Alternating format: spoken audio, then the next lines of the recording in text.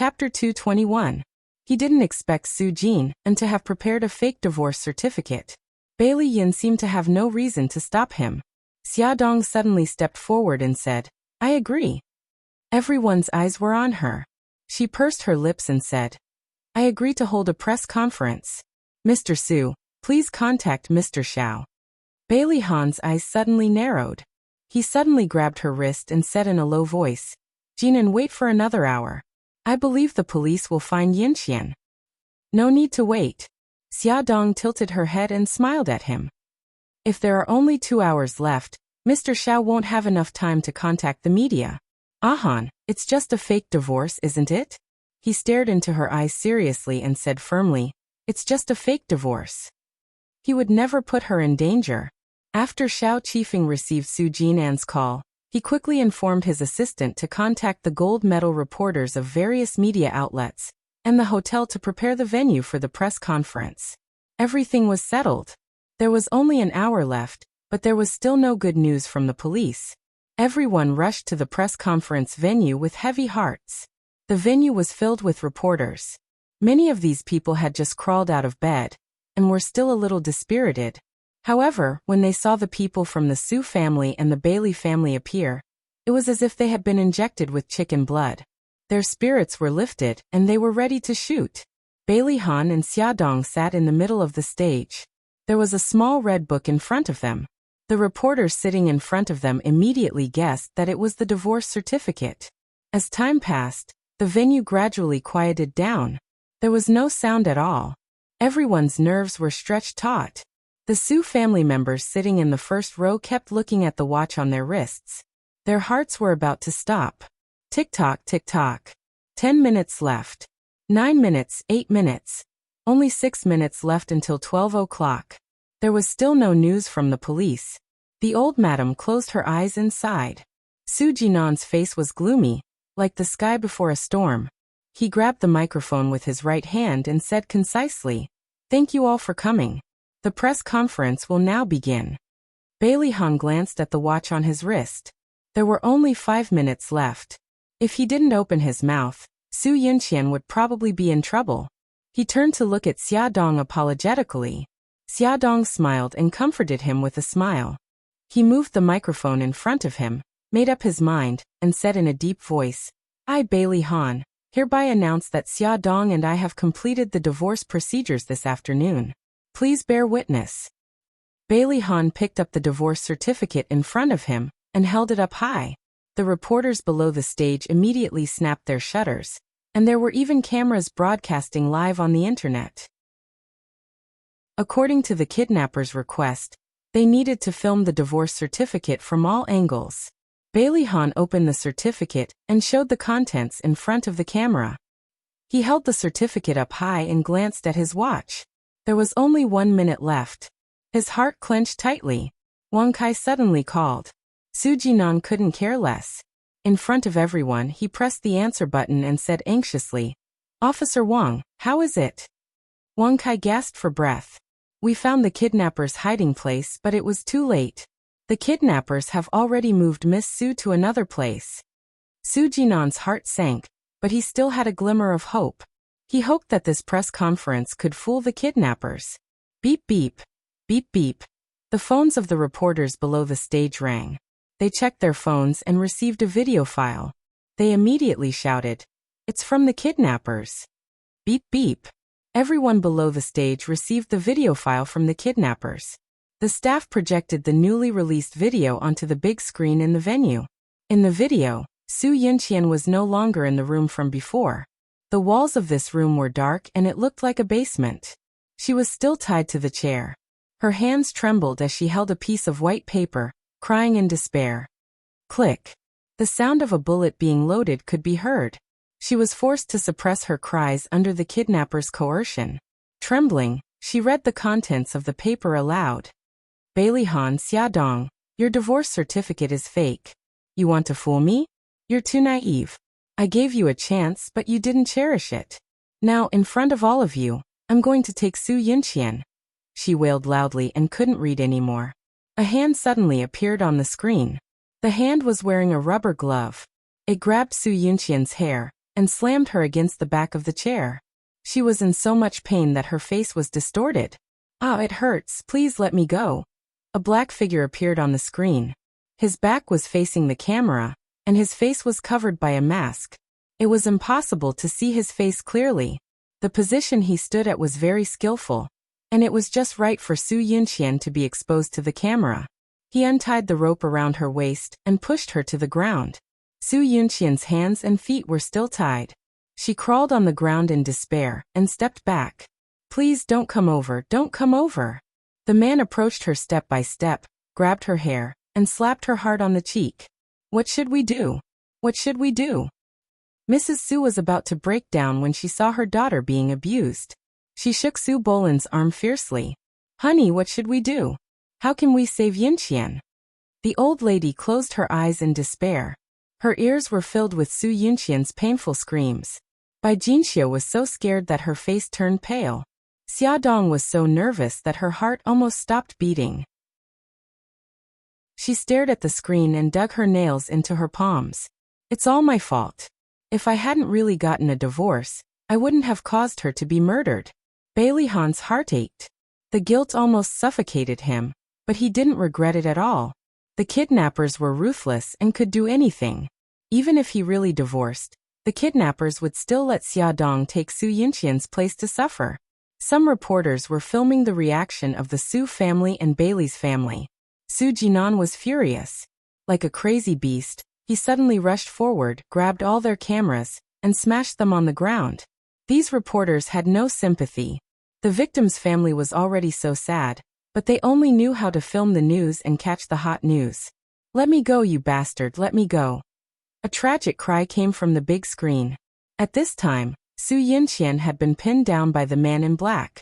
Her clothes had been torn, revealing her white and tender skin. The man in black grabbed her hands and put them above her head. His other hand reached to her feet and untied the rope around her ankles. Her legs were free, and she immediately kicked the man on top of her. The man didn't move at all. He waved his hand, and two more hands appeared on the screen. They grabbed Su Yunqian's feet from behind and pulled them apart. Su Yunqian was like a fish on the chopping board, waiting to be slaughtered. The photographer took a close-up of her face. Her face was full of despair, and her eyes were unfocused. She kept screaming, "Go away, go away." The man controlled her hands with one hand and touched her chest with the other. Because of the angle of the camera, her chest was not completely exposed. Part of it was blocked by the man's body, but from the man's actions, everyone could guess. The man's hand reached between her legs. There was only a tearing sound. The man threw a pair of torn underwear in front of her, deliberately letting everyone see it clearly. "You beast, I'll kill you." Su Yunqian was still making her last struggle. She suddenly raised her head and bit the man's arm. The man raised his other hand and slapped her face. Her head suddenly tilted and hit the floor. Mrs. Su couldn't bear it anymore and fainted in Su Bolan's arms. Su Bolan pinched her philtrum. Bai Jinxiu's face was pale. She put her hands together and prayed to the gods to save Su Yunqian's life. "Don't play it anymore. Turn it off, quickly turn it off." Su Jin and rushed to the staff like a madman and turned off the video. However, all the reporters in the audience received the video file. He could turn off the video on the computer, but how could he turn off the other people's phones? "Ah!" A painful howl came from the phone and echoed throughout the press conference. The man in black lay on Su Yunqian's body and moved his body. Everyone knew what that meant. Some people couldn't watch it anymore and turned off the video. There were also female reporters who shed tears of sympathy. Without the kidnapper's contact information, they couldn't communicate with him directly. They didn't even have the chance to stop. Su Jin was desperate and regretful. He should have insisted on Bailey Han and Xia Dong divorce. Then he wouldn't have caused his own sister to be humiliated. He slammed his fist on the table, and blood flowed down the back of his hand. He suddenly turned his head and glared fiercely at Bailey Han with anger and pain in his eyes. Before anyone could react, he pounced on Bailey Han like a raging lion and punched Bailey Han's face. Bailey Han didn't dodge, nor did he counterattack. He forcefully took on the heavy punch that was filled with anger. Click, click, click. The camera flashes kept going. Some reporters wanted to see the world in chaos. Su Jin's eyes were bloodshot. He waved his fist and wanted to punch him again. The staff next to him reacted and quickly grabbed his arm. Su Jin was so strong that it took 2 staff members to hold him back. His handsome face was distorted with anger. He glared at Bailey Han. Bailey Han, you bastard. It's all your fault. If it weren't for you, Yinqian wouldn't be in trouble. Let me go. I'm going to kill that bastard. Bailey Han's cheeks were swollen and there was blood on the corner of his lips. He didn't dodge or avoid. He stood like a statue and said in a low voice, "Let him go." Welfare Xinwu 799. Chapter 222. Of course, the staff refused to let go. If anything happened, the hotel would have to take responsibility. Xiaodong knew that Bailey Han didn't fight back because he felt guilty, but as his wife, she couldn't let anyone hurt her husband. She stepped forward and stood in front of Bailey Han. She spread her arms to protect him and silently resisted Su Jin. Bailey Han was shocked. He grabbed her hand and pulled her behind him. "Wifey, get out of the way." Xiaodong's feet seemed to have grown roots. She gritted her teeth and said, "I won't." Old Madam and Bai Jinxiu were so shocked that they stood up from their seats. Xiaodong was pregnant. What if something happened to her? Su Bolin stood up and said angrily, "Jinan, calm down." The moment Su Jin saw Xiaodong, the anger in his eyes intensified. However, he was still rational and knew that he couldn't hit a woman. Moreover, Xiaodong was pregnant. After his father roared, he stopped struggling and retracted his arm. Old Madam and the others broke out in cold sweat. When the press conference ended, everyone was exhausted. Old Madam supported her old body and said a few words to the reporters, hinting that they shouldn't go overboard with their reports. Su Bolin and Su Jin, and supported Mrs. Su, who had almost gone limp, and left the venue first. Bailey's family walked last. On the way home, no one spoke. Bailey Jing's eyes were red. She hugged Bai Jinxiu's arm and shrank in a corner. Bailey Han stood in front of the floor-to-ceiling window with a cold expression. His deep eyes stared outside. No one knew what he was thinking. Xiaodong took the ointment that could quickly treat external injuries from Xiaobao, and quietly walked in front of Bailey Han. She applied some ointment on her finger, and stood on her tiptoes to wipe the wound on his cheek. He was like a puppet, allowing her to do as she wished without any reaction. She wiped it bit by bit, her heart aching. After she finished applying the medicine, he suddenly reached out and hugged her tightly. His deep voice was a little hoarse. 5 years ago, I was in a car accident. The first person I saw when I woke up was her. When I knew that my legs were injured and I couldn't stand, she was the one who comforted me and accompanied me through my rehabilitation. Something cold slid down her neck. She closed her eyes, hiding the sadness and guilt inside, and used her hand to gently stroke his back. Xiaodong felt that she had really done something wrong. She should have advocated for a divorce. This way, she wouldn't have let Ahan feel guilty. It had been a lifetime. The video of Su Yunqian being raped once again went viral on the internet.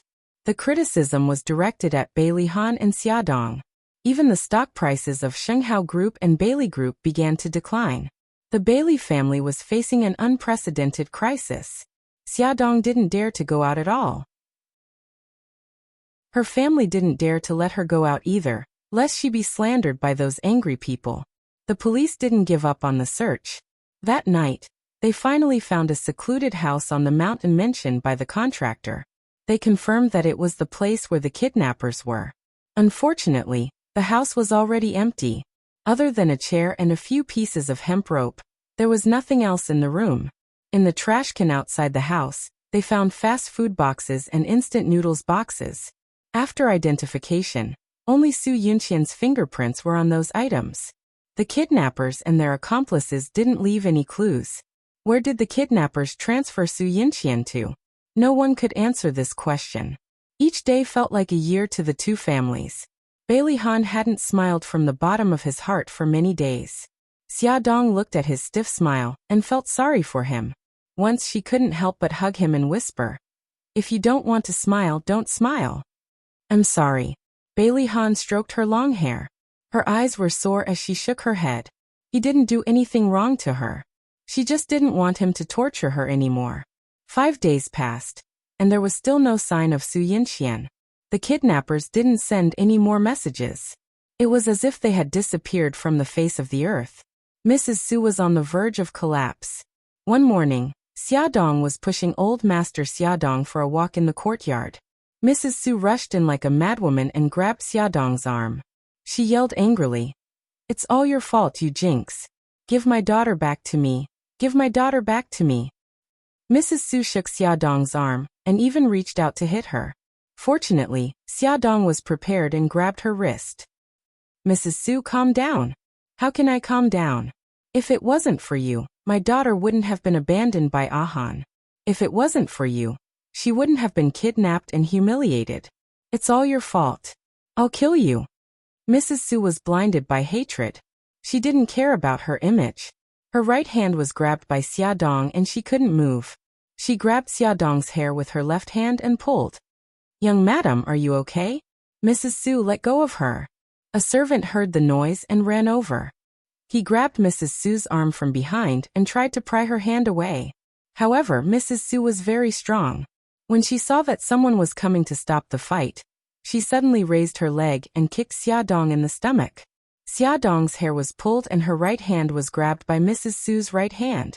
There was no way for her to dodge. She instinctively reached out with her left hand to block the kick. Fortunately, Xiaodong was also very strong. She grabbed Mrs. Su's ankle tightly and prevented Mrs. Su from kicking her in the stomach. "Help!" The servant hurriedly called for help. "Huilan, what are you doing? Let go of her." Old Madam heard the noise and rushed over with her walking stick. She was so angry that she almost vomited blood when she saw the two people in front of her. Mrs. Su was determined to teach Xiaodong a lesson. She didn't listen to Old Madam and fought against Xiaodong with all her might. 2 more servants rushed up, and the 3 of them finally managed to separate Madame Su and Xiaodong. When Bailey Han heard the news and rushed over, he saw his battered wife and angry Mrs. Su being pulled apart by the servants. He saw Xiaodong's hair in a mess and Mrs. Su throwing away a strand of hair in her hand. Anger surged in his heart and he clenched his fists. But in the end he suppressed it and looked coldly at Mrs. Su. "Auntie, this isn't Xiaodong's fault. If you want to settle the score, put it on me." "You think I don't dare?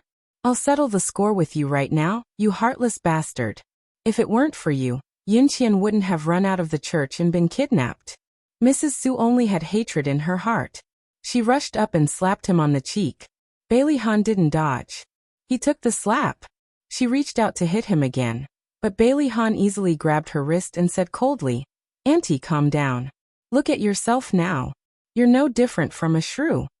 Mrs. Su felt a sharp pain in her wrist, which seemed to irritate her nerves. She dazedly let go of her hand and slumped into the chair, crying loudly. "Yunqian, my daughter. Where are you?" Mrs. Su cried her heart out. Old Madam couldn't help but tear up. She walked up and patted her shoulder gently. "Huilan, don't be sad. Yunqian will come back. Auntie, what should we do? It's been 8 days and Yunqian's still missing. What if the kidnapper killed her?" Mrs. Su hugged Old Madam's waist and cried even harder. "I only have one daughter. If the kidnapper kills her, he'll be struck by lightning." Old Madam let her hug her and gently patted her back to comfort her. She gave Bailey Han and Xiaodong a look, indicating that they should leave first. When they returned to their room, Bailey Han pulled Xiaodong to sit on the sofa. He stood beside her and held her head with both hands. He looked carefully and found that a small part of her hair near her right ear had been pulled out. He rubbed her scalp with heartache and asked softly, "Does it hurt?" "It doesn't hurt. I'm fine. Don't worry." Xiaodong pulled his hand down from her head and let him sit beside her. "Let me see your face." There were clear fingerprints on his handsome face. She bit her lip and carefully applied medicine for him. After the big scene, Mrs. Su gradually regained some rationality. She apologized in front of Old Madam, but she didn't want to see Bailey Han and Xiaodong again. She washed her face, tidied up her makeup, and left the old mansion under the escort of the butler. Although the Su family didn't come looking for trouble again, the shackles that bound Bailey Han and Xiaodong's hearts didn't disappear. 5 days later, When everyone thought that Su Yinqian had met with a mishap and would never come back, the police suddenly found her. When the police sent her home, she was wearing a large police coat. Her hair was messy and her face was dirty. When she saw people approaching, her eyes revealed a terrified expression. She screamed, waved her arms, and kicked her feet to prevent people from coming closer. When the Su family heard that the police had found her, they were very happy. But when they saw her like this, they all cried sadly. Mrs. Su's body swayed. If it wasn't for Su Bolin supporting her, she would have fallen to the ground. A female police officer glanced at Su Yinqian hiding behind the car seat and explained, "When we found Miss Su in the suburbs, she was already like this. Maybe it was caused by excessive shock." "Thank you, officer. Thank you so much." Su Bolin said a few words of thanks and then asked the maid to come forward and pull Su Yinqian out of the car. Su Yinqian screamed and kicked, but she refused to come out. Mrs. Su went forward with tears streaming down her face. "Yinqian, my good daughter, I'm your mommy. Come out, mommy will take you home." Su Yinqian acted as if she didn't know her. There was no other expression in her eyes except for fear. She hid behind the car seat in fear and screamed, go away, don't come over." "My good daughter, it's me. I'm your mommy." Mrs. Su didn't expect her daughter to not recognize her. Her heart ached so much that she cried. Mrs. Su didn't give up. She called her name softly and kept comforting her. She gradually calmed down and wasn't as agitated as before. Her eyes were filled with confusion. Mommy. Awesome novel Xinwu 799. Chapter 223. Yes, it's me. I'm your mommy. Yinqian, come here and let mommy hug you. Hearing her daughter call her, even if it was a question, she was overjoyed and opened her arms. Su Yinqian bit her lips and seemed to be hesitating. She was like a frightened rabbit, quietly poking her head out a little. But when she saw so many strangers outside, she immediately shrank back in shock. Madame Su quickly waved her hand. "Hubby Jinan, back away." She patiently opened her arms and said softly, "Yinqian, I'm your mommy. I won't hurt you. Come here, let's go home." Su Yinqian carefully took a few steps forward and secretly glanced at the people outside. Su Bolin and the others were far away. Madame Su gently called a few more times. Su Yinqian finally gathered her courage and carefully got out of the car and into her arms. Madame Su held back her tears and gently patted her back. "Good girl, mommy will take you home. No one will hurt you anymore." It was not until Su Yinqian got out of the car that everyone saw clearly that her legs were also covered with wounds. Some were from being beaten, and some were from being scratched by branches. Everyone was heartbroken. Su Bolin couldn't help but ask the female police officer in a low voice, "Officer, how did you find my daughter?" The female police officer said, "Someone found Miss Su in the suburbs and called the police. When we arrived, Miss Su was pacing back and forth by the river bank. She was not in a clear state of mind. I think she escaped by herself." Still no news of the kidnapper? Su Bolin's eyes were filled with hatred. If he knew who was harming his daughter, he would definitely let that person die a horrible death. "I'm sorry, there are no clues at the moment. If there is any news, we will inform you immediately." Su Bolin thanked her again. The female police officer got into the car and returned to the police station. Because Su Yinqian was afraid of strangers, Su Jinan had already asked the servants to leave. He and Su Bolin also stayed far away. They didn't dare to get close, fearing that they would trigger her emotions. Mrs. Su helped Su Yinqian up the stairs and back to her room. She hugged her shoulders and curled up on the sofa shivering. Her eyes were unfocused, and there was only confusion in them. Mrs. Su's heart ached. She hugged her tightly and said softly, "Yinqian, don't be afraid. You're home now. Daddy and mommy will protect you." Su Yinqian didn't say a word. She stared blankly at her bare feet, her shoulders trembling slightly. "Yinqian, mommy will help you take a bath. Then you can have a good sleep, okay?" Mrs. Su gently tidied up her messy long hair. She still didn't say anything, so Mrs. Su took it as a yes. She held her hand and walked her to the bathroom. She turned on the hot water and asked Gigai to wait inside while she went out to get a clean towel and a bathrobe. The hot water flowed slowly, and the water in the bathtub gradually overflowed. Yinqian, come, take off your clothes first. Mrs. Su put her hands on her shoulders, intending to take off her jacket. She suddenly screamed as if she had gone crazy. Go away, don't touch me. She hugged her chest in horror and shivered as she stepped back. Mrs. Su's nose twitched, and she almost cried. She softly comforted her. Okay, I won't touch you. Good girl. Take off your clothes and take a bath yourself, okay? The rape incident must have left a shadow in her heart, so she didn't allow others to take off her clothes. She shrunk and carefully leaned against the bathtub, glancing at Mrs. Su from time to time. Her eyes were full of vigilance. Mrs. Su had no choice but to leave the bathroom and gently close the door. Mrs. Su was worried that something would happen to her daughter, so she stayed at the door and didn't dare to leave. She only felt relieved when she heard the sound of running water. She waited outside for more than an hour before the sound of running water stopped. After another 10 minutes, Su Yinqian still hadn't come out. Mrs. Su panicked and knocked on the door, calling her daughter's name softly, but she didn't hear any response. Mrs. Su's heart tightened. She hurriedly opened the bathroom door and rushed in. She found her daughter wrapped in a bathrobe carelessly with her arms around her shoulders. She was barefooted and curled into a ball in the corner. Yinqian, good girl, go out with mommy. Mrs. Su tentatively held her wrist. Seeing that she didn't resist, she helped her up from the ground. After returning to the bedroom, her hair was still dripping. Mrs. Su took a towel and dried her hair with a hairdryer. Mrs. Su wanted to apply medicine for her wounds, but she silently protested, unwilling to let Mrs. Su touch her. Mrs. Su could only put the medicine in front of her and let her apply it herself. In front of her mother, Su Yinqian didn't want to apply medicine. She walked straight to the bed and crawled under the quilt, covering herself tightly. She didn't look safe at all. Coming out of her daughter's room, Mrs. Su was physically and mentally exhausted. She walked to the living room with heavy steps. Su Bolin and Su Jinan were both there. Su Bolin asked, "How is Yinqian?" Mrs. Su held her forehead with one hand. She seems to be badly frightened. Even when I touched her, she rejected and screamed. Su Jinan frowned. Dad, Mom, I think it's better to ask a doctor to check on Yinqian. Su Bolin was silent for a moment and said, Jinan, find a trustworthy expert and ask him to check on Yinqian. Mrs. Su thought for a moment and said, should we inform the Bailey that Yinqian is back? Su Jinan's face darkened. He said coldly, will they still care about Yinqian's life? Su Bolin's face didn't look good either.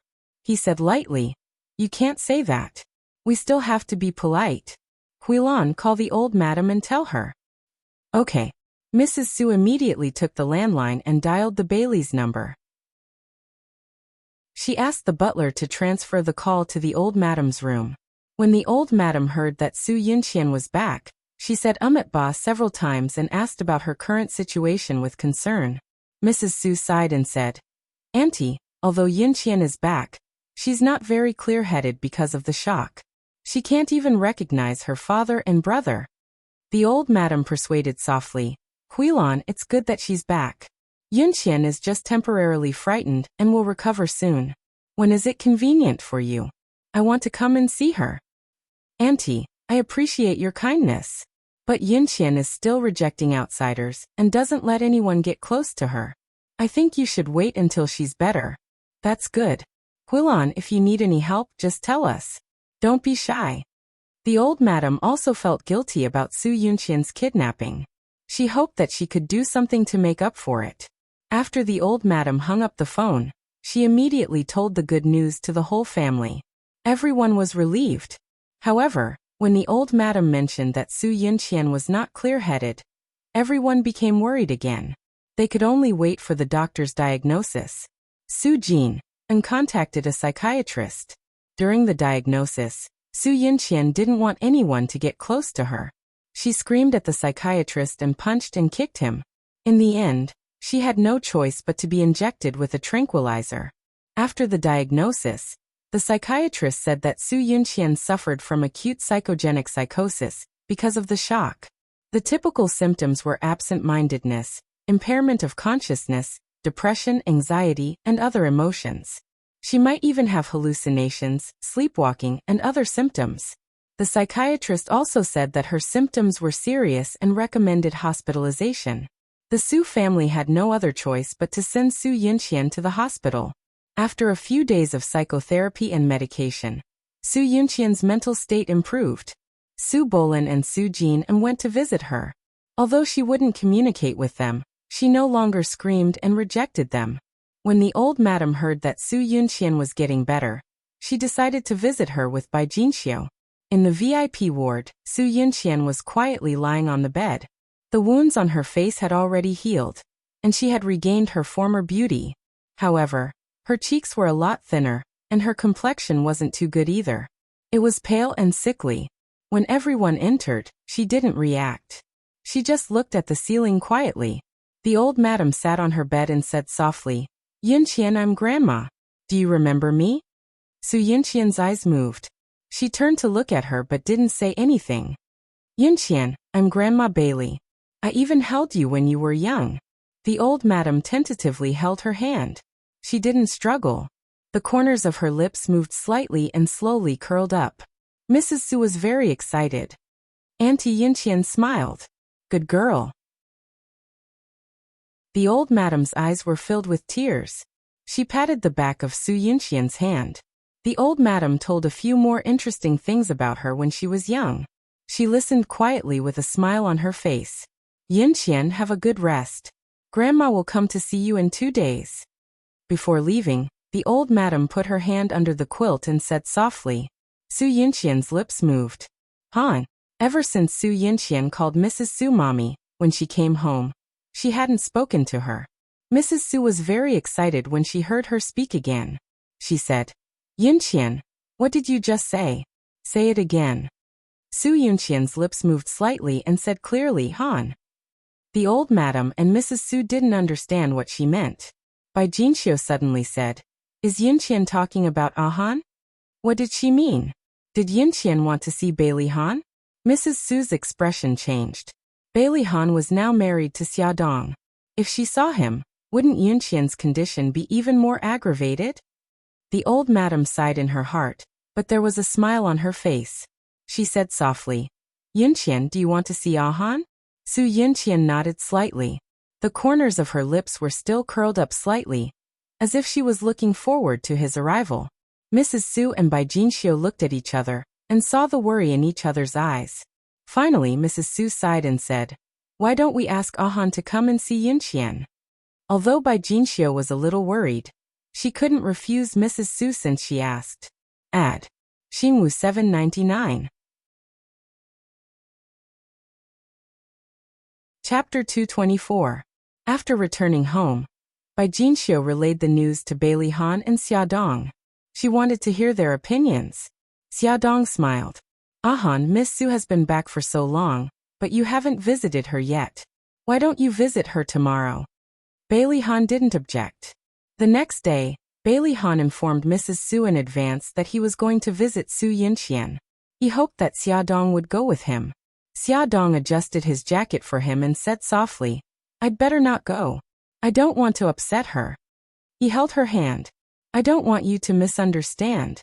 She held his hand and smiled. "I won't misunderstand. I believe in you." He kissed her cheek and said in a low voice, "I won't let you down."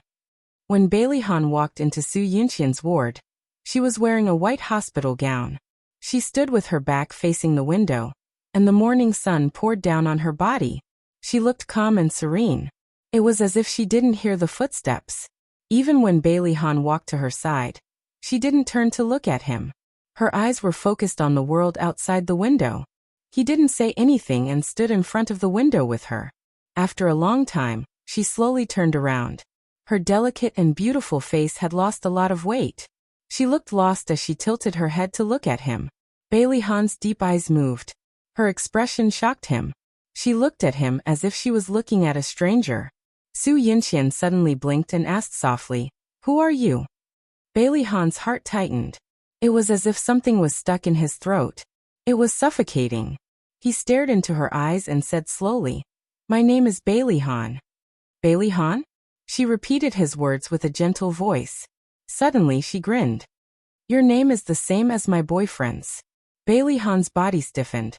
An inexplicable sadness spread in his heart. But he doesn't want me anymore. She suddenly covered her face and sobbed sadly. The more she cried, the sadder she became. She slowly squatted down like an abandoned child. She hugged her knees pitifully and curled herself up in a corner. She cried until she was out of breath. He doesn't want me anymore. He won't love me anymore. Bailey Han's eyes were filled with guilt. He reached out his hand to comfort her, but his hand froze in midair. He slowly retracted it and handed her a tissue. She took the tissue and wiped the tears from her face. After wiping her tears, she suddenly seemed like a different person. With a faint smile on her lips, she said softly, Bailey Han, are you here to visit me? If it weren't for her red eyes, Bailey Han would have thought that he was hallucinating. She tilted her head and asked with an innocent smile, why aren't you saying anything? He pursed his lips. Yes, I'm here to visit you. Su Yunqian's smile grew brighter. Will you come to see me tomorrow? He was silent. She pulled a long face. I'm here every day. It's so boring. Finally, he nodded. I'll come again tomorrow. Thank you. She was like a child, cheering and clapping her hands. But in the next second, she seemed to have forgotten about it. She turned around and looked at the world outside the window. She was as quiet as a statue. Seeing her become like this, Bailey Han felt nothing but guilt in his heart. He said in a low voice, Yunqian, I'm sorry. She turned a deaf ear to him and continued to walk away. He stood there for a while and looked at her back deeply. Finally, he left the ward. Bailey Han's figure appeared at the bottom of the hospital building. Su Yunqian stood in front of the window and watched his back disappear further and further away. There was no expression on her beautiful face. Bailey Han came out of the hospital and drove directly to the company. Xiaodong calculated the time and guessed that he should have arrived at the company. She called him. Hubby, how's Su Yunqian's condition? Bailey Han sat behind his desk and rubbed his eyebrows. Not too good. He briefly explained the situation when they met. Xiaodong frowned. If she guessed correctly, Su Yunqian was showing signs of dissociative identity disorder. Bailey Han paused and said, I promised her that I would visit her tomorrow. She was stunned and smiled. Okay. Don't think too much. He just felt guilty and couldn't bear to reject her request. Moreover, he hoped that she would get better soon. Xiaodong smiled. I understand. Don't worry about me. Go back to work. I won't disturb you. The corners of Bailey Han's lips curled up. Kiss me. I don't want to. I'm hanging up. Bye. Xiaodong shook her head in amusement. Su Yunqian's kidnapping case could be said to be a sensation. The media had been paying attention to her whereabouts, so after she returned, the media quickly received the news and quickly dug out that she had a mental problem and was receiving treatment. This attracted everyone's sympathy, and no one made a fuss about her being raped. Because of Su Yunqian's return, the criticism of Bailey's family also weakened. In addition, Shenghao Group and Bailey Group were good at crisis public relations, so the impact of this matter on the group was quickly minimized. Life gradually returned to normal, and Xiaodong began to pick up the little guys to and from school again. However, she didn't expect to meet Mika Keto when she picked up the little guys today. Mika Keto missed Xiao Bao and didn't have the chance to see him, so he waited for him at the school gate. Mika Keto hugged Xiao Bao, and the two of them laughed as if there was no one else around. Xiaodong's car stopped by the side of the road, and she saw Mika Keto's tall and handsome figure at a glance. She didn't know how to face him, so she could only sit in the car and hesitate whether to go down to see him. Unexpectedly, Xiao Yi had already seen her car. He walked over steadily and knocked on the window. Mommy, why aren't you coming down? Xiaodong opened the car door and got out. She squatted in front of him and whispered, Xiao Yi, pretend that you didn't see me. Xiao Yi's mouth twitched. Are you hiding from Mika Keto? Xiaodong quickly covered his mouth and whispered, Don't be so loud. Xiao Yi widened his eyes and made a muffled sound. She relaxed her hand and whispered, I'm not hiding from him. I'm just not ready to see him yet. Sigh, she was such a pitiful mother. She even had to explain these things to her son. Xiao Yi blinked to indicate that she understood. She then let go of his mouth. He sighed helplessly. But mommy, the person you're hiding from has already seen you. Xiaodong suddenly looked up. Sure enough, a pair of long legs was walking in her direction. She looked up stiffly and saw Mikakito's cold and handsome face. He was still carrying Xiaobao in his arms. Xiaobao gave her a nice sympathize with you expression. She covered her face. She wanted to find a hole to hide in. Since she couldn't hide, she might as well face it bravely. She stood up abruptly and smiled stiffly at Mikakito. Brother Shin, why are you here? I'm here to see Xiaobao. Mikakito put Xiaobao down and stroked his head. Xiaobao, get in the car with Xiaoyi first. Okay. Xiaobao patted Xiaoyi's shoulder. Xiaoyi, let's get in the car first. The two little rascals wiggled their little butts as they climbed into the car. They even lowered the window considerately and pretended that they were not going to eavesdrop on anything. In reality, their little heads were pressed tightly against the car door, and their little ears were pricked up. Mikakito stared deeply at Xiaodong. His tall figure stood in front of her, exuding an oppressive aura. She clenched her fists nervously and smiled unnaturally. Brother Shin, I'm very happy that you're willing to attend our wedding. Mikakito suddenly took a step forward and was only a few centimeters away from her. She was so nervous that she didn't know what to do. He suddenly reached out and pulled her into his arms. He supported her back with one hand and pressed her head tightly against his chest. His voice was low and hoarse, as if it came from his chest. Xia, if you get hurt, I'll stand here forever. Xiaodong's nose twitched and tears welled up in her eyes. She sobbed. Brother Shin, I'm not worth it. He held her hand and placed it over his heart.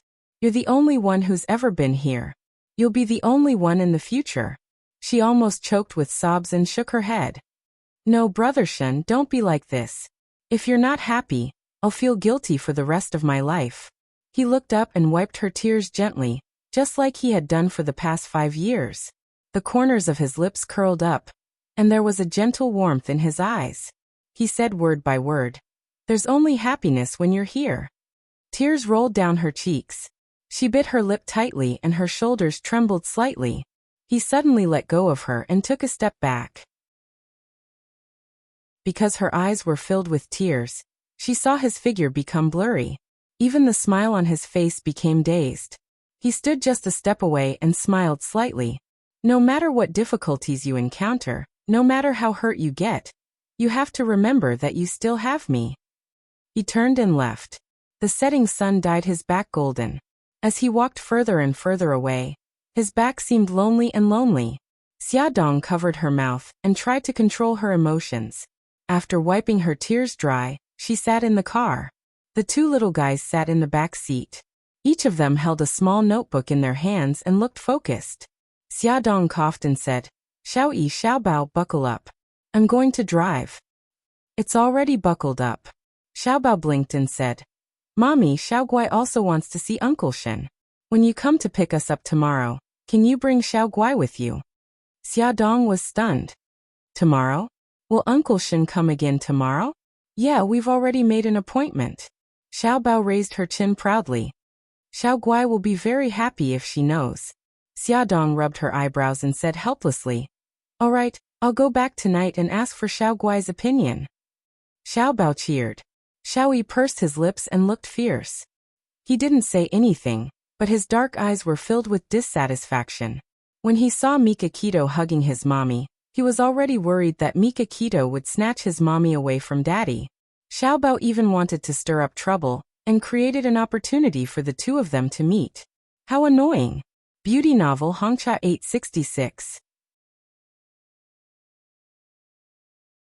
Chapter 225. Xiaodong thought for a moment and said, Xiaobao, don't tell anyone about your meeting with Uncle Mikakito, okay? Xiaoyi's face darkened as she said angrily, Not even daddy?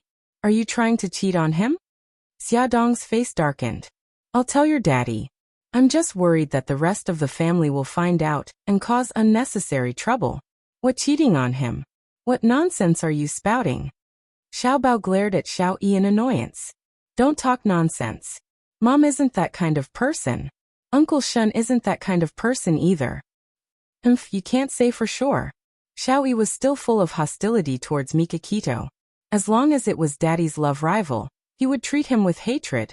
Because of a disagreement, the two little fellows were like fighting roosters. They glared at each other and almost pounced on each other. Xia Dong's face darkened as she raised her voice. Both of you sit down properly. If you continue to mess around, I'll punish you. Domestic violence. Child abuse. These two brats were already on the same side when it came to dealing with her. Xia Dong didn't know whether to laugh or cry. She drove the car into the garage and led the two little fellows home. Just as she walked to the door of the living room, Xia Dong received a call from Yi Siki. She gestured for the two little fellows to go in first while she walked towards the garden.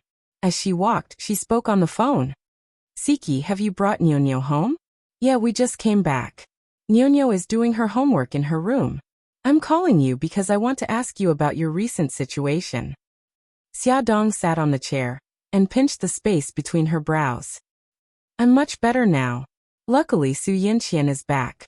Otherwise, I wouldn't have the face to stay in this house anymore. Yi Siki rolled her eyes. Silly, it's not your fault. I still feel like someone is deliberately messing with you behind your back. Xia Dong sighed. Maybe. The police still haven't found the whereabouts of the kidnappers. As for what the truth is, I don't think anyone cares. Right now, everyone thinks that Su Yinqian is the victim and I am the culprit. No matter what others say, as long as Bailey Han believes in you, there will be no problem. Xia Dong's smile was a little bitter. He trusted me very much, and he protected me very much at that time. However, when I see his guilty look now, I can't help but regret it. I should have gotten a divorce back then. Maybe I could have brought Su Yinqian back safely. Idiot, you went to pick up Su Yinqian. What if something happened to you? Don't forget that you have a baby in your belly. That baby can save Xiaoguai's life. If something happened to you, it would implicate the two babies. Yi Siki's words were like a bucket of water that suddenly woke Xia Dong up. She was stunned for a moment before she said slowly, Let's not talk about me anymore. How are you and Lin Shihao doing now? Yi Siki paused. Just like that. Xia Dong asked carefully. Is he still in contact with Bai Meiwei? Not in private, but they are still connected at work. Xia Dong rubbed her eyebrows. Yezi, you should start over. After all, he didn't do it on purpose. Yi Siki's voice deepened. That's how I convinced myself to forgive him, but I still feel a knot in my heart. Every time he wants to hug me, I feel like he's hugged another woman in the same way. I feel disgusted. Xia Dong was silent for a moment before she said, Yezi, give yourself some time. You will get better. Yi Siki tightened her grip on the phone. She forced a smile. I know. That's what he said too. Forget it. Let's not talk about it anymore. I'm going to make dinner. He doesn't need to work overtime tonight, so he will be back early. All right then. Go ahead and do your work. Call me if anything happens. Xia Dong hung up the phone. She felt a little disappointed. The more you love someone, the easier it is to be hurt, right? Yi Siki put down the phone. She was also in a bad mood. She glanced at the clock on the wall. It was already past 6. Lin Shihao should be on his way back. She sighed silently and quickly walked to the kitchen. She wrapped the apron around her waist and started to prepare dinner. As she was cooking the braised fish, she heard the sound of the door opening. She smiled and called out to him as usual. Hubby, you're back? Lin Shihao acknowledged her and quickly walked to the kitchen door. He suddenly took out his right hand from behind his back. A bouquet of fiery red roses was blooming. He smiled. Honey, this is for you. Do you like it? Yi Siki was stunned. She pursed her lips and smiled. It's not a holiday today. Why did you buy flowers? I drove past the flower shop and suddenly thought that you would like it, so I bought it. Lin Shihao stuffed the roses into her arms and grabbed the spatula from her hand. He smiled. Go arrange the flowers. I'll cook. You haven't changed yet. Yi Siki couldn't help but turn around and say as he pushed her to the door. It's okay. Then put on the apron. Yi Siki put the flowers aside, took off her apron and handed it to him. Honey, help me put it on. Lin Shihao stood in front of the gas stove with the spatula and looked at her with a smile. She walked behind him and reached her hands to his waist. She tied the apron around his waist and tied a bow behind his back. After tying it, she was about to pull her hands back when he suddenly turned around and grabbed her hands. He whispered, "Honey, how long has it been since we cooked together?" She was in a daze for a moment. She smiled. "It seems like it's been a few years. Ever since I was promoted to the head of the obstetrics and gynecology department. I have to work overtime every day. I even have to work overtime on weekends. I haven't taken you and Nuno out for a long time." He gently stroked the hair by her ear. "Have you ever resented me?" She held his hand. "I resented you at first, but I stopped resenting you later. I know that you want Nuno and I to live a better life." "Silly wife." Lin Shihao pulled her into his arms and kissed her forehead. She smiled and pushed him. "The fish is going to be burned." "Okay, I'll cook seriously." Lin Shihao smiled and let go of her. He turned around and scooped the fish from the pot onto a plate. Yi Siki found a vase and filled it with water. She put the roses in it, and then placed the vase on the table in the living room.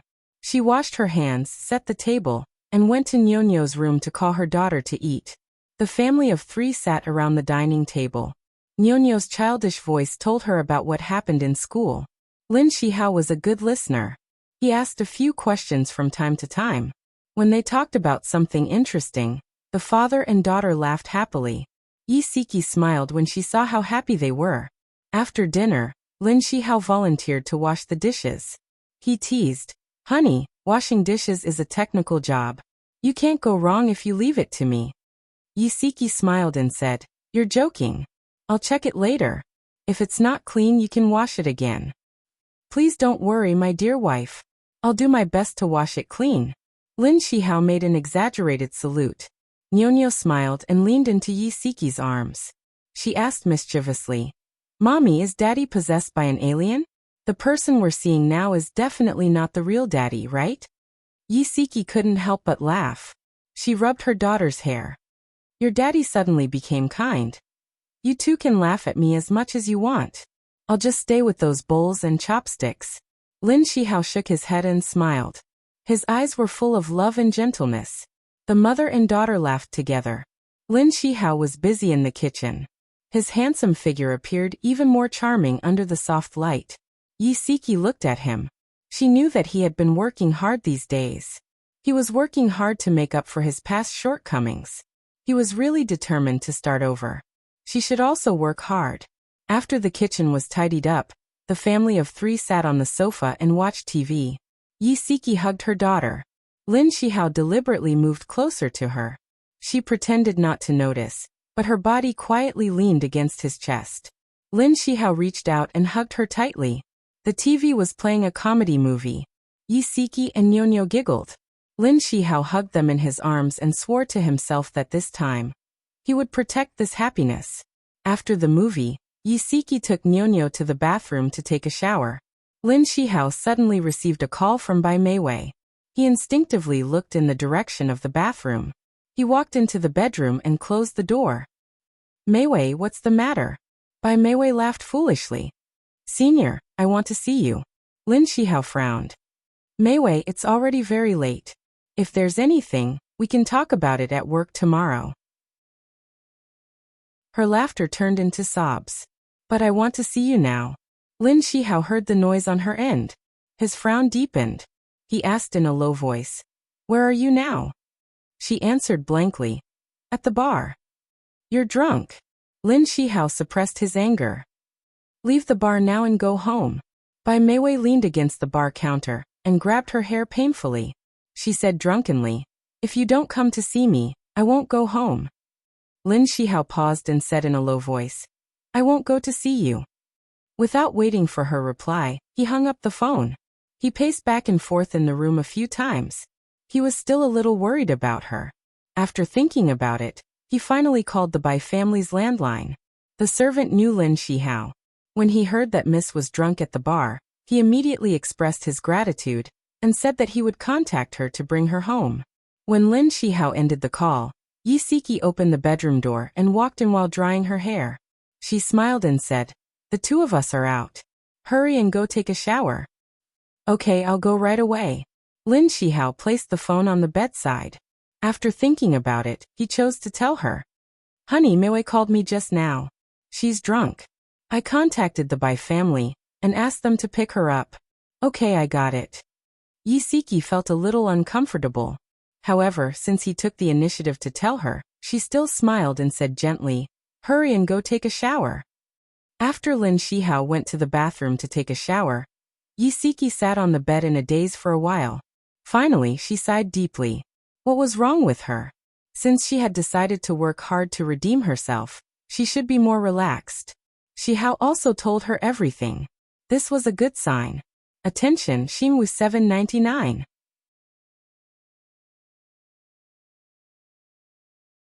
Chapter 226. Su Yunqian's schizophrenia symptoms became more serious. Every time Bailey Han visited her, she was very happy at first, but suddenly she asked him indifferently, who is he? When she heard him say his name, she started crying again. She kept saying that he had abandoned her, and that she wasn't good enough for him. After repeating this several times, Bailey Han didn't dare to say his name, fearing that it would irritate her. However, she didn't give up and drove him out of the ward without getting an answer.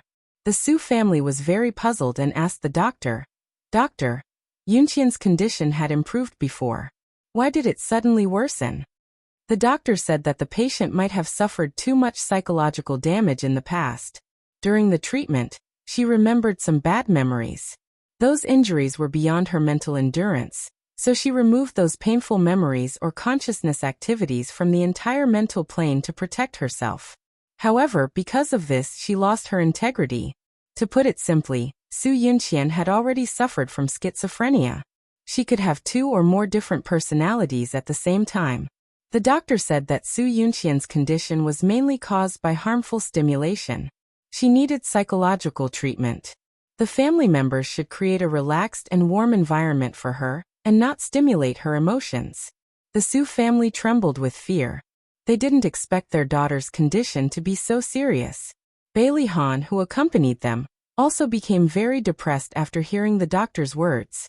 The next day, Bailey Han came to the hospital to visit Su Yunqian as promised. He knocked on the door of the ward, but didn't hear any response. He thought that the nurse was not inside now. He turned the doorknob, opened the door and walked in. The ward was empty, and there was no one in the bed. Bailey Han walked quickly to the bathroom and knocked on the door. Yunqian, are you inside? No one responded. He frowned and turned the doorknob. The door was locked from the inside. Suddenly, he heard the sound of something falling to the ground. A bad premonition immediately rose from his heart. He knocked hard on the door. Yunqian, what are you doing inside? Open the door. It was dead silent inside. Feeling even more uneasy, Bailey Han made up his mind. He lifted his foot and kicked the door with all his might, making a loud noise. He kicked the door twice more, and with a bang, the door finally opened. Seeing the scene in front of him, his heart tightened. Su Yunqian was wearing a white bathrobe and lying in the bathtub. Her wrist had been cut, and blood was dripping from her fingers into the bathtub, dyeing the water red. Su Yunqian had fainted due to the loss of blood. A small knife fell on the floor, still stained with blood. His heart almost jumped out of his chest. He hurriedly picked her up from the bathtub and put her back on the bed. He pressed the emergency button on the bedside. The doctors and nurses quickly rushed over. Fortunately, the wound was not very deep and the bleeding stopped very quickly. The doctor criticized the Su family members and the nurses who had rushed over after hearing the news. The patient is unconscious. How could you leave such a dangerous thing in her ward? Because Su Yunqian was mentally ill and emotionally unstable, she could commit suicide or hurt others. Therefore, sharp weapons such as fruit knives were strictly prohibited in her room. Everyone knew this, and they were very careful not to bring any knives or other weapons in. Who brought in the small knife she used to cut her wrist? Everyone looked at each other and shook their heads. In the end, they unanimously guessed that Su Yunqian might have secretly brought it in before she was hospitalized. Thinking of this, everyone broke out in a cold sweat. If they hadn't discovered it in time, it was hard to say what would have happened. Su Yunqian's face was pale and bloodless. Even though she was unconscious, Her brows were tightly knitted. Mrs. Su held back her tears. With the help of the nurses, they helped her change out of her wet clothes and change the wet sheets and quilt. Ahan, go to the company first. Your aunt and I will take care of her. Outside the corridor, Su Bolin looked serious. Bailey Han nodded. I'll come to see her after work. Uncle, call me if you need anything. On the way to the company, Bailey Han's face was dark. His hands tightly held the steering wheel. His heart was still shocked and pained by the scene of Su Yunxian's suicide. Xiaodong knew that Bailey Han had been working hard recently. He had been running between the hospital and the company. Every time he came back from the hospital, he would be especially quiet. Although he didn't say anything in front of his family, she knew that he was under a lot of pressure. Xiaodong specially made ginseng chicken soup and made his favorite dishes. She prepared a lunchbox and drove to his company at lunchtime. She carried the lunchbox upstairs. The old employees all knew her and greeted her politely. She was still a little uncomfortable. This was the first time she came to the company to look for him after getting married. Linda stood up with a smile. Madam, the president is still in a meeting. The meeting will be over in about 10 minutes. Do you want me to inform the president? Xiaodong smiled politely. No need. I'll go to his office and wait for a while. When he finishes the meeting, don't tell him that I'm here. Linda made an okay gesture and smiled. Understood. Xiaodong said, thank you. When Bailey Han walked into the office, Xiaodong had already placed the dishes on the coffee table. The milky white chicken soup was fragrant, and the green vegetables were stir-fried with mushrooms. It was very appetizing just by looking at it. Honey, why are you here? Bailey Han's lips curved and his eyes were filled with surprise. Xiaodong walked forward and helped him loosen his tie. She smiled and said, I saw that you've been too busy recently and was worried that you didn't eat properly, so I prepared a lunchbox. It's a love lunchbox. His slender fingers scratched her perky nose. She smiled. If you say so. She hugged his arm and pulled him to the table. She stuffed a pair of chopsticks into his hands. Hurry up and eat. It's going to get cold. Eat with me. It's boring to eat alone. Bailey Han stuffed the chopsticks back to her and picked up the other pair on the table. He chuckled. Why don't you come to have lunch with me every day from now on? Xiaodong thought about the expressions of the employees when they saw her and couldn't help but shiver. It's better to do this kind of thing once in a while. If I come every day, it won't affect your image in the eyes of the employees. Bailey Han drank a mouthful of the delicious chicken soup and looked slightly wronged. What if I like the dishes you cook? She rolled her eyes and smiled mischievously. Then wait for me to cook for you tonight. But I want to eat lunch too. His eyes were filled with smiles as he stared into her eyes. She pinched his high nose and smiled. Then there's no other way.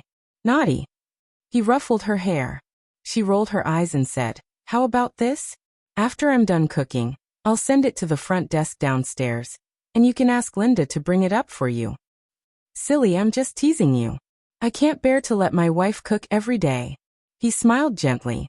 After the meal, Xiaodong took out the fruit salad from the lunchbox.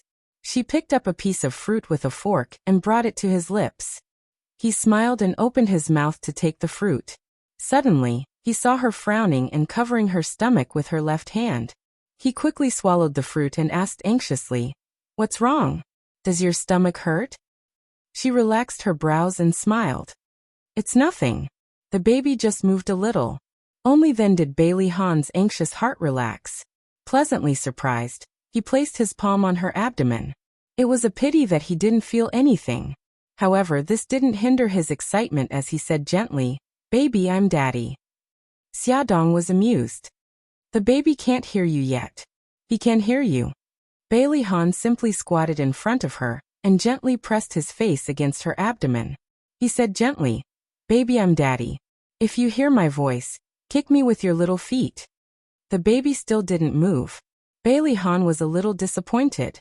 Although he was already a father of 3 children, this was the first time he had accompanied his pregnant wife and experienced the process from pregnancy to childbirth. So every time the baby moved a little, he was very excited and couldn't wait for the baby to communicate with him immediately. He was about to move his face away when he suddenly felt her stomach move. He shouted happily, "Honey, honey, the baby is kicking me." He heard me. He was like a child, smiling brightly. Xiaodong couldn't help but laugh. Yes, the baby must have heard you. Bailey Han gently stroked her stomach. Baby, you have to be gigai. Don't let mommy work too hard. Hubby, do you want the baby to be a boy or a girl? He sat beside her and hugged her. Both are fine. If it's a girl, I'll protect you. If it's a boy, I'll protect you with him. He kissed her cheek and added, also Xiao Yi and Xiao Bao can protect the three of you together. She leaned comfortably in his arms. The two people who knew each other and loved each other. Even if they leaned together quietly, without saying or doing anything, time passed so quickly. Before they knew it, an hour had passed. Xiaodong pushed his arm and said gently, Hubby, it's time for you to work. I'll go back first. He kissed her lips like a shameless child and sighed unhappily. I really don't want you to leave. She smiled. That doesn't sound like something you would say. Okay, Gigai, be good. I'll cook something good for you when we get home tonight. She kissed his cheek. The smile on his face gradually faded and he said in a deep voice, Honey, I have to go to the hospital after work.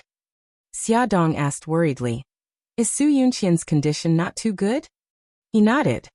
She committed suicide this morning. Fortunately, I found out early. She didn't know how to comfort him. She hugged his waist and said gently, Go ahead. Drive carefully. I'll wait for you to come back. He hugged her tightly gratefully. Beauty novel Songshu 566.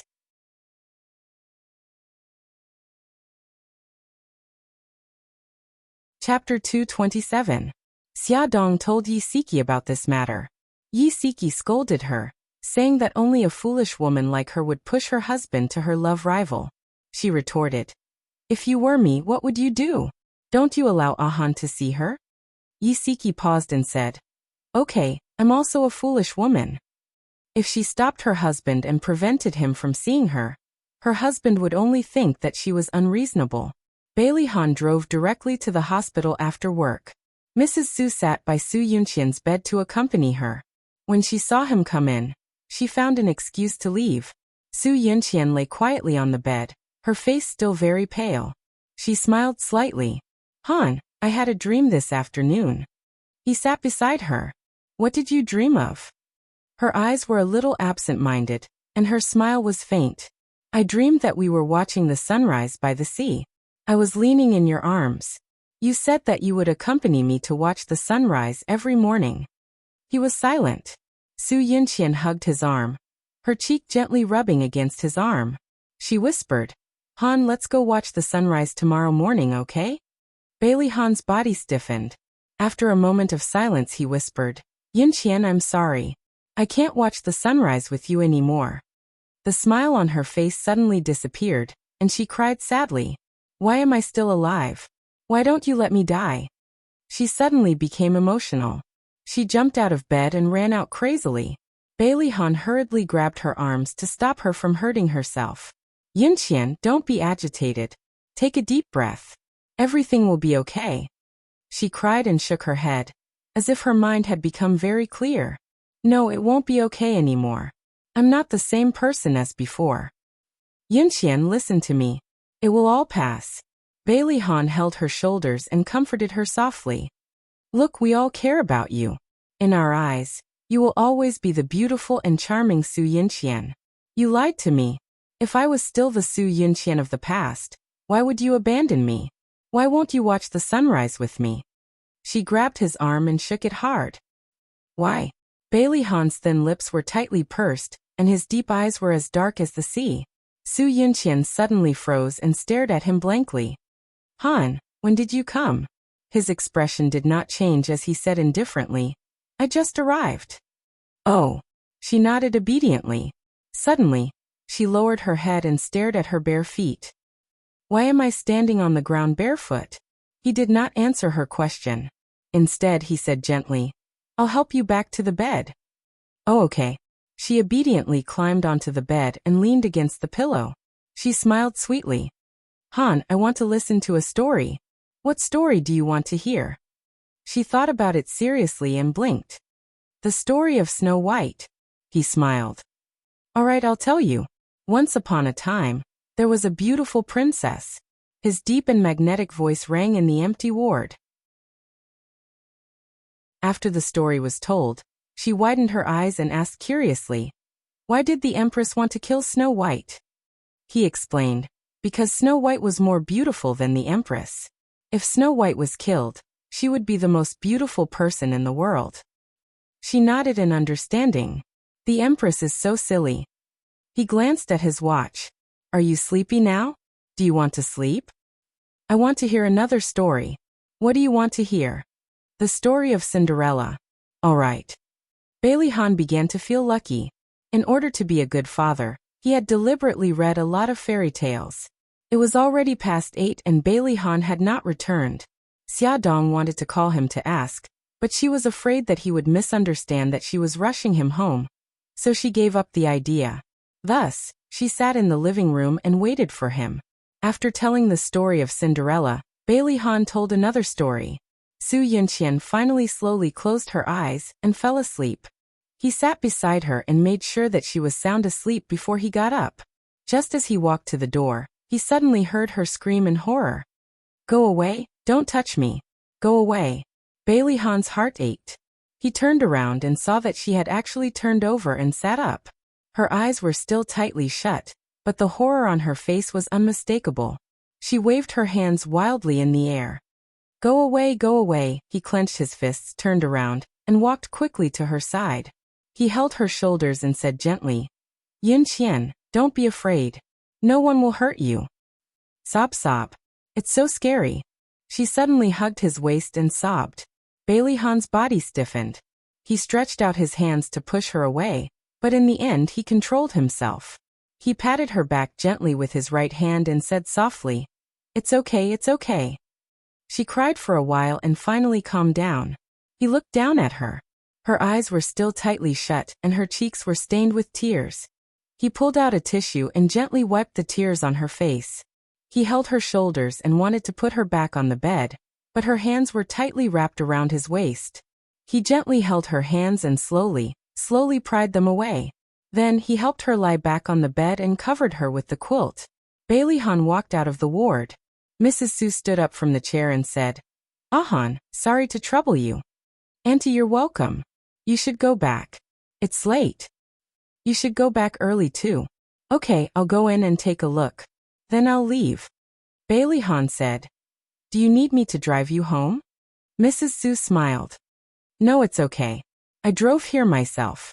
It was already 9 o'clock when Bailey Han returned to the old mansion. As soon as he walked into the living room, he saw Xia Dong sitting on the sofa reading a magazine. She heard his footsteps and immediately looked up with a smile. Honey, you're back. Why didn't you go upstairs? He kissed her cheek. It was cold. He frowned and touched her forehead. It's getting cold. Why don't you wear more clothes? I'm not cold. She was wearing a knitted cardigan. It was very warm, but after sitting in the living room for so long, it was inevitable that her body was cold. He took off his suit jacket and put it on her shoulders. It's night now. Be careful not to catch a cold. Have you had dinner? He chuckled. Didn't you say that you would make me something delicious tonight? I've been waiting on an empty stomach. Xia Dong couldn't help but complain. It's so late. Why don't you eat something first? It's not good for your stomach. The food is cold. I'll heat it up for you. She was about to get up when he grabbed her hand. Let the servants do it. A few minutes later, the servants brought the heated food to the dining room. He looked at the rich dishes and smiled. They're all my favorites. Honey, thank you for your hard work. Drink some soup first to warm your stomach. Xia Dong scooped a bowl of soup for him and placed it in front of him.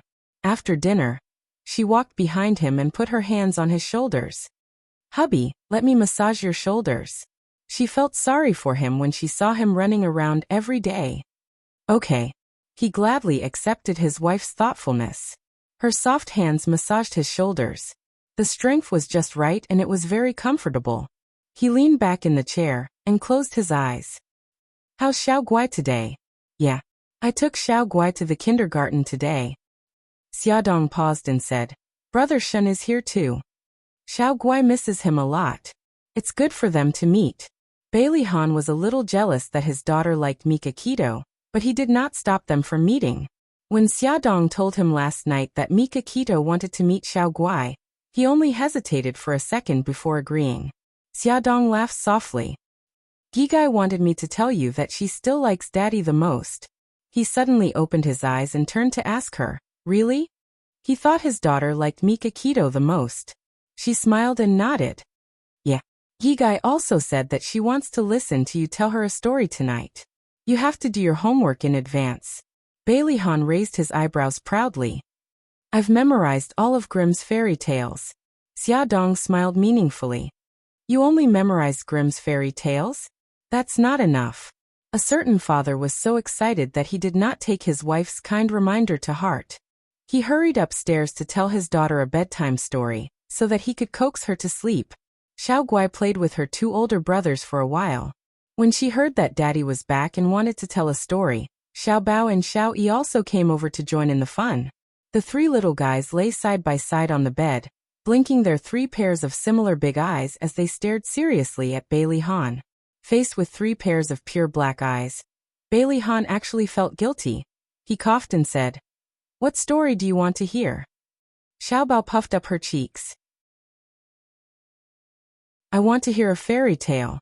Something like the 7 fairies or the legend of the white snake will do. Xiao Yi's long eyelashes fluttered.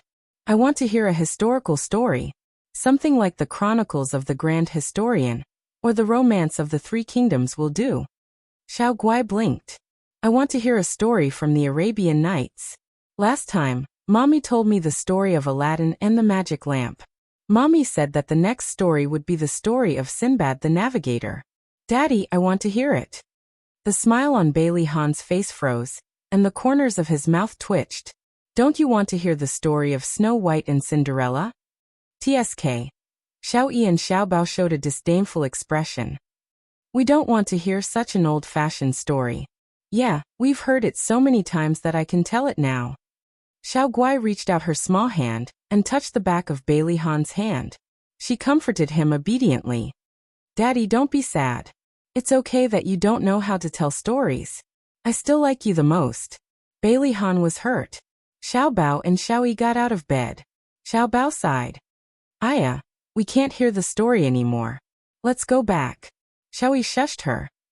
Don't say it so loudly. Daddy will be sad if he hears it. Bailey Han's face darkened.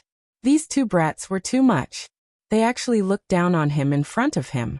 He coughed and said sternly, "What's so good about those stories?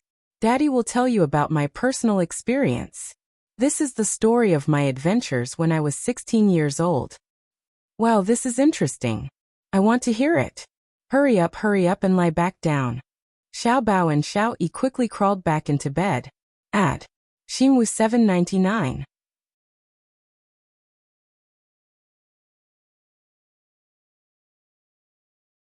Chapter 228.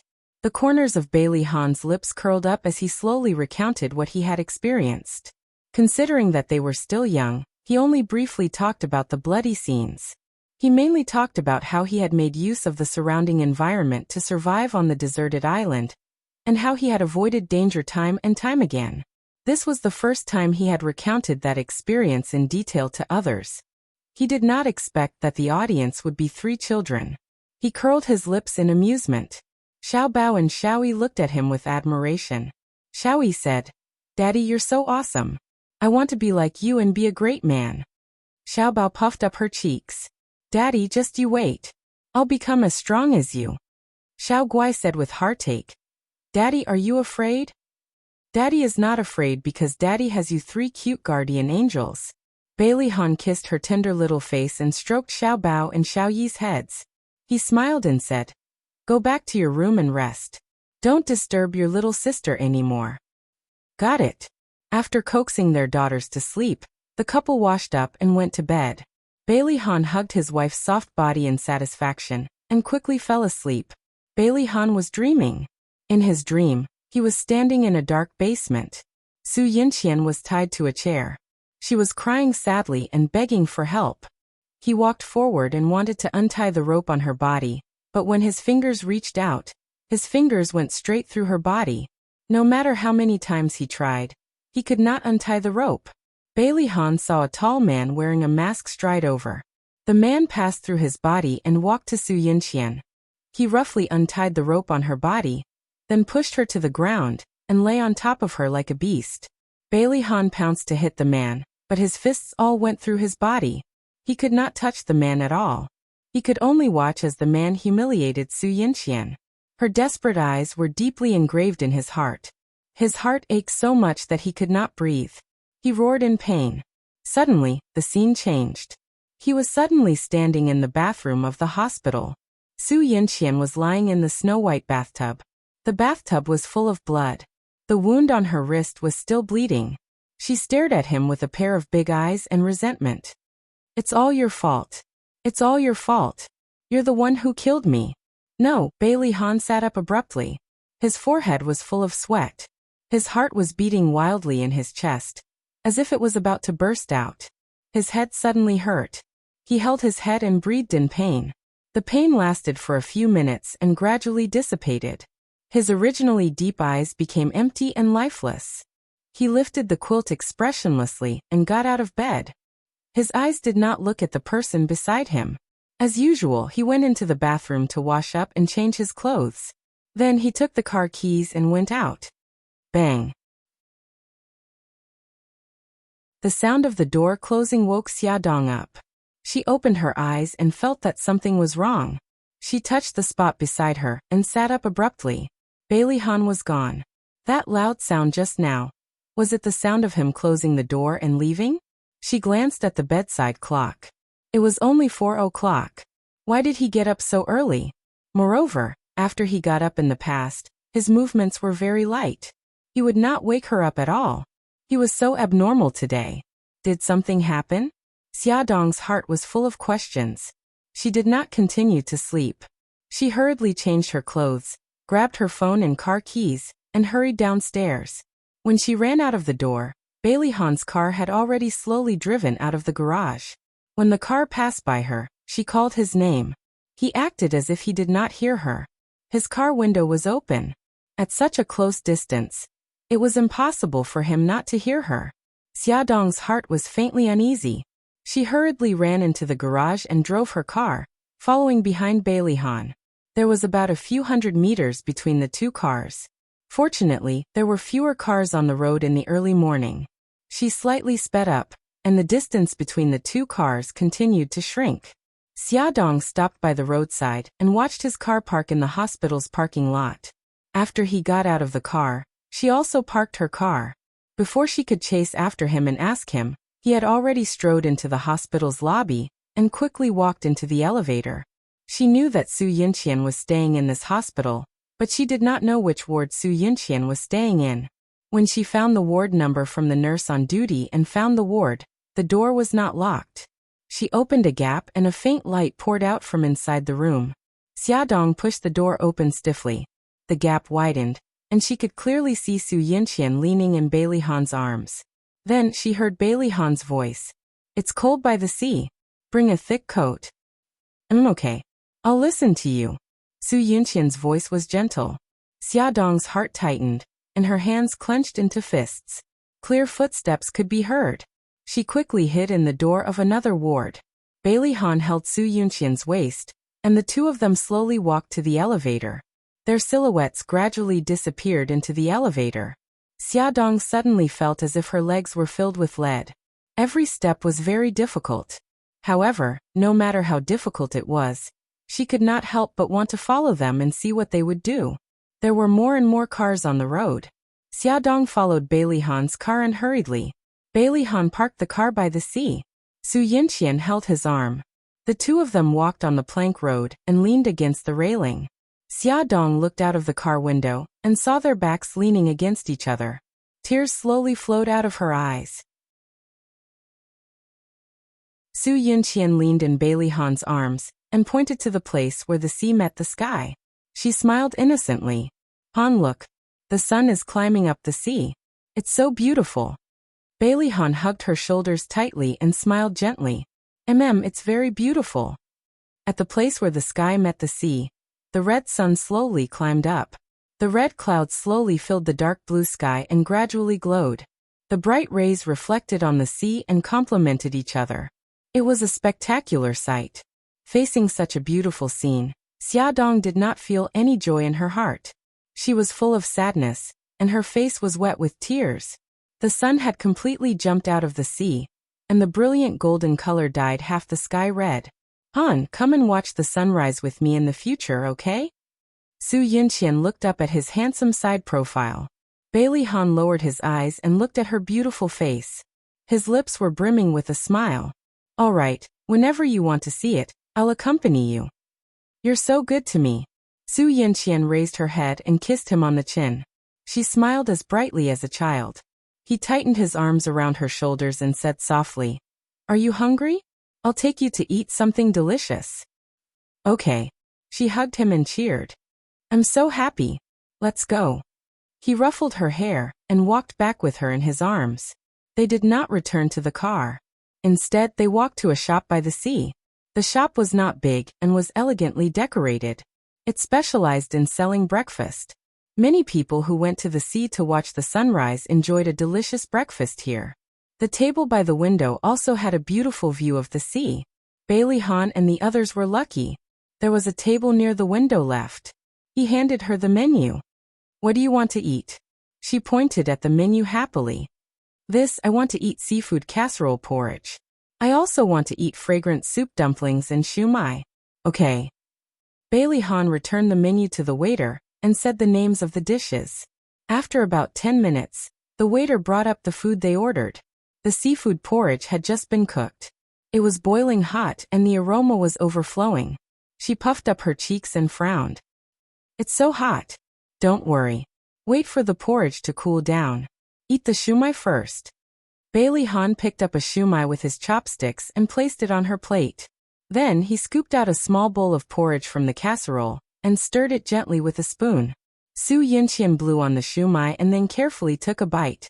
Her eyes immediately widened. It's delicious. Bailey Han chuckled. Eat slowly. Don't burn yourself. He did not stop stirring the porridge in the bowl. After she finished a shumai and a soup dumpling, he placed the small bowl in front of her. It's not hot anymore. You can eat now. She smiled brightly. Thank you. She ate without caring about her image. She was very different from the ladylike her in the past. Perhaps the dominant personality now was the pure and cheerful personality. Her cheeks were stained with oil. Bailey Han could not help but chuckle. He pulled out a tissue and reached out to wipe her face. She smiled embarrassedly. Her cheeks were tinged with a faint pink color. This intimate scene fell into Xiaodong's eyes without missing a single detail. She gripped the steering wheel tightly with both hands and bit her lower lip. She was afraid that she would not be able to control herself and rush up to him. No. Xiaodong shook her head fiercely. She should believe that this scene was fake. Han must have his reasons. He would not betray her. She followed him all the way and watched him send her back to the hospital. She watched him come out of the hospital building and drive to the company. She parked the car in the company's parking lot. After hesitating for a long time, she still did not have the courage to ask him clearly. Xiaodong took out her phone and dialed his number. Bailey Han heard his phone ring. He glanced at the caller ID. Dear wife. He frowned. Whose number was this? Why was there such a nickname? He pressed the answer button and said calmly, Who is this? Xiaodong's heart suddenly tightened. She almost stopped breathing. A scary thought appeared in her mind. After waiting for 2 seconds, there was no reply. He said in a more serious tone, I'm Bailey Han. Who are you? Xiaodong gripped her phone tightly and tried to make her voice sound calm. I'm Xiaodong. I don't know you, he replied bluntly. Why are you looking for me? Her voice was dry as she said, Nothing. I called the wrong number. Sorry. Without waiting for him to speak, she hung up in a panic. She covered her face with both hands and wailed. The thing she was worried about had finally happened again. He had become that Bailey Han who did not know her. Attention Hongcha 866.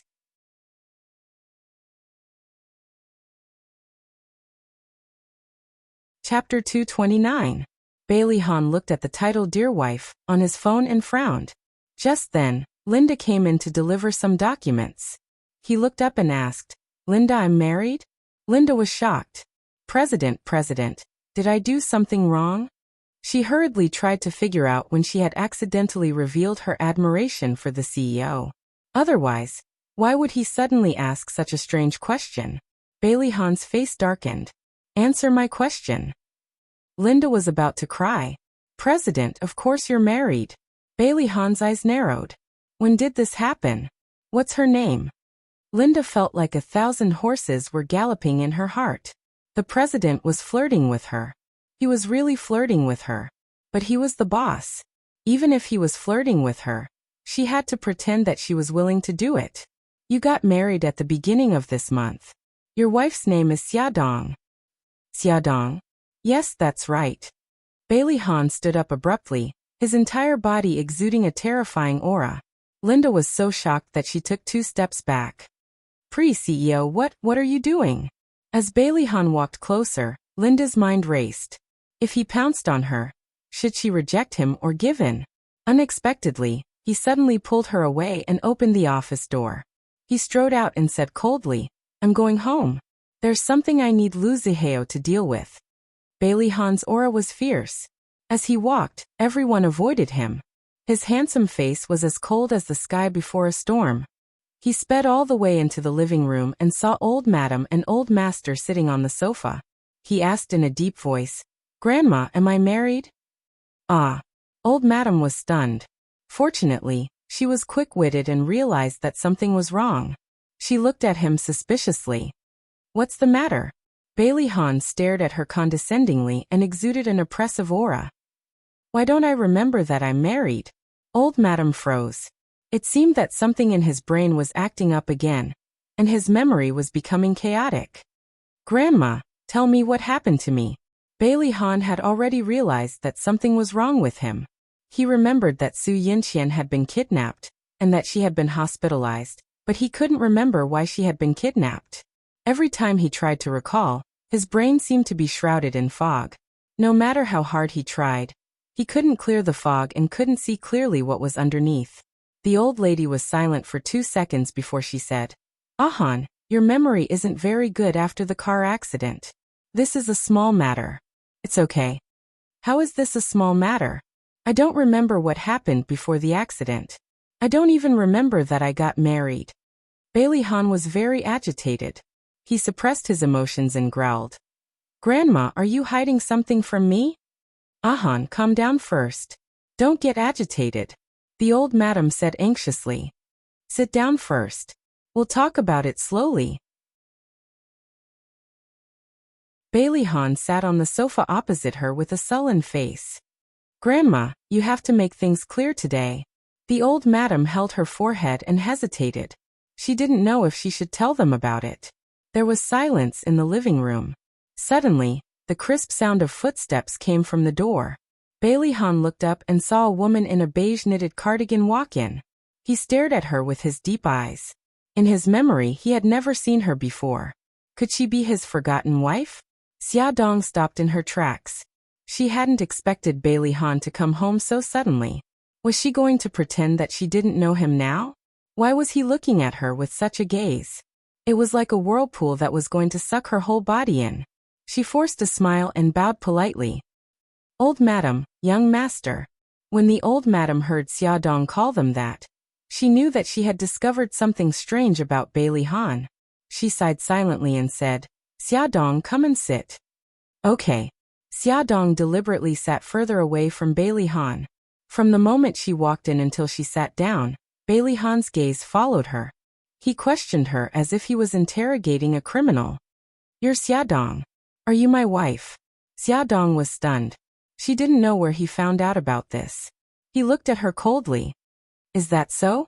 Xiaodong glanced at the old madam. Seeing that she didn't object, she nodded.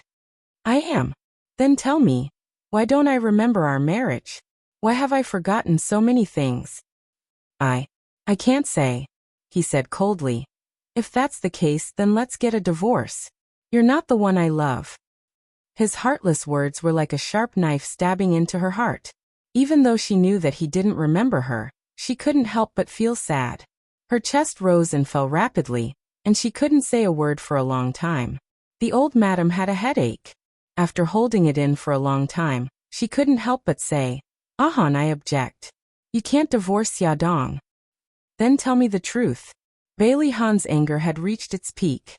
He was suddenly told that he was married to a stranger that he couldn't remember at all. This anger was driving him crazy.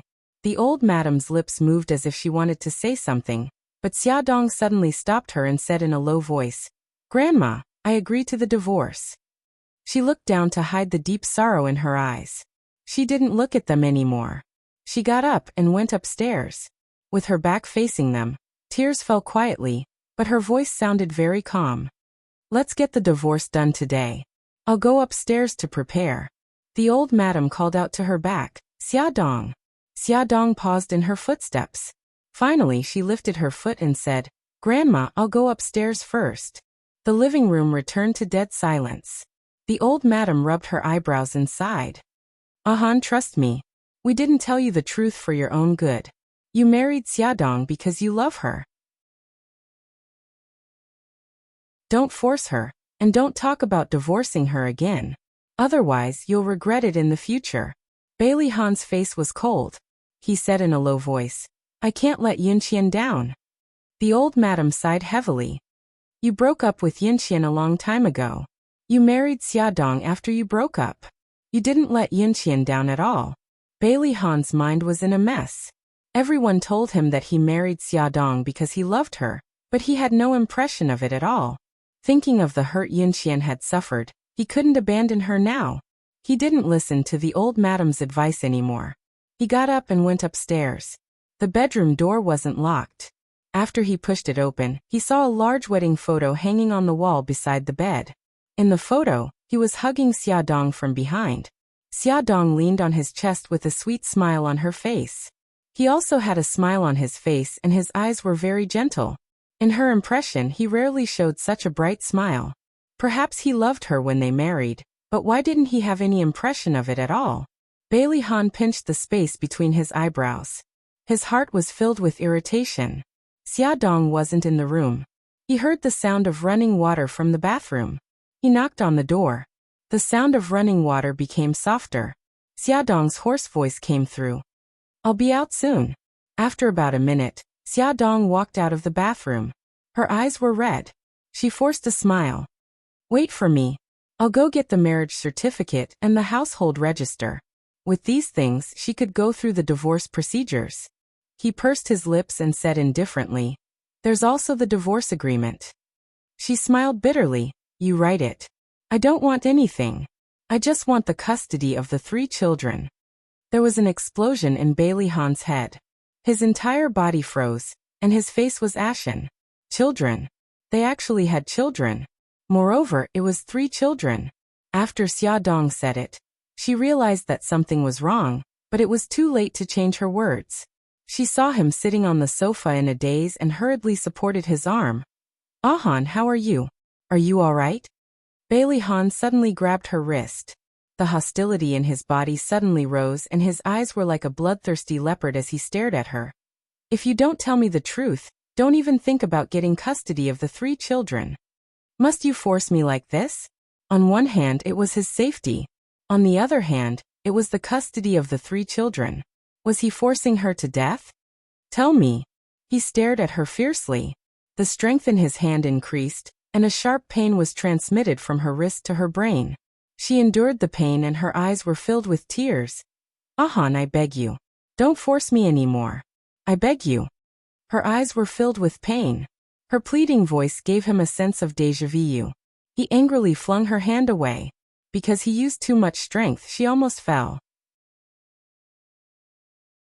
Fortunately, she caught the back of the chair in time. She covered her abdomen with one hand as tears rolled down her face. His eyes followed her hand, and only then did he notice that her abdomen was slightly bulging. It was a stark contrast to her delicate figure. His eyes narrowed and he asked coldly, "You're pregnant?" Xiaodong bit her lip.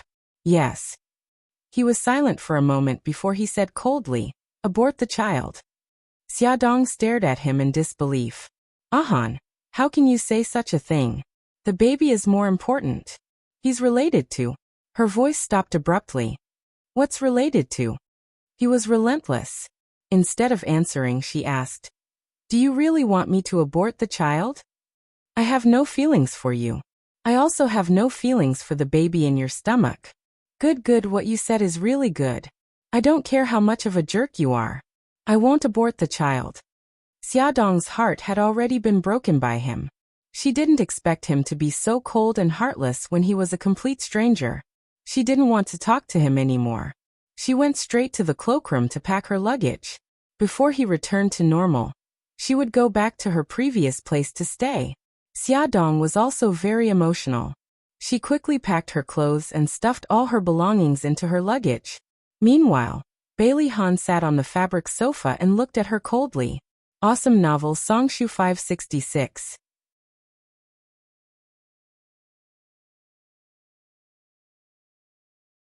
Chapter 230. In less than 10 minutes, Xiaodong had finished packing her suitcase.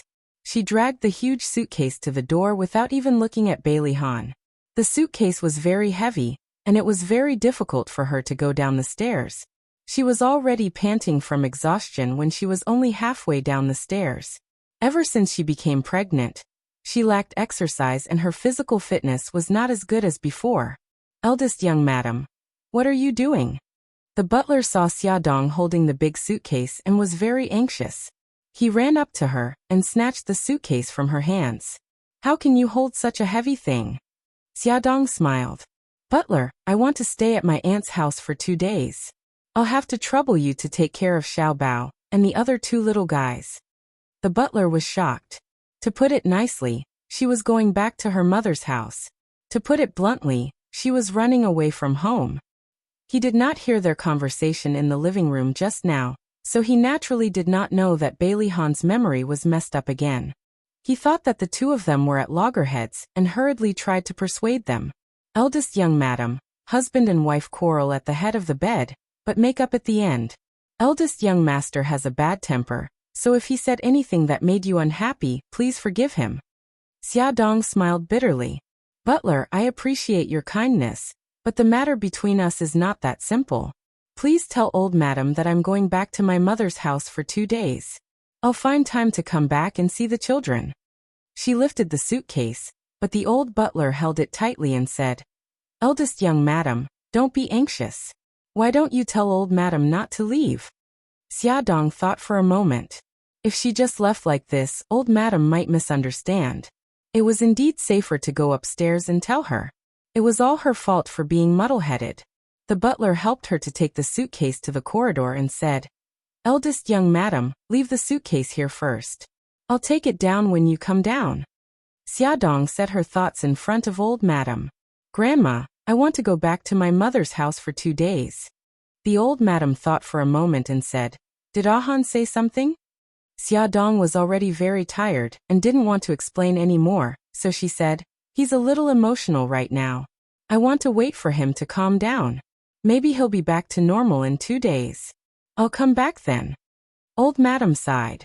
All right, but you have to explain to your aunt and uncle properly. Don't let them misunderstand, understand? I understand. I won't let them worry.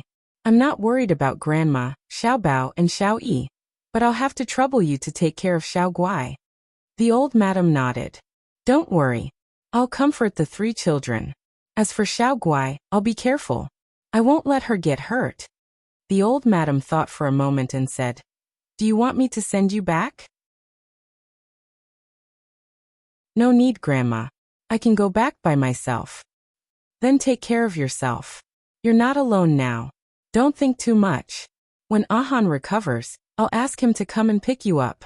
Got it, Grandma. The old madam was very thoughtful. She asked the housekeeper to take 2 gift boxes and put them in Xiaodong's car. You can't go home empty-handed. These gifts are for your aunt and uncle. Thank you, Grandma. Since Xiaodong said that she was going back to her parents' home, she had to accept the old madam's kindness. The housekeeper helped Xiaodong carry her suitcase downstairs. She stood in the empty living room and looked back at the staircase. She saw Bailey Han slowly walking down the stairs. His handsome face was cold and there was no warmth in his eyes. Xiaodong gritted her teeth and turned around. His cold voice came from behind her. Sign the divorce agreement, and you can go. She looked at him waving the document in his hand and her body stiffened. She didn't expect him to have prepared the divorce agreement in such a short time. No, I can't sign it today. Xiaodong ignored him and walked out. The housekeeper hurried to catch up with her suitcase. He was afraid that Bailey Han would catch up and force Xiaodong to sign it. The two of them, together with one suitcase, hurried to the garage. When Xiaodong drove past the gate, she saw Bailey Han standing there like a stone statue. He looked at her expressionlessly as she drove further and further away. He didn't say anything to stop her. The white BMW soon disappeared from the manor. Bailey Han's fingers tightened, and he crumpled the divorce agreement into a ball and threw it into the trash can. It didn't matter if she didn't want to sign it. He had a way to make her sign it. Mummy. Xiao Guai was still in a daze. He crawled out of bed and rubbed his sleepy eyes with his little hands. He wiggled his little butt and walked out of the room, planning to go downstairs to find his mommy. She hadn't fully woken up and her little head was still a little dizzy. She covered her mouth with her little hand and yawned. She didn't pay attention to the front and accidentally bumped into a pair of long legs. Bailey Han was bumped into by a little girl wearing Pikachu pajamas. He looked down at the little ball beside his legs and frowned slightly. Xiao Guai raised her head and rubbed her aching forehead. She blinked her big watery eyes and said in a childish voice, "Daddy, didn't you go to the office today?" Bailey Han looked at her. Her cheeks were fair and tender, and her hair was adorably curly, but her hair was a little sparse. She lifted her little face and pouted cutely. Her soft little hands hugged his leg. "Daddy, you squatted down. My neck is so tired from looking at you like this." Her soft call of daddy seemed to have crashed into his heart. He felt a warm current pass through his heart, and it was an indescribable feeling. He actually squatted down obediently and placed his hands on her delicate shoulders. He asked gently, "What's your name?"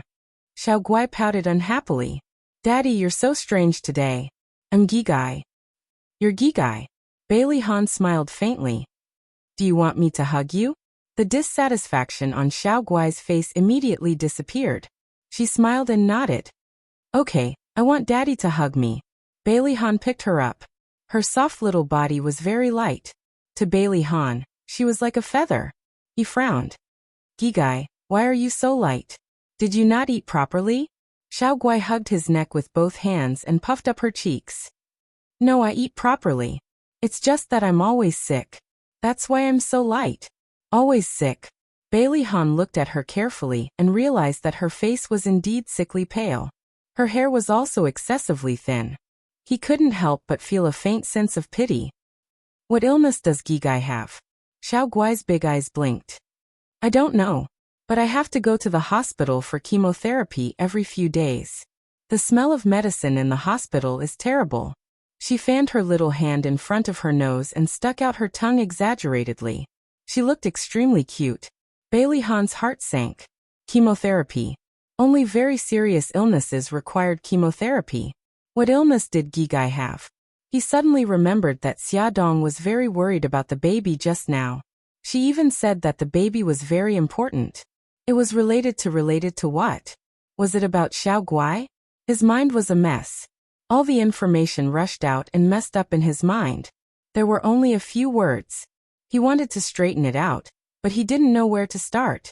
There seemed to be a blurry image flashing past. What was it? Bailey Han tried his best to grab hold of it. He was like a person who had fallen into a fog and suddenly saw a light. He rushed towards the light like the wind. Suddenly, there was a loud bang and his head started to hurt. "Daddy, what's wrong?" Xiao Guai saw that Bailey Han's expression was not right. He frowned in pain and cried out anxiously, "Daddy, where are you feeling unwell?" Bailey Han was in so much pain that his vision turned black. However, he knew that he couldn't fall down now.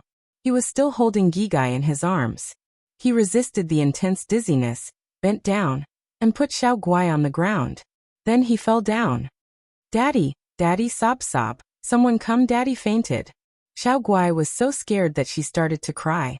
She shook Bailey Han's arm and shouted for help. When the servants heard her scream, they hurriedly ran upstairs. When they saw this scene, they were shocked and quickly called the others. Some were busy calling Suja, some ran upstairs to report to the old madam and Baijinxiu, and some helped Bailey Han up from the ground and sent him back to his room. Old madam hurried downstairs with Baijinxiu's help. When she saw Xiaoguai crying, she held Xiaoguai up with heartache and said gently, "Gigai, don't cry. Your daddy is fine. He'll get better soon." Xiaoguai's eyes were filled with tears. "Great-grandma, is daddy really okay?" "Yes, trust me. He'll be fine. Your daddy is just too tired, so he needs to rest. Gigai, be good. Go out and play with Aunt Jing, okay?" Xiaoguai was very sensible. "Okay, daddy needs to rest. Gigai won't disturb him." Bailey Jing picked up this sensible Xiaobao with pity and rubbed her cheek. "Gigai, don't cry. Aunt Jing will tell you a story." Suja listened to old madam briefly talk about Bailey Han's situation and said, "Old madam, Han's situation is getting worse. You have to make a decision as soon as possible."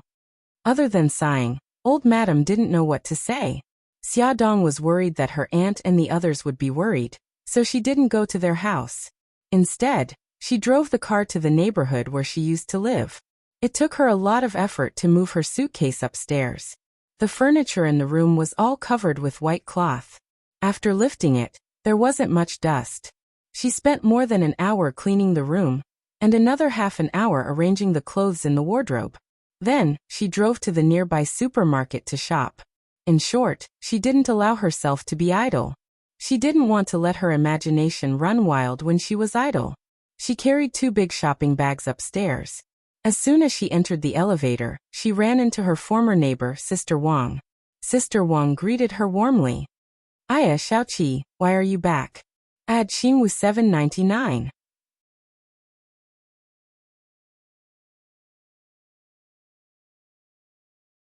Chapter 231. Xiaodong smiled. "I came back to take a look at the apartment." Sister Wang glanced at the bags she was carrying. "Why did you buy so many things?" Xiaodong ran her fingers through her hair. "I want to stay here for a couple of days." "Did you have a fight with your husband?" Xiaodong pursed her lips and did not deny it. "There's no overnight feud between husband and wife. Don't run away from home so easily after a fight. It will hurt your relationship as a couple." Sister Wang patted her shoulder and comforted her. "You should hurry back. Your husband might be looking for you right now." Xiaodong smiled. "Thank you, Sister Wang. I'll remember that. I'm here. I'll get going first. Come down and play when you have time." She walked out of the elevator with the bags and took out the keys from her handbag. When she opened the door, she felt a little upset when she saw the empty room. Xiaodong had prepared a sumptuous dinner, but she had no appetite at all when faced with the table full of dishes. She put down her chopsticks and walked to the window unconsciously, wanting to see that familiar figure. There were cars driving in from the neighborhood downstairs. They were all people returning home after work, but there was no Rolls-Royce. She was about to leave when she saw a Lamborghini drive from the entrance of the neighborhood to the building downstairs. No one in the neighborhood owned such a flashy car. It was Bailey Yun. Her guess was right. 2 minutes later, a handsome figure stepped out of the car. His handsome appearance, elegant temperament, and luxurious and elegant outfit immediately attracted everyone's attention. He was like a celebrity who was the center of attention as he walked calmly into the building Xiaodong lived in. A few minutes later, Xiaodong looked at Bailey Yun, who was standing at the door. She smiled and asked, "Why are you here?" Bailey Yun's beautiful foxy eyes twitched slightly. He said calmly, "Aren't you going to invite me in?" "Please come in." Xiaodong invited him in. Bailey Yun put his hands in his pockets and glanced around the dining room. "You haven't eaten yet?" "I was just about to eat." "Have you eaten?" Xiaodong poured him a glass of water. "Not yet. If you don't mind, I want to eat with you." In fact, he was lying. He had already eaten dinner. "Of course I don't mind. Sit down first, I'll go get the rice." Xiaodong went to the kitchen, took a clean bowl and chopsticks, and served him a bowl of rice. Bailey Yin had changed. In the past he would smile brightly and talk nonsense with her. Now he was sitting in the chair, his handsome face expressionless. He was indifferent and calm, just like the second Bailey Han. The atmosphere was a little heavy. The two of them ate slowly, barely speaking. After dinner, Xiaodong cleaned up the dishes. Bailey Yin stopped her. "Let me do it. You're a guest. How can I let you clean up?" His entire aura had changed, and Xiaodong couldn't help but be polite to him. He looked at her with his slender eyes. Even though he had an extremely beautiful face, it still couldn't hide the frightening coldness. "Now, have I become a stranger to you?" She was stunned for a moment, then smiled at him. "No." "Then let go." His voice was cold, and his gaze was icy. Xiaodong almost thought that the person standing in front of her was Bailey Han. She retracted her hand stiffly. "Then I'll have to trouble you." Bailey Yin put on an apron and washed the pots and pans in the kitchen. The clanking sounds were like a happy melody. The two of them sat on the sofa and ate fruits. Bailey Yin suddenly said, "I heard." She looked at him in confusion. "What?" His beautiful fox-like eyes were gloomy. "About you and Bailey Han quarreling and getting a divorce." Other than the few days when he first returned to the country, when he stayed at the Gu Mansion, he had moved back to his own place.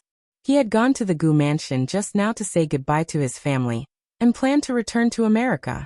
He didn't expect to hear that Xiaodong had moved back. She smiled awkwardly. "Actually, it's not that serious.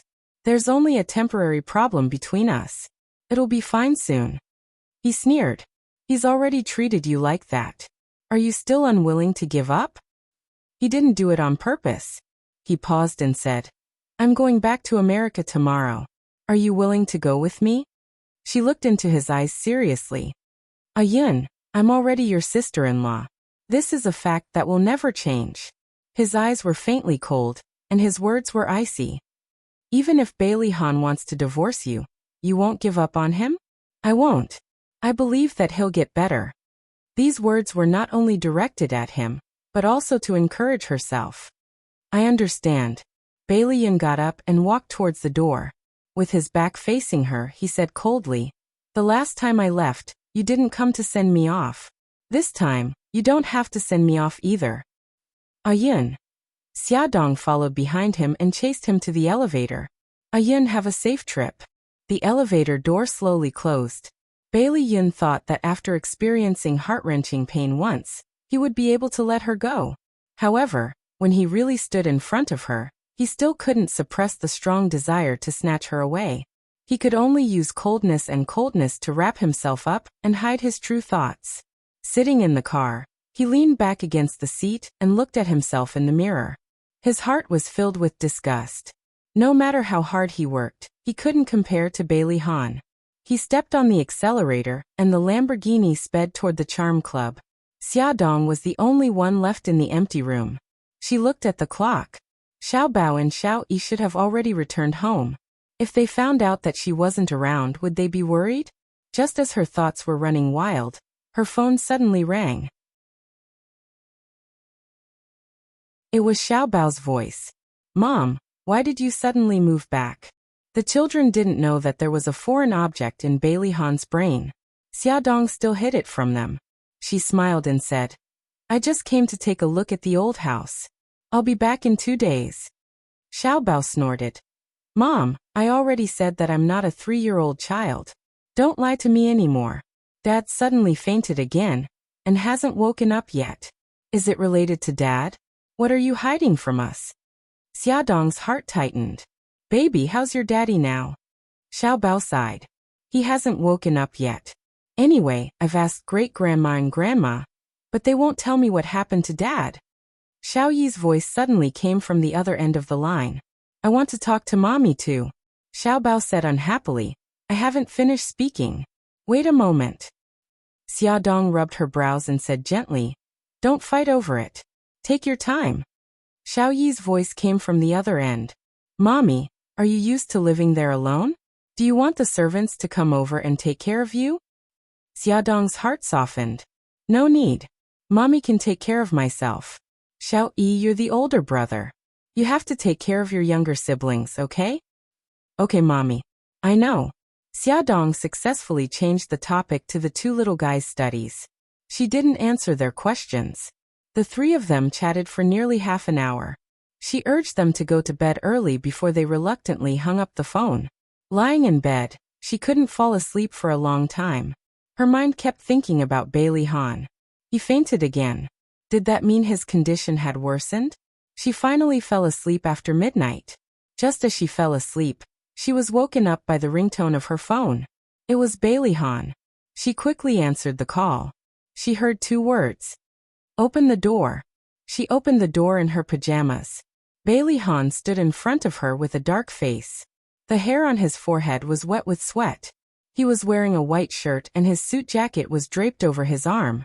His chest rose and fell rapidly as he panted heavily. He seemed to be in a hurry. He looked at her with a dark face and stared at her coldly. The trace of anticipation in her heart disappeared. She twisted her fingers together and smiled self-deprecatingly. Are you here to ask me to sign the divorce agreement? Actually, you don't have to come in the middle of the night. I won't run away. Before she could finish speaking, he suddenly pulled her into his arms. He buried his head in her neck. Why did you leave? Xiaodong didn't dare to raise her head or speak. She was afraid that she was still dreaming. She only hugged his waist tightly and felt his strong heartbeat. He cupped her face and stared into her eyes. He looked emotional. I woke up and suddenly realized that you were gone. I was about to go crazy. How could you leave me alone? Xiaodong's nose twitched and tears almost fell. She tried her best to hold them back. I'm sorry. I just wanted to come back and take a look. I was about to go crazy. He pulled her into his arms again. Tell me what happened. What do you mean by the divorce agreement you mentioned just now? She bit her lip and tried to calm herself down. She patted his back with her right hand. Hubby, your clothes are wet with sweat. Come in first and we can talk slowly. Bailey Han went to the bathroom to take a shower. Xiaodong looked for a long time, but couldn't find any suitable clothes for him. She could only hang the bath towel on the bathroom door handle. Hubby, I don't have any clothes for you. You can use the bath towel first. I'll go to the supermarket in the neighborhood to buy some clothes for you. No need. Bailey Han's deep voice came from the bathroom. It's not safe at this time of the night. Xiaodong scratched her head. It's very close. It's okay.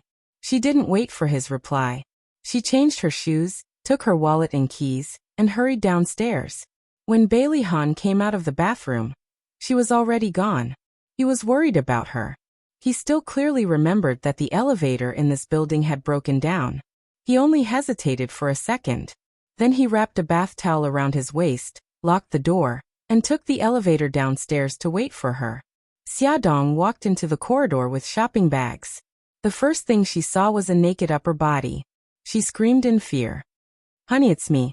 Why did you come down dressed like this? Xiaodong blushed and quickly pushed him into the elevator. Attention Songshu 566.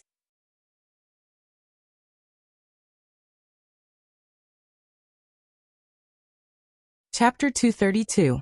His expression was calm. It's early in the morning. No one will see. Xiaodong was both embarrassed and angry. Please, there are surveillance cameras in this building. Many people will see you like this. They will definitely think you're an exhibitionist. If she guessed correctly, he was definitely not wearing anything under the towel. Because he was a clean freak, he would rather die than wear the underwear that he had just changed out of. They won't dare to say anything, Bailey Han said indifferently, as if he was not the perverted exhibitionist in the surveillance cameras. Xiaodong held her forehead with one hand. She did not want to make any more comments. How can my face be more important than your safety? He turned to look at her. His tone was still indifferent, but it was deeply imprinted in her heart. She held his hand and interlocked their fingers. No matter how many difficulties there were in the future, she would stand shoulder to shoulder with him and bear them together. Xiaodong bought a set of men's pajamas with long sleeves and trousers. After all, it was already October, and the weather was already cold. She took out a shirt from the shopping bag. Put it on. Don't catch a cold. Bailey Han put on his shirt in the elevator. He still had a towel wrapped around his waist. It looked a little funny, but he did not mind at all. Xiaodong did not think much of it. In her eyes, no matter what he looked like, he would always be the handsome and charming Bailey Han. When she fell asleep, he hugged her in his arms and said softly, "Honey, we'll go home tomorrow." She leaned comfortably in his arms. "You still haven't told me what happened." He did not understand why he fainted at home. When he woke up, he could not remember what had happened. He did not even know why he fainted. Xiaodong closed her eyes and said softly, "Hubby, I'm so sleepy, we'll talk about it later, okay?" He kissed her forehead helplessly. "Okay, go to sleep." Xiaodong breathed a sigh of relief. No matter what, she had to delay it for as long as possible. Maybe tomorrow, he would forget about it. However, Bailey Han was very persistent and didn't forget about it at all. During breakfast, he asked again.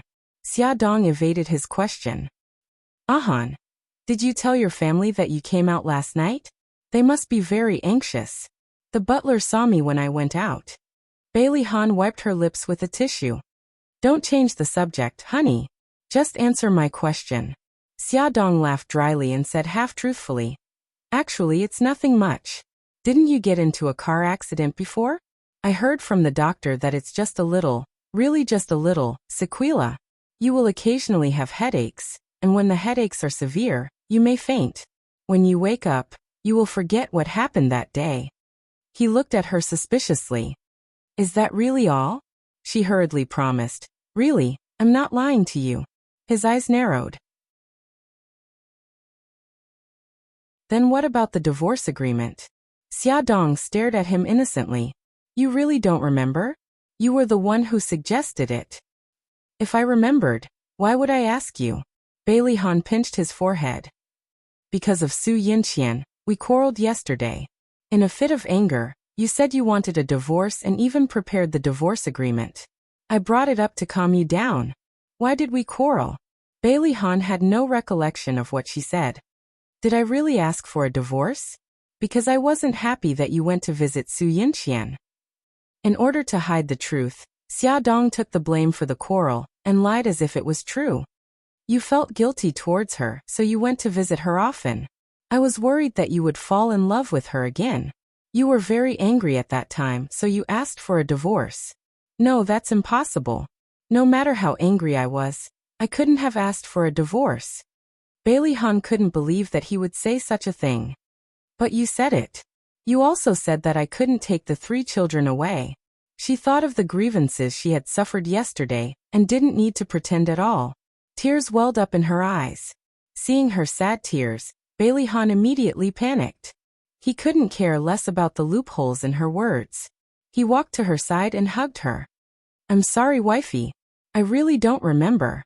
Forgive me for saying such disgraceful things." She looked up at him with teary eyes. "You're not getting a divorce?" He looked annoyed. "Don't talk about divorce again. I'm about to die from regret. How could I be so foolish to say such things?" Her eyes were brimming with tears and her expression was extremely pitiful. "You really didn't do it on purpose?" "I swear, I definitely didn't do it on purpose." A certain someone hadn't realized that his attention had been diverted again, who asked him to feel sorry for his wife. She said aggrievedly, "All right then, I forgive you.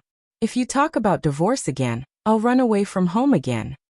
"Don't talk about divorce again." He looked flustered and exasperated as he spoke through gritted teeth. She buried her face in his chest, and her lips curled into a mischievous smile. "Wifey, even if I visit Yinqian often, I won't have any other thoughts. You have to believe me. Right now, I just want to grow old with you." He thought that she had really quarreled with him because of this matter, so he comforted her in a low voice. She hugged him tightly. "Okay, I know. I won't misunderstand you in the future. Good girl." He gently stroked her hair. "I'll help you pack up. We'll go home now."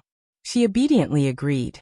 The two of them cleaned up the kitchen together and started to pack up the big suitcase that Xiaodong had brought back. Bailey Han was afraid that she would overwork herself, so he let her sit by the bed and give instructions. He put all the things that she had placed outside back into the suitcase. Bailey Han put the suitcase into the trunk of her car and found that there were 2 gift boxes inside. He looked at Xiaodong in confusion. Xiaodong explained, I told Grandma yesterday that I was going back to my parents' house. Grandma prepared these gifts for me. He smiled. Since the gifts are prepared, let's go to your aunt's house. Ever since Su Yunxian's incident, he hadn't accompanied her back to her parents' house. It was time to visit the two of them. Xia Yin was originally worried that Bailey Han's feelings for Xiaodong would change because of Su Yunxian's kidnapping. Now that she saw the two of them coming to visit, she was extremely happy and couldn't stop smiling. She quickly called Gao Mingyuan and told him to go to the supermarket to buy groceries after class and come home early. After more than an hour, Gao Mingyuan came back with big and small bags. Xiaodong helped her aunt wash the vegetables and cook while Bailey Han played chess with her uncle. The family was happy and harmonious. Everything would have been perfect if that phone call hadn't happened. At the dining table, Bailey Han's phone rang. He glanced at the caller ID and said politely, Excuse me, I have to take a call. He took the phone and walked to the balcony. Auntie, what's the matter? Mrs. Su sighed. Han, I'm sorry to bother you. You didn't come to the hospital this morning, and Yinxian is throwing a tantrum. I want to ask you, when will you come over? Bailey Han glanced in the direction of the living room. I have something to do here, so I can't leave for now. I'll be there in the evening. Bang. A loud sound came from the other end of the phone. Bailey Han frowned. Auntie, what's wrong? Nothing. Yinxian threw a tantrum and flipped the chair over. Your uncle is in the ward trying to calm her down. Bailey Han pinched his forehead. She's very emotional now? Yes, she's been nagging since this morning. She's been waiting for you to come. She said that she wants you to take her to see the sunrise. After that, she cried and threw a tantrum. Now she refuses to eat. Sigh, she hasn't eaten since this morning. This child is really worrying me to death. Bailey Han tightened his grip on the phone and said in a deep voice, Auntie, don't worry. I'll be at the hospital in about an hour. Mrs. Su choked.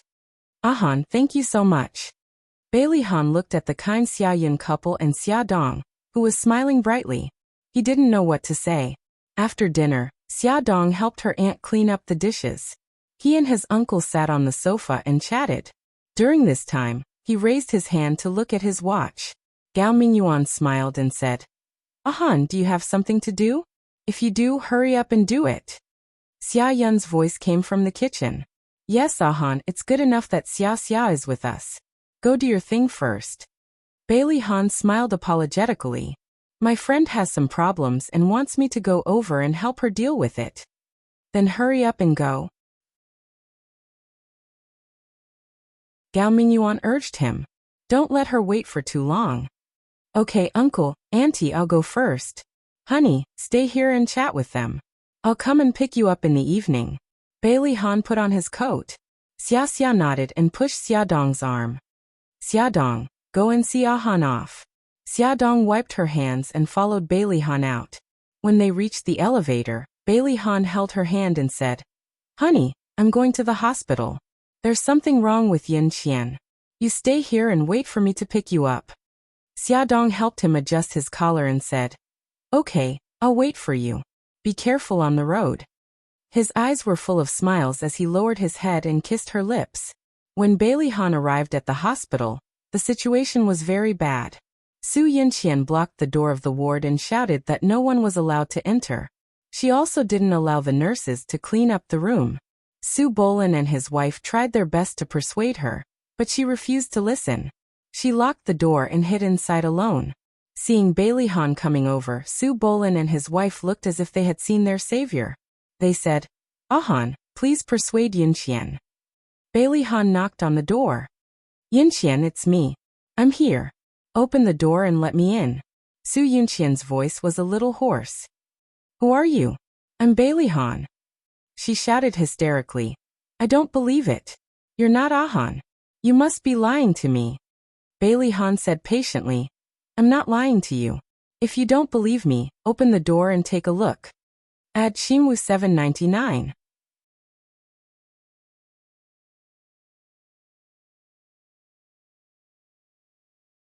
Chapter 233. Su Yunxian didn't believe him and asked, What if you're lying to me? Bailey Han said in a low voice. If I'm lying to you, then close the door and don't let anyone in. She frowned and thought for a while.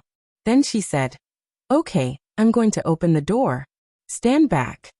Bailey Han took a few steps back, and Su Bolin and his wife also took a few steps back. The door opened with a click. Su Yinqian stood at the door with her hair disheveled. The room was in a mess. The food was spilled all over the floor, the chair was overturned, and the quilt on the bed was thrown to the ground. She looked at Bailey Han seriously and suddenly grinned. You're really Han? Bailey Han nodded. See, I didn't lie to you. She pouted. Why didn't you come to see me in the morning? Bailey Han pursed his lips and said, I'm sick. Su Yinqian approached him and put her hand on his forehead. She asked worriedly, Do you have a fever? Are you better now? He pulled her hand down and led her into the room. I'm better now. The room is very messy. Get someone to clean it up. Okay. Gigai followed behind him and sat on the sofa. The nurse hurried in to clean up. Su Yinqian had spilled a meal, so Su Bolin asked someone to buy a new one. It happened to be delivered. He put the food on the coffee table. Yinqian, you haven't eaten yet. Eat something first. Han, I want you to feed me. Su Yinqian stuffed the chopsticks into Bailey Han's hand and smiled like an innocent child. Bailey Han held the chopsticks stiffly. Mrs. Su hurriedly said, Yinqian, you're an adult. You have to eat by yourself. You can't let others feed you anymore. Su Yinqian burst into tears. But I just want Han to feed me. Otherwise, I won't eat. Mrs. Su had a headache. Su Bolin sighed. Han, Yinqian is like a child now. Just treat her like Xiaojing. Father Su was right. He should just treat her like a child. Bailey Han took a tissue and wiped the tears off Su Yinqian's face. He said softly, Don't cry. Come, let's eat. He picked up her favorite dishes and fed them to her. She ate with relish and said with a smile, I want you to feed me in the future too. Bailey Han smirked. If you don't throw tantrums in Gigai in the future, I'll feed you. She nodded heavily. I won't lose my temper anymore. I promise I'll come to see you every day, but not necessarily in the morning.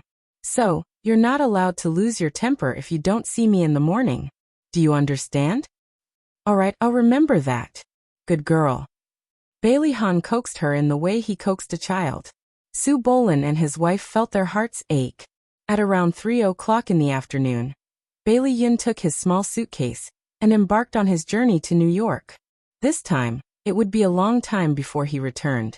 This time, only Bailey Xiong came to see him off.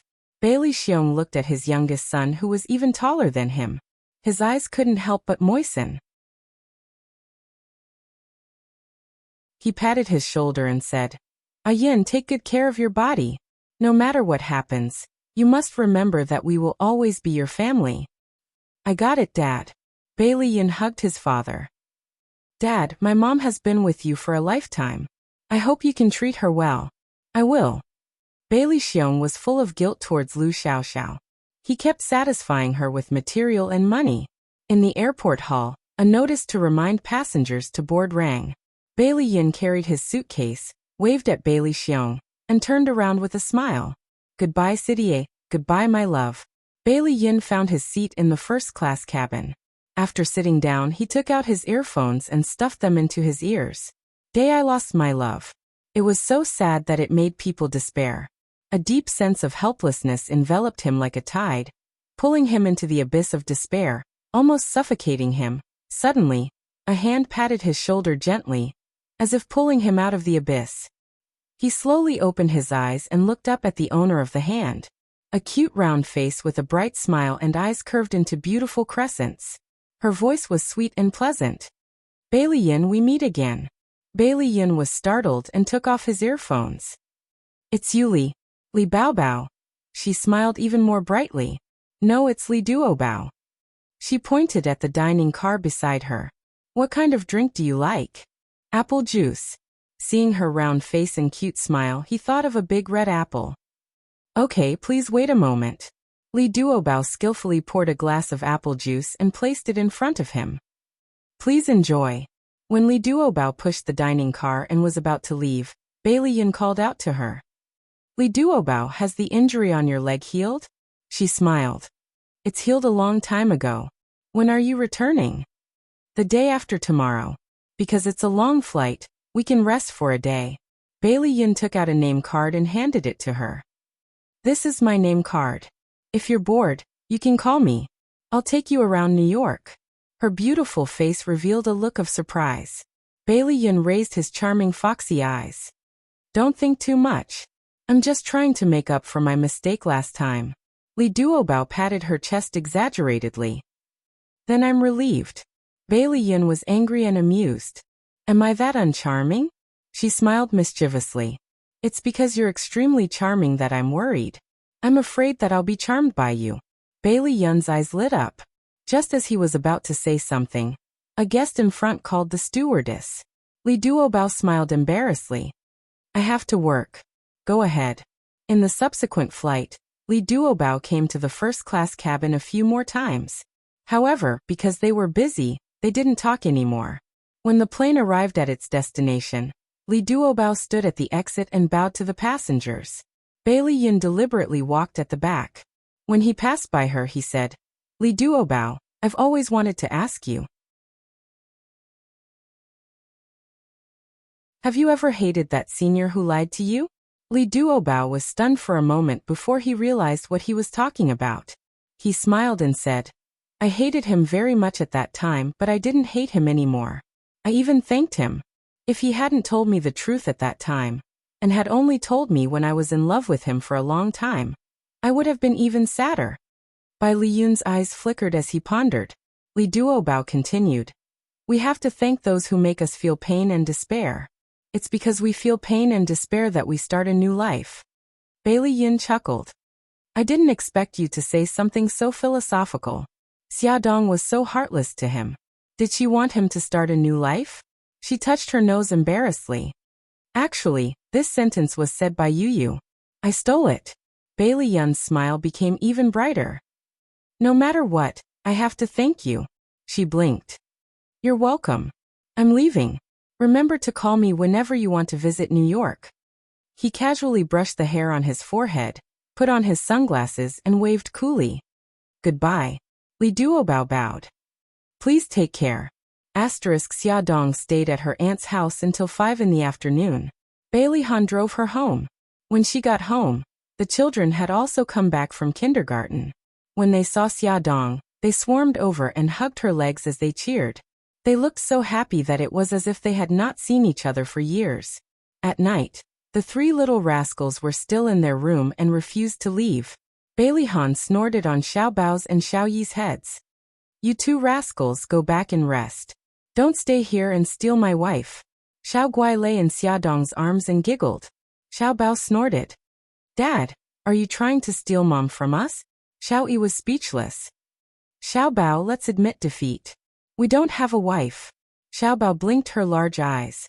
Speaking of which, Xiao Yi, why don't we go back to our room and discuss what kind of wife we should marry in the future? Xiao Yi nodded seriously. This is a question worth discussing. Let's go back to our room. The 2 little rascals looked like they were good brothers as they rolled back to their room with their arms around each other's shoulders. Bailey Han didn't know whether to laugh or cry. He picked up his cute little daughter from Xia Dong's arms. Gigai, say goodnight to Mommy. Daddy will take you back to your room to rest. Xiao Guai waved her soft little hand and said goodnight with a smile. He finally coaxed the 3 little rascals back to their room. Bailey Han hugged his dear wife contentedly. He bit her earlobe and whispered, Honey, I missed you. Xia Dong deliberately pretended not to understand his hint and smiled brightly. Hubby, you don't have to miss me. Look, I'm in your arms right now. Bailey Han bit her little ear hard. Little rascal, you're deliberately twisting my meaning. I'm going to punish you.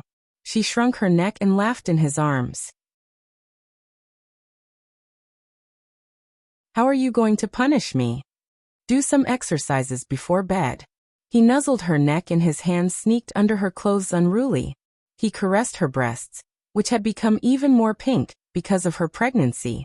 Xia Dong avoided his mischievous hands and her cheeks were flushed red from shyness. But I'm already very tired. Have you heard of a saying? Bailey Han quietly unbuttoned her bra from the back. His palms landed on the two soft areas and gently squeezed them. She couldn't help but moan softly. Her head tilted back, revealing her beautiful curves. She trembled for a while before she asked, "What's saying?" He didn't stop and skillfully kneaded her breasts. He buried his head in her neck and chuckled. "There's no land that's ruined by plowing, only cows that are exhausted to death." Xiaodong's cheeks were burning. She couldn't help but push him. "You're so naughty. If I'm not naughty, how can I make you love me more?" He said one sentence after another, which made her blush and her heart beat faster. "But the child?" Xiaodong worriedly placed her hand on her stomach. He gently bit her collarbone and whispered, "I'll protect the child well, honey. Don't worry and leave you to me." She saw his scorching gaze, which was filled with tenderness and love. His forehead was already wet with sweat. Sweat slid down his naked upper body and muscular chest. She knew that he had endured for a long time.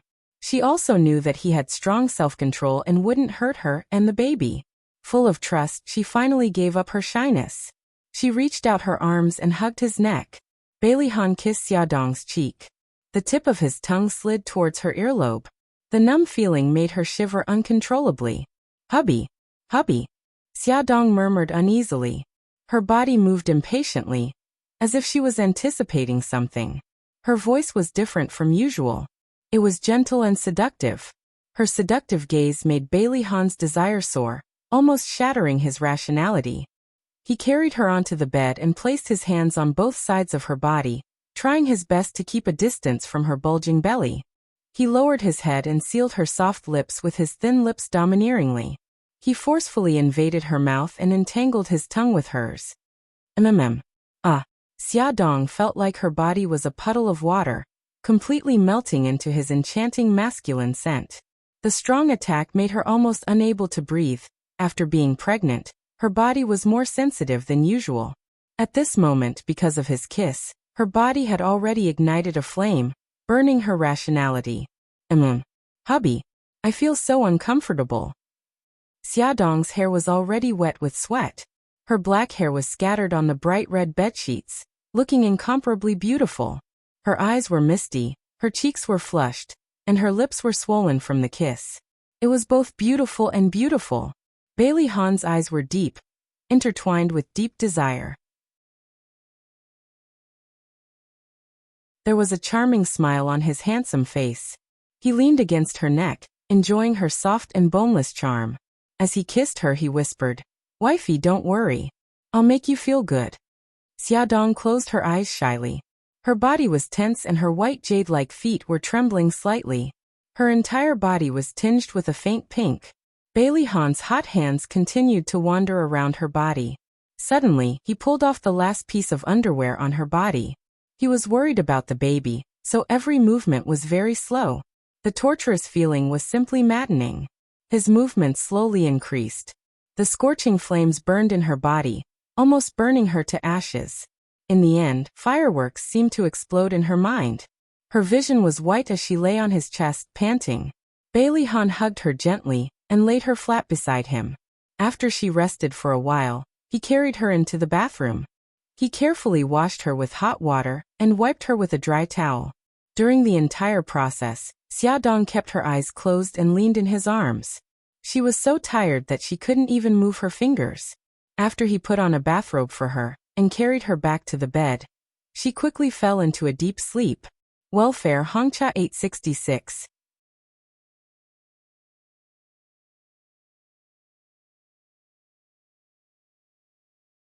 Chapter 234. Su Yunqian had been hospitalized for more than a month. Every day, Bailey Han would go to the hospital to take care of her. Old Madam, Bai Jinxiu, and the others would also visit her from time to time. Once, Xiaodong also went to the hospital under Bailey Jing's invitation. Xiaodong was not in a hurry to enter the ward. She was worried that she would agitate Su Yunqian. Instead, she stood at the door and watched for a while. After making sure that her mood had not deteriorated, she walked in. That was the first time she had watched Bailey Han personally feed Su Yunqian. Her feelings were very complicated. She felt guilty towards Su Yunqian and supported Bailey Han in taking care of her. However, when she saw Bailey Han treating Su Yinxian so intimately with her own eyes, she still felt very uncomfortable. Old Madame and Bai Jinxiu had long been accustomed to it, and were not surprised. On the contrary, Bailey Jing quietly leaned over to her ear and whispered, "Sister-in-law, don't be jealous. Big brother said that he would take care of Su Yinxian just like he would take care of me." Xia Dong curled her lips and was grateful for her thoughtfulness. After that, Xia Dong followed Bailey Jing to visit Su Yinxian a few times. Every time Su Yinxian saw her, she would smile sweetly and affectionately call her beautiful sister. Xia Dong felt awkward when she heard it, but she could only smile and agree. The baby in Xia Dong's stomach was already 20 weeks old. It was time for a checkup. She had made an appointment with Lin Shihao in advance, and Bailey Han accompanied her. There were many pregnant mothers waiting outside the obstetrics and gynecology department for a checkup. Bailey Han held her arm, as if he was serving the Empress Dowager. Many people looked up at them, especially the expectant mothers who came alone for a pregnancy checkup. Their eyes were filled with envy. Xia Dong lowered her voice in embarrassment. "I can walk on my own." Actually, her belly didn't look big, so it didn't affect her movements at all. Bailey Han chuckled. "That won't do. Even if you agree, the baby won't agree. I'm supporting the baby." Looking at his proud expression, Xia Dong couldn't help but laugh. When she arrived at the waiting area, there were only 2 people in front of Xia Dong. Just as it was almost Xia Dong's turn, Bailey Han suddenly received a phone call from Lu Zihao. Xia Dong smiled and said, "Answer the phone first. Come and find me later." Lin Shihao's face turned grave as he examined her. Xia Dong's heart tightened. Her fingers gripped the corner of her clothes tightly as she asked nervously, "Shihao, is there something wrong with the baby?" Lin Shihao shook his head. "The baby is normal. However, we found a tumor in your uterus. The possibility of it being malignant is very high. We still need to do further tests." Xia Dong widened her eyes in disbelief. After a few seconds she asked, "Shihao, if it's a malignant tumor, how do we treat it?" "You need surgery to abort the baby and remove the uterus." Xia Dong felt as if she had been struck by lightning, but she quickly calmed down. "Even if it's a malignant tumor, I can't abort the baby. Shihao, I beg you, don't tell Han about this first." Lin Shihao looked at Xia Dong's pleading eyes and finally nodded. "Dr. Lin, how's the situation?" Bailey Han finished the phone call and walked into Lin Shihao's office. Lin Shihao smiled. "The baby is developing very well. He already has hearing and memory. You can start the most basic prenatal education." Bailey Han asked again, "How's my wife's health?" Lin Shihao's smile faded a little. "She's also very healthy." Before Bailey Han came in, Xia Dong had already made an appointment with Lin Shihao for a further checkup. She decided to hide the uterine fibroids from Bailey Han and her family. Bailey Han helped Xia Dong into the car. When he buckled her seatbelt, he pressed his face against her stomach and chuckled softly. "Baby, it's Daddy. Daddy is going to take you and Mommy home now." He gently caressed her stomach. As if he had heard his voice, the baby suddenly kicked him with his little foot. He immediately smiled. "Wifey, the baby heard me. The baby is so obedient." Xia Dong placed her hand on the back of his hand. There was a gentle smile on her face, but there was an unknown sadness hidden in her heart. The next day, Xia Dong went to the People's Hospital without telling anyone. She did a more detailed checkup. The results showed that the tumor was malignant. Xia Dong leaned against the hospital bed and froze. Lin Shihao didn't know how to comfort her. After a moment of silence, he said, "Are you really not going to have the surgery?" Xia Dong nodded stiffly. "This baby concerns Xiao Guai's life. I have to give birth to him. Get some rest first. I'll ask Siki to take you back." Xia Dong forced a smile. "No, it's okay. I can go back by myself. You go ahead." Although Xia Dong pretended to be strong and acted as if nothing had happened, Lin Shihao was still worried. He called Yi Siki and asked her to go to the hospital to accompany Xia Dong. When Yi Siki heard that Xia Dong was sick, she hung up the phone and rushed to the hospital. When she saw Xia Dong lying on the hospital bed with a pale face, her heart ached. She sat by the bed and asked, "Xia Xia, how are you feeling now?" Xiaodong smiled. Didn't I ask Shihao not to tell you? Why did you still come over? Silly girl, is there a need to be so polite between us? Yi Siki brushed away the hair on her forehead and pulled out a tissue to wipe the sweat on her forehead. Xiaodong held her hand. Yezi, you have to keep my illness a secret. Don't tell Ahan. Why? Don't tell me you want to bear the pain and pressure alone? As long as I can hold on until the 40th week and give birth to the children, I can go for the operation. I don't want them to suffer with me. Yi Siki sighed. You're too silly. If I were Bailey Han, I would definitely want to bear the pressure with you. Xiaodong smiled bitterly. If I can't hold on until then, how do you expect Ahan to choose between me and the 2 children? Instead of making him suffer, it's better for me to make the decision alone. If there was no time for the operation, she would rather give up her life and save the 2 children. No matter how Yi Siki tried to persuade her, Xiaodong insisted on her own way of thinking. She wanted to bear all of this alone. Yi Siki accompanied her for lunch and walked around for a while to relax. Then he drove her back to the entrance of the old mansion. If there's anything, feel free to contact me. Yi Siki hugged her when they got out of the car. I know, Yezi. You have to be happy too. Live well with Shihao. Xiaodong asked the chauffeur to send Yi Siki home. Because of Xiaodong's matter, Yi Siki was also very depressed. She was still thinking about all sorts of things when she was cooking dinner. She almost cut her finger when she was cutting vegetables. She sighed, put away her thoughts, and focused on cutting vegetables. That night, Lin Shihao got off work early. Seeing that she was still busy in the kitchen, he immediately grabbed the spatula from her hand and chased her out of the kitchen to let her rest. During dinner, she was still a little absent-minded. Lin Shihao noticed and deliberately told Yi Siki something interesting happened in the hospital. Nyonyo giggled and pushed Yi Siki's arm. Mommy, Daddy's joke is so funny. Why aren't you laughing? Only then did Yi Siki realize that the father and son were staring at her with smiles on their faces. She quickly laughed dryly and patted her daughter's head.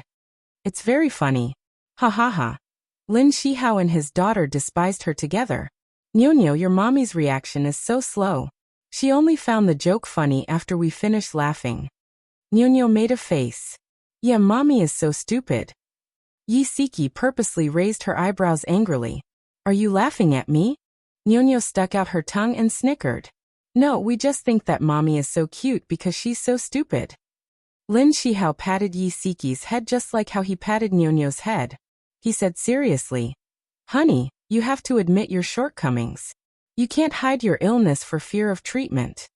Nyonyo exclaimed and raised her little hand in surprise. Daddy, I know what it means to hide one's illness for fear of treatment. Our teacher taught us that before. Then Nyonyo will explain to your mommy what it means to hide one's illness for fear of treatment, in case she's too stupid to understand. You too, that's enough. If you continue talking, you won't have breakfast tomorrow. Yi Siki snorted and threatened them with a smile. Aya, Nyonyo is so scared. Nyonyo patted her little chest adorably. Lin Shihao laughed. Don't be afraid, Nyonyo. Daddy will make breakfast tomorrow. That's great. Mommy can't threaten us now. The father and daughter sang the same tune. Yi Siki didn't know whether to laugh or cry, but her depressed mood was also relieved a lot. After breakfast, they watched TV for a while. Yi Siki took her daughter to take a shower. Lin Shihao was checking his daughter's homework when his cell phone suddenly rang. He didn't need to look to know who was calling. During this period, Bai Meiwei had been texting or calling him at this time every night, but he had never replied. Lin Shihao hung up again. 2 minutes later, he received a text message. Senior, I'm pregnant. I'm at Charm Bar right now. If you don't come over, I'll tell Yi Siki about this. Pregnant. These 2 words were like a bolt from the blue. Lin Shihao couldn't come back to his senses for a long time. His limbs were cold, and he almost stopped breathing. His relationship with Siki had just improved, and now Bai Meiwei's pregnancy had suddenly popped up. How should he deal with it? Lin Shihao sat on the sofa dejectedly. He hugged his head with both hands, and his mind was in a mess. His cell phone rang again. It was a text from Bai Meiwei. Senior, I'll call Yi Siki in an hour. Lin Shihao suddenly stood up. Yi Siki came out of the bathroom and saw this scene. She was shocked. Hubby, why do you look so pale? Are you feeling unwell? Lin Shihao said stiffly. I have a headache. I'm going out to buy some medicine. Okay, go quickly. Yi Siki didn't suspect anything. She took his coat and helped him put it on. Lin Shihao almost didn't dare to look her in the eye. He took his car keys and hurried out. Beauty novel Xingwu 799.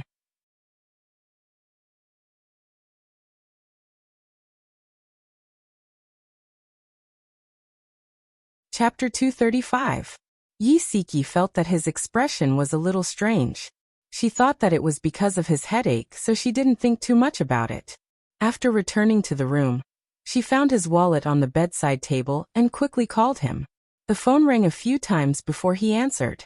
Honey, what's wrong? Yi Siki said. Hubby, you left your wallet at home. Wait for me downstairs. I'll send it down for you. No need. I still have some money in my pocket. Okay then. Go and come back quickly. There was a pharmacy just outside their neighborhood. It would take more than half an hour to go there. Lin Shihao drove the car out of the underground garage. He used the GPS to find the location of Charmsay and sped all the way to the destination. When he arrived at the bar, Bai Meiwei was sitting in the corner of the hall, drinking. She was wearing a light yellow dress. She tilted her head and looked at him with intoxicated eyes. Senior, you're here. Lin Shihao snatched the wine glass from her hand. Meiwei, tell me clearly. What's with the pregnancy? Bai Meiwei smiled foolishly. I'm pregnant. It's been 6 weeks. Senior, what do you think I should do now? Lin Shihao was about to go crazy. If he hadn't been so panicked at that time, and let her take the emergency contraceptive pill, this wouldn't have happened. He took a deep breath and said in a deep voice, Meiwei, you should abort this child. He had already made a decision on the way here. You want me to abort the child? Bai Meiwei widened her eyes in disbelief. Senior, you're a doctor. Don't you know how much damage a woman's body will suffer from an abortion? Moreover, this is our baby. How can you be so cruel? I know that an abortion will hurt you. But Meiwei, the two of us have no future. I can't give you happiness. If the child is born, it will only cause trouble for us. Even if I let you down, we can't have this child. Lin Shihao mustered up a lot of courage to say these words. He was also full of guilt towards Bai Meiwei. I don't care. I want to give birth to this child. Tears streamed down Bai Meiwei's face. Senior, you can't be so cruel. I love this child. You can't force me to give him up. Lin Shihao's deep eyes were filled with pain. Meiwei, you're still young and have a bright future ahead of you. You can't ruin yourself because of this child. I beg you, give up on the child. No, I don't want to listen. Bai Meiwei shook her head frantically, crying hysterically. Senior, I beg you, let me keep this child. As long as you keep the child, I won't bother you anymore. Meiwei, you're drunk. Calm down first. Seeing that she was so agitated, Lin Shihao knew that there was no point in continuing the conversation, so he softened his tone and said, Let's talk about this again after we calm down. Bai Meiwei's face was covered in tears. Lin Shihao sighed and handed her a tissue. She didn't take it. She bit her lip and cried silently.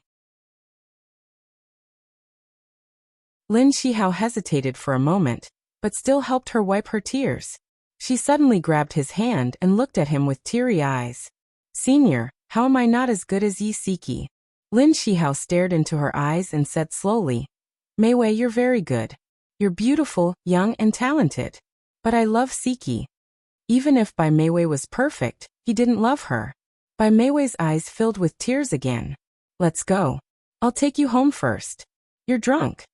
Lin Shihao stood up and stretched out his right hand. Bai Meiwei reached out and placed her hand in his. With his help, she stood up. She didn't know how much she had drunk, but she wasn't drunk. She clearly understood that this man didn't love her, and didn't want the baby in her arms. But she wanted to give the baby a complete family. Lin Shihao helped her into the car. He focused on driving without looking sideways. She leaned back in her seat and turned to look out the window. The night view of the city was mesmerizing. The lights were bright, but to her, it was filled with sadness. Bai Meiwei bit her lip, and held back the tears in her eyes. She stroked her belly with her right hand and secretly made up her mind that she had to give the baby a complete family. She couldn't act rashly anymore. She had to adopt a rational strategy. Lin Shihao walked her to the door of the villa. She turned to look at him. Under the light, she revealed a pale smile. "Senior, thank you for taking me home. I was drunk just now.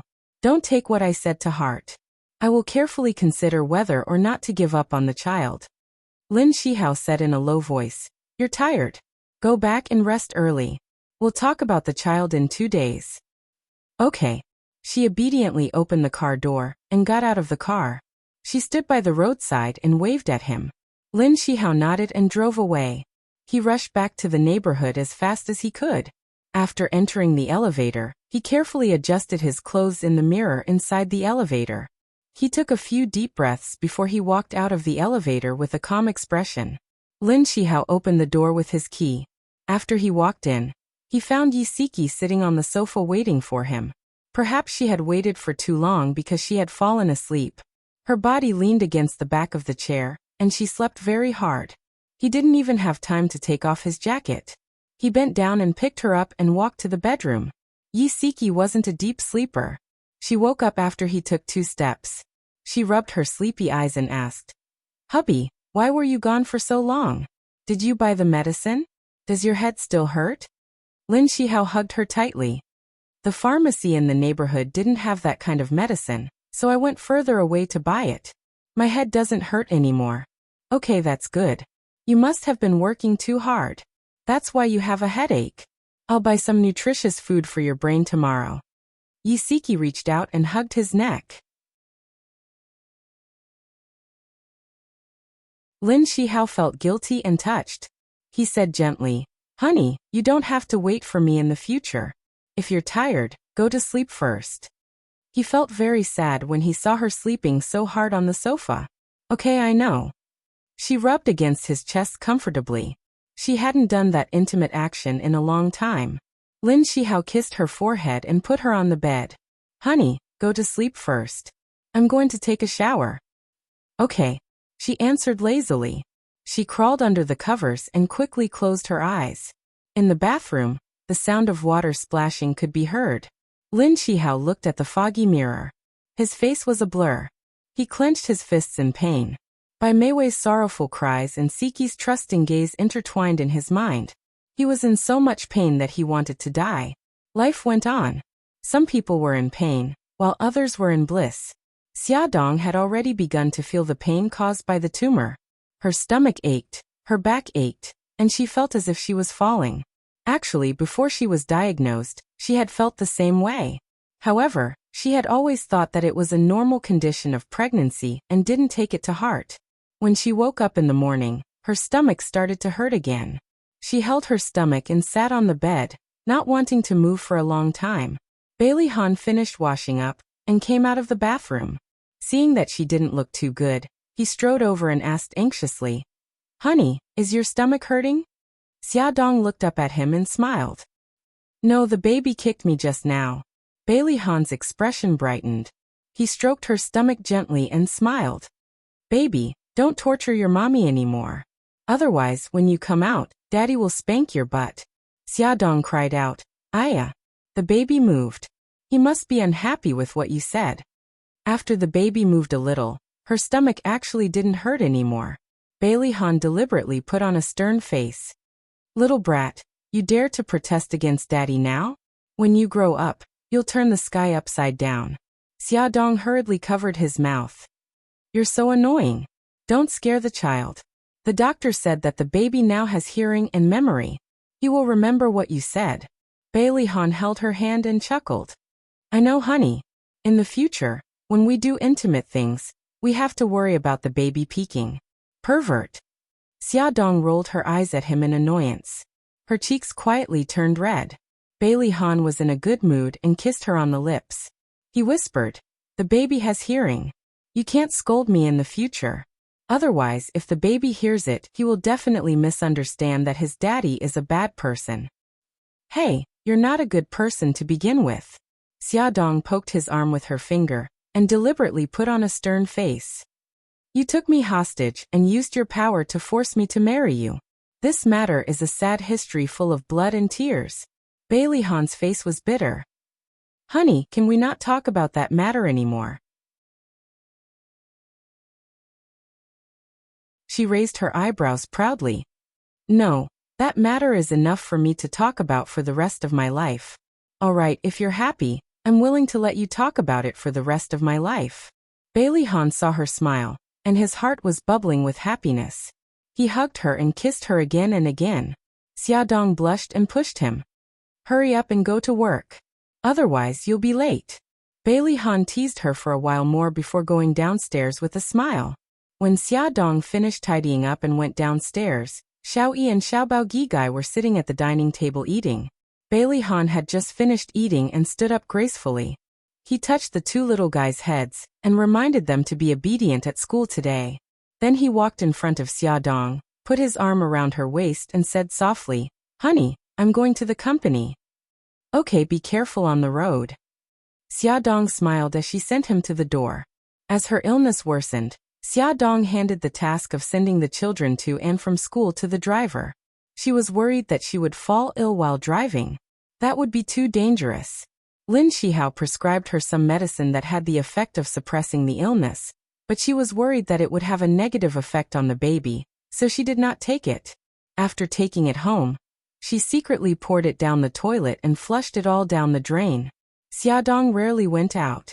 She stayed at home to take care of the baby and accompany Gigai. She only went out with Bailey Han regularly to take Gigai to the hospital for chemotherapy.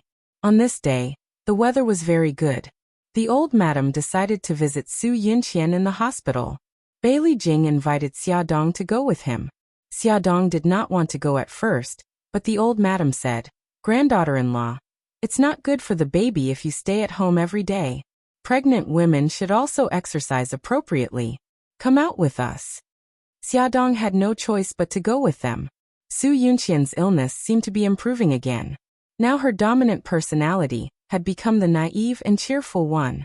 Most of the time, she faced everyone with her naive and cheerful side. Su Yunqian was very happy to see Xiaodong. Pretty sister, you're here to see me again. Xiaodong smiled and nodded. The old madam smiled. Granddaughter-in-law, look, Yunqian still misses you. You should come and see her more often in the future. Xiaodong smiled and said, Okay. Su Yunqian looked at Xiaodong's belly in surprise. Pretty sister, why is your belly so big? Xiaodong covered her belly with her right hand and smiled. Because there's a Xiaobao baby in my belly. Xiaobao baby? It's so magical. Can I touch it? Xiaodong hesitated for a moment, and finally nodded under her pure and expectant gaze. Su Yunqian happily reached out her right hand and carefully touched Xiaodong's belly. It's so round. It's so cute. She touched it for nearly a minute before she reluctantly withdrew her hand.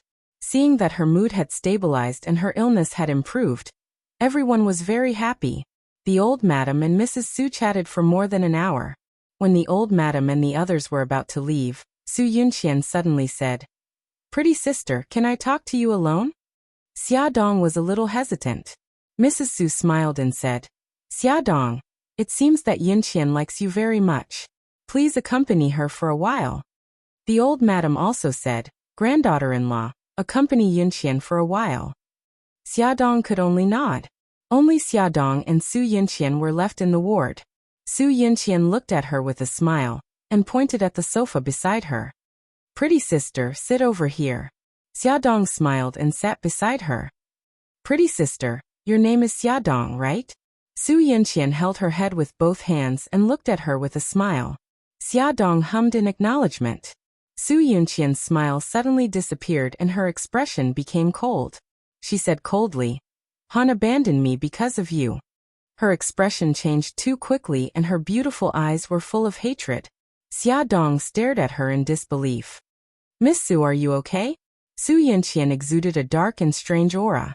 She was like a vicious witch from hell. Her delicate face was already distorted by hatred and she said coldly, Yes, of course I'm not okay. I was kidnapped by your perverted admirer. and I thought you would have a trace of conscience and come to save me. But I never thought that you would watch me get raped by that pervert. Su Yunqian's strange aura and cold tone made Xiaodong shudder. She stepped back vigilantly and said calmly, Miss Su, I'm really sorry about what happened to you. Is it okay to just say sorry? Su Yunqian suddenly grinned. The strange aura around her dissipated, and she revealed an innocent smile. Then you're oversimplifying things, pretty sister. Add Songshu 566.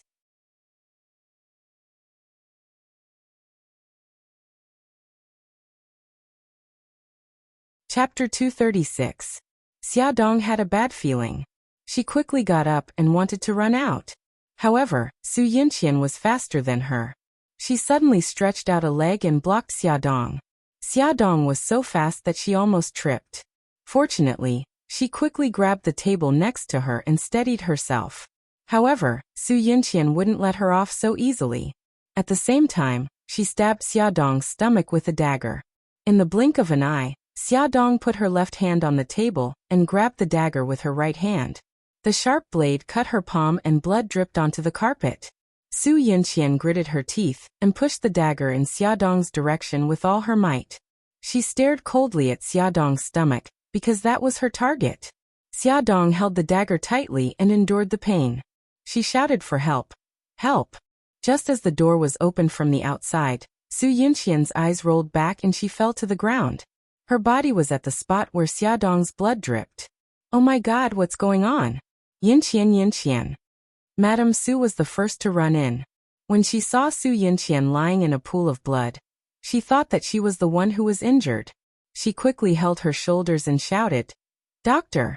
The old madam walked in with the help of Bailey Jing. Bailey Jing had sharp eyes and saw that Xiaodong was holding a dagger in her right hand. Blood was dripping down the back of her hand. She quickly said, Sister-in-law, your hand is injured. The old madam hurriedly said, Quick, Jing, go and help your sister-in-law. Bailey Jing ran over and helped the pale Xiaodong sit on the sofa. Only then did she see that Xiaodong's entire palm was stained red with blood. She couldn't even see the wound clearly. The doctor and nurse rushed over. The doctor checked Su Yunqian's condition while the nurse, Miss, treated Xiaodong's wound. The nurse asked Xiaodong to open her right hand, and found that the blade had been embedded in her palm. Even the nurse, who was used to seeing wounds, shuddered. She carefully pulled the dagger out of her palm, and the blood flowed even more. The wound on his right hand was very deep and long. He could almost see the bone. After the nurse finished bandaging her wound, Xiaodong was about to faint from the pain. Her face was as pale as a sheet of paper, and her lips were pale. The doctor immediately asked someone to help her into the ward to rest. When Bailey Han heard the news and rushed over, Su Yunqian had yet to wake up, and Xiaodong was lying on the hospital bed with a bloody gauze wrapped around her right hand. He held her in his arms with heartache. Wife, what happened? How did your hand get injured? Xiaodong leaned on his broad chest. Her heart was still beating fiercely. She still felt afraid when she recalled what had just happened. Her body trembled slightly. She wanted to tell him about Su Yunqian's abnormality, but her mind was in a mess and she couldn't say it. All right, don't be afraid. I'm here. I'll always be here. Bailey Han felt her fear and hugged her tightly to comfort her. After about 10 minutes, Xiaodong finally calmed down. She thought for a moment and said, Han, I suspect that Su Yunqian hurt me on purpose. Bailey Han was shocked and looked at her in disbelief. She pursed her lips and continued. Just now Su Yunqian suddenly asked for my name and said that you abandoned her because of me. She blamed me for not saving her when she was kidnapped. Then she became very scary. I was worried that she would suddenly lose her mind and hurt me and the child, so I got up to leave. I didn't expect her to stretch out her leg and almost trip me. When I steadied myself, she pulled out a dagger and stabbed at my abdomen. Fortunately, I caught the dagger firmly. She leaned into his arms tightly and said with a trembling voice, Fortunately, I caught it. Otherwise, the baby would have. Bailey Han's heart ached as he hugged her tightly. He could imagine the tense scene at that time. He could imagine Xiaodong's panic. Han, I suspect that Su Yunqian hurt me on purpose. I also suspect that she didn't lose her mind but was pretending. When Bailey Han rushed over, Xiaodong thought a lot and recalled the scene again and again. She always felt that there was something wrong with Su Yinqian. It was not as simple as a split personality. Bailey Han touched her hair. "Honey, take a rest first. Don't think so much." Xiaodong asked him nervously, "You don't believe what I said?" Bailey Han said softly, "It's not that I don't believe you. When Yinqian wakes up, I'll ask her." "Good girl, don't think anymore. Take a rest." Xiaodong's right hand was in so much pain that she couldn't sleep at all.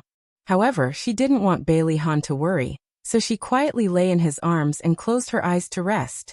Leaning against his warm chest and listening to his steady heartbeat, she gradually fell asleep. She didn't know how long she slept.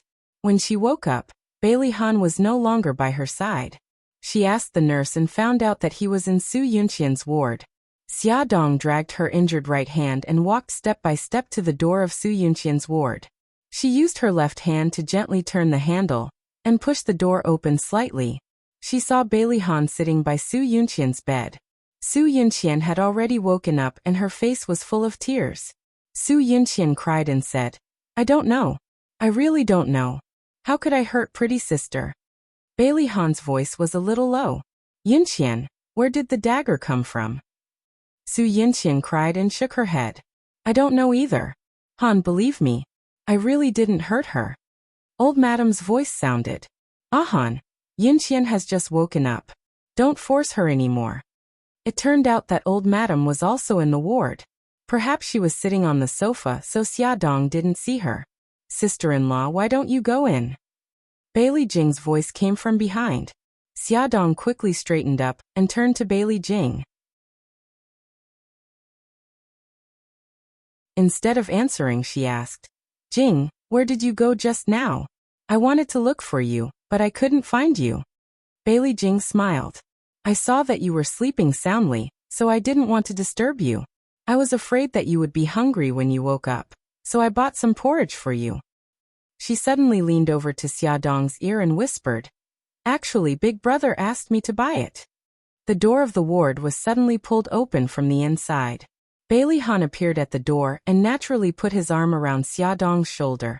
He said softly, "You're awake. Are you hungry? Jing bought some porridge for you." Xiaodong poked his arm with her left hand, motioning him to move away. Bailey Jing smirked. Xiaodong smiled embarrassedly. "Thank you, Jing." Bailey Jing raised her eyebrows. "Don't mention it." Her eyes fell on Xiaodong's hand. "Sister-in-law, does your hand still hurt?" "It's much better. Let's go in and talk." Bailey Han moved his arm away from Xiaodong's shoulder and put it around her waist. Su Yinqian saw them walk in intimately and her tears immediately fell. She cried and said, "Pretty sister, I didn't do it on purpose. I really don't know why I have a dagger and why I hurt you." Xiaodong lowered her eyes and didn't say anything. It was impossible for her to say that it was okay in front of everyone, and that she was willing to forgive Su Yinqian. It was okay for Su Yinqian to hurt her, but she shouldn't have targeted her child. Mrs. Su said, "Xiaodong, I apologize to you on behalf of Yinqian. I hope you won't hold her responsible. You know Yunqian's current condition. She didn't do it on purpose." Xiaodong said mildly, "Mrs. Su, are you sure that Miss Su hurt me because she was sick?" Mrs. Su's expression changed. "What do you mean by that?" Xiaodong looked into her eyes and said seriously, "I suspect that Miss Su is faking her illness." "No, that's impossible. If Yunqian was faking her illness, why would she commit suicide by cutting her wrists?" Mrs. Su was the person who interacted with Su Yinqian the most. She had watched her switch between several personalities and couldn't even remember what had just happened. Xiaodong glanced at the sobbing Su Yinqian and said mildly, "It's possible that she's just trying to gain sympathy by injuring herself." The anger in Mrs. Su's heart surged, and she said angrily, "Xiaodong, how can you say that about Yinqian? If you hadn't left her in the lurch, Yinqian wouldn't have been hurt. She suffered such a huge blow. Isn't it right for her to lose her mind? How can you make such malicious assumptions about her?" Xiaodong gritted her teeth and was about to argue when the old madam suddenly coughed and said, "Granddaughter-in-law, we all know about Yinqian's illness. I know that you misunderstood Yinqian because you were injured." "Grandma, Honey. Xiaodong had just said a few words when she was interrupted by Bailey Han. He said softly, Honey, you're tired. I'll take you home to rest. Han, you have to believe me. Xiaodong ignored the pain from her wound and anxiously grabbed his arm. Bailey Han said in a low voice, Honey, let's talk about it at home, okay? She could see the worry and anticipation in his deep eyes. In the end, she gave up on what she wanted to say and nodded mildly. Okay, let's go home. After returning home, Xiaodong still didn't give up. She analyzed to Bailey Han what was wrong with Su Yinqian, but he didn't agree with her. Instead, he held her in his arms and told her with a very tolerant expression and tone, Honey, you might have been frightened and made a mistake. The old madam also came to persuade Xiaodong not to think too much. She also said that she hoped that she could forgive Su Yinqian. After all, Su Yinqian was suffering from dissociative identity disorder and couldn't control her behavior. She didn't mean to hurt her. In fact, there was a deeper reason. Even if they didn't say it, Xiaodong knew that Bailey's family felt that Su Yinqian's kidnapping was caused by the Bailey's family. They were in the wrong, so no matter what Su Yinqian asked for or did, they wanted to treat her with a tolerant attitude. However, they didn't expect that such an unconditional attitude would hurt Xiaodong. They also didn't expect that Xiaodong would do something that they would regret. Awesome novel Songshu 566.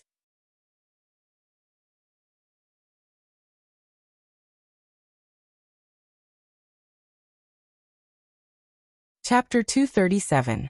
Bailey Han was like a nanny, constantly watching Xiaodong's movements and not letting her use her right hand. When it came to eating, he fed her. When it came to bathing, he helped her wash. Even when it came to changing clothes, he was the one who helped her. Xiaodong's expression remained indifferent, and she didn't pay much attention to him.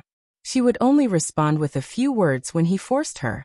When she went to bed that night, her back was also facing Bailey Han. Bailey Han hugged her from behind and said gently, Honey, are you still angry? Xiaodong didn't say anything and ignored him. She was quite angry. As her husband, he didn't believe her words at all. Although he didn't persuade her to forgive Su Yinqian with the old madam, his attitude made her very sad. Honey, don't be angry. Otherwise, it's not good for the baby. The baby can understand mommy's feelings now, and he will be angry with mommy. Bailey Han's right hand reached out to her abdomen and gently stroked it. He rubbed his head against her face in a fawning manner. She still ignored him, and even turned her face away to avoid his head.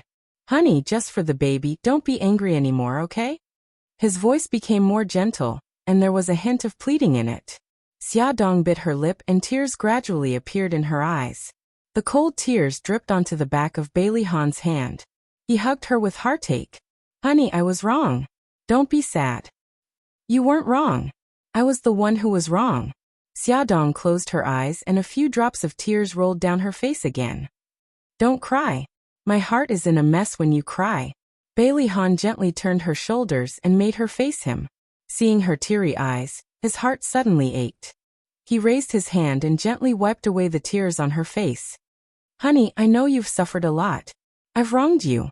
You can scold me or hit me, but don't be angry anymore. Xiaodong bit her lip and didn't say anything. He raised her left hand and suddenly slapped his face. She didn't expect him to really let her hit him. She panicked and her tears fell even harder. What are you doing? Did I say I was going to hit you? He kissed the back of her hand. Honey, as long as you're not angry anymore, you can punch me a few more times. Xiaodong didn't want to talk to him, but when she saw his deep eyes and his loving expression, she couldn't bear it anymore. She raised her injured right hand and stroked his cheek. Does it hurt? It doesn't hurt. He hugged her tightly. Honey, trust me. I will never let anyone hurt you again. Although Xiaodong leaned on his warm embrace, her heart did not become warm. She did not believe that as long as Bailey Han felt guilty towards Su Yinqian, there would be a gap between them that could not be crossed. Her stomach suddenly hurt. The feeling of falling and swelling made her frown. She lay in his arms, clutching his bathrobe tightly. Her body stiffened as she endured the pain. Bailey Han was keenly aware of it. He stroked her back and said softly, What's wrong? Are you feeling unwell? No, I'm just a little cold. Ahan, hold me tight. Xiaodong's voice was a little hoarse. In a place where he couldn't see, her face had already turned pale. Okay. Bailey Han reached out to raise the temperature of the air conditioner. Then he hugged her tightly in his arms, carefully avoiding her stomach. After about 5 to 6 minutes, the pain finally subsided.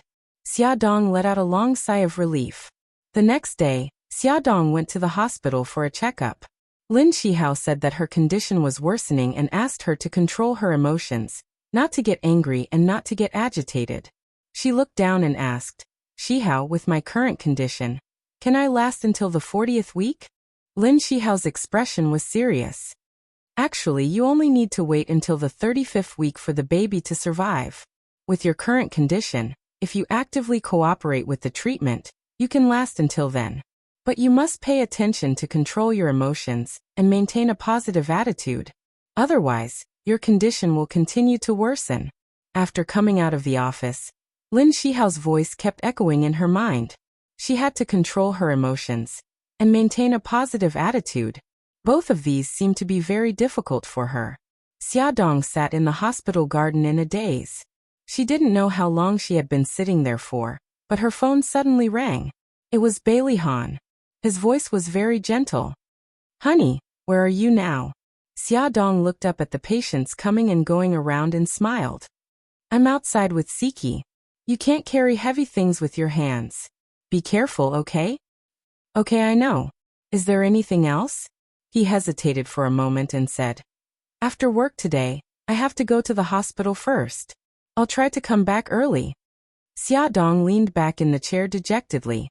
She felt that the temperature was very low today and she was very cold. Okay, I got it. Go ahead. He gave her a lot of advice, but she didn't listen. Her mind was filled with the scene of him accompanying Su Yunqian in the hospital. If Su Yunqian was really sick, she wouldn't be jealous. But Su Yunqian was faking it. Why was no one willing to believe her? Xiaodong sat in a cafe next to the hospital and called Yi Siki. Siki, can you come out and keep me company? In less than an hour, Yi Siki rushed over from home. What's wrong? What happened? Xiaodong used her left hand to place the hot drink she had ordered in front of her. She said slowly, Siki, I want to run away from home. Yi Siki was so shocked that she almost jumped up. She suppressed her anger and growled. Run away from home? You're crazy. Xiaodong smiled bitterly. I'm not crazy. I'm just afraid that if I continue to stay here, I'll really go crazy. Siki, I can't take it anymore. What the hell is going on? You're not the type to give up so easily. Xiaodong picked up her right hand that was hidden under the table and placed it on the table. Yi Siki's eyes narrowed. Your right hand is injured. Who did this? It was Su Yunqian. Xiaodong paused and said, I suspect that she's pretending to be mentally ill. Xiaodong told Yi Siki in detail about how Su Yunqian had injured her yesterday. Finally, she concluded, I don't believe that a person with a split personality can be so clear-headed. Also, her last sentence was said with an innocent personality. I can only think of one explanation for her switching between personalities so quickly. She's pretending to be crazy. Yi Siki looked furious. I knew that woman was up to no good. I didn't expect that she would come up with the idea of pretending to be crazy. Did you tell Bailey Han about this? Xiaodong rubbed her eyebrows. I did.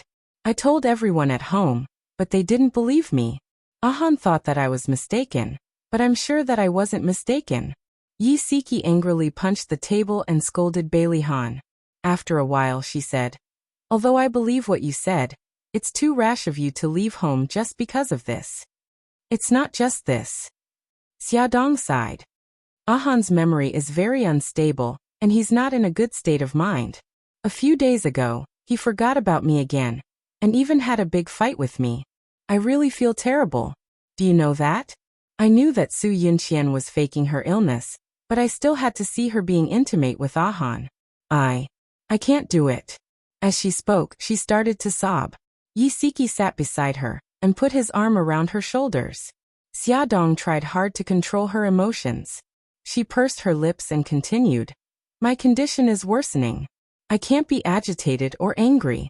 If I want to hold on until I give birth to the child and have the surgery, I have to control my condition. Yi Siki finally understood Xiaodong's current situation. She had uterine fibroids but hid it from everyone.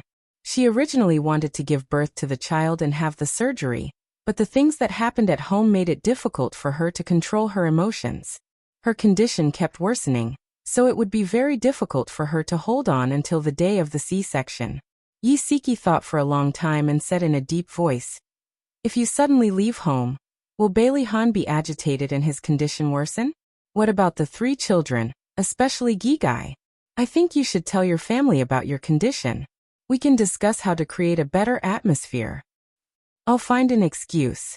I'll say that I'm going to Italy to visit Godfather, and that I'm waiting to give birth there. I'll bring Xiao Guai along and have the surgery for her. Godfather has already arranged a hospital for Xiao Guai anyway. She laughed self-deprecatingly. Strictly speaking, this isn't considered running away from home. I'm just going abroad to relax. Do you think Bailey Han will agree? I'll act first and report later. What if he goes to Italy to look for you? Xiaodong laughed. He doesn't know Godfather's address. If Godfather is easily found by others, he doesn't deserve to be called the father of the mafia. Yi Siki looked at her. Are you really not going to think about it? This is the best idea I can think of so far. Why don't you tell Bailey Han the truth? I think this is the best idea. With his feelings for you, if you tell him about your condition, he'll definitely create the best atmosphere for you. Xiaodong smiled bitterly. Yi Zi, between the fact that I'm seriously ill and on the brink of death, or the fact that I'm going abroad to relax, which one do you think will stimulate Ahan more? She made this decision not only for the baby and Gigai in her belly, but also for Bailey Han. Yi Siki sighed. Okay, maybe your idea is the best. Although Xiaodong was very calm in front of Yi Siki and analyzed the situation clearly, when it came to making a decision, she still hesitated. That night, she called Xiao Yi and Xiao Bao to her side and said, Xiao Yi, Xiao Bao, Mommy has something to ask of you. What's the matter, Mommy? Xiaodong smiled and said, Mommy may take Gigai to Italy tomorrow to visit your god-grandfather. Mommy will also wait for delivery there until Gigai's illness is cured. Mommy wants to ask of you to be good children and wait for Mommy to come back, okay? Awesome novel Hongcha 866.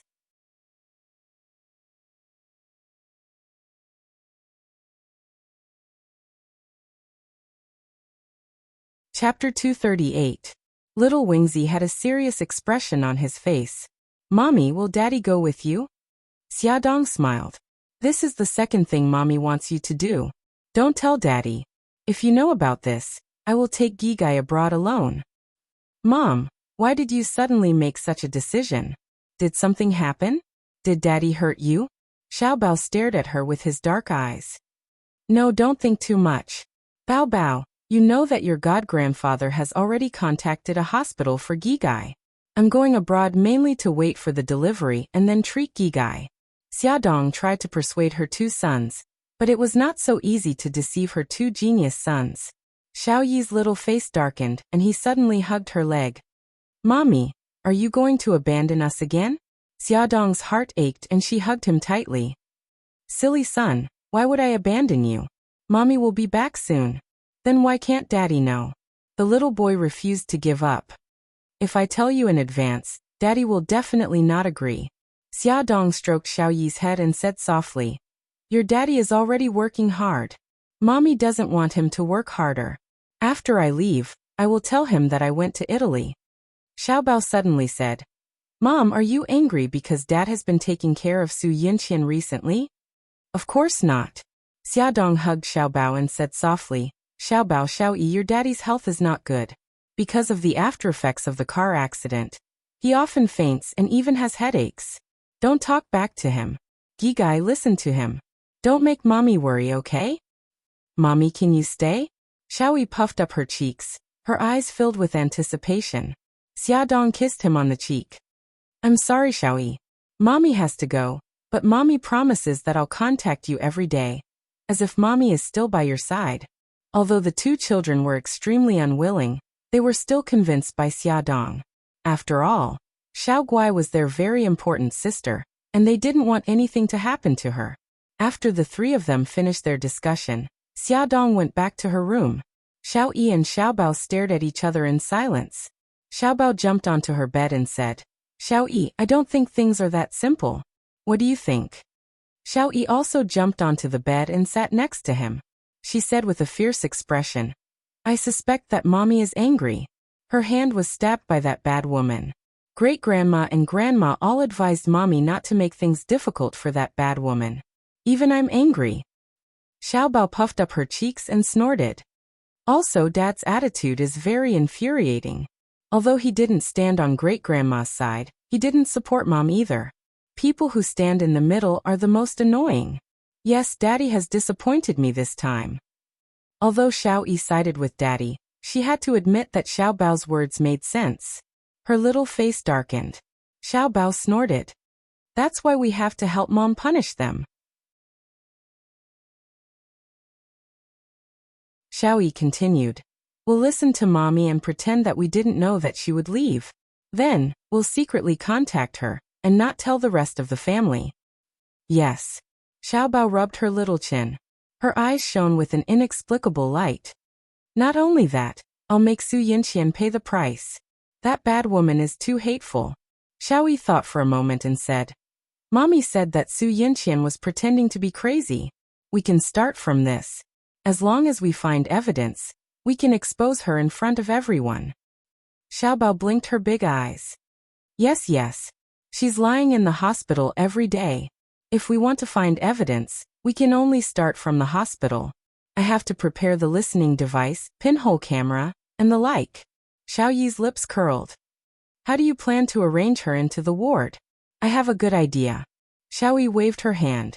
Xiao Bao leaned over and whispered something into Xiao Bao's ear. Yes. That's a good idea. Let's hurry up and prepare. The two little guys began to prepare in full swing. After rummaging for a long time, they found a beautiful porcelain vase with two big ears. The mouth of the vase was just big enough to accommodate a child's hand. Xiao Yi fixed the listening device that Xiao Bao brought to the ears of the vase, and covered the entrance with a layer of film to hide the listening device. Unless the vase was smashed, no one would discover that there was a listening device hidden inside. Xiao Yi carried the porcelain vase to Bailey Han. Daddy, you're going to visit Auntie Yinqian tomorrow. Can you help me give this gift to her? Bailey Han smiled and said, Why did you suddenly think of giving Auntie Yinqian a gift? Xiao Yi lowered her head in embarrassment. I made this myself in art class. Auntie Yinqian used to treat me very well. Now that she's sick, I haven't visited her, so I want to give her a gift. Xiao Yi is so sensible. Don't worry, Daddy will send your gift tomorrow. Bailey Han looked at the vase carefully. The craftsmanship was a little rough, and there was a bit of childlike innocence. Overall, it was still very beautiful. Most importantly, he was very happy that the child had such a thought. Thank you, Daddy. I'll go back and rest first.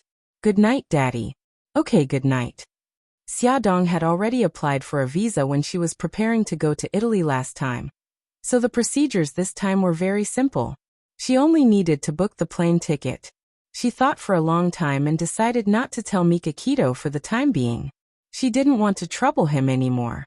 After taking a shower, she sat at the head of the bed and waited for Bailey Han to come out of the bathroom. This night would be the last night they spent together for half a year. Xiaodong wanted to make it unforgettable.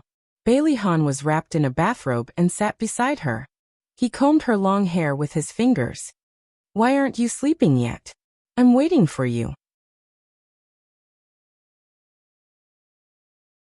Xiaodong wrapped her arms around Bailey Han's neck and leaned her face on his chest. Then rest early. You're tired too. I'm not tired. I don't want to sleep yet.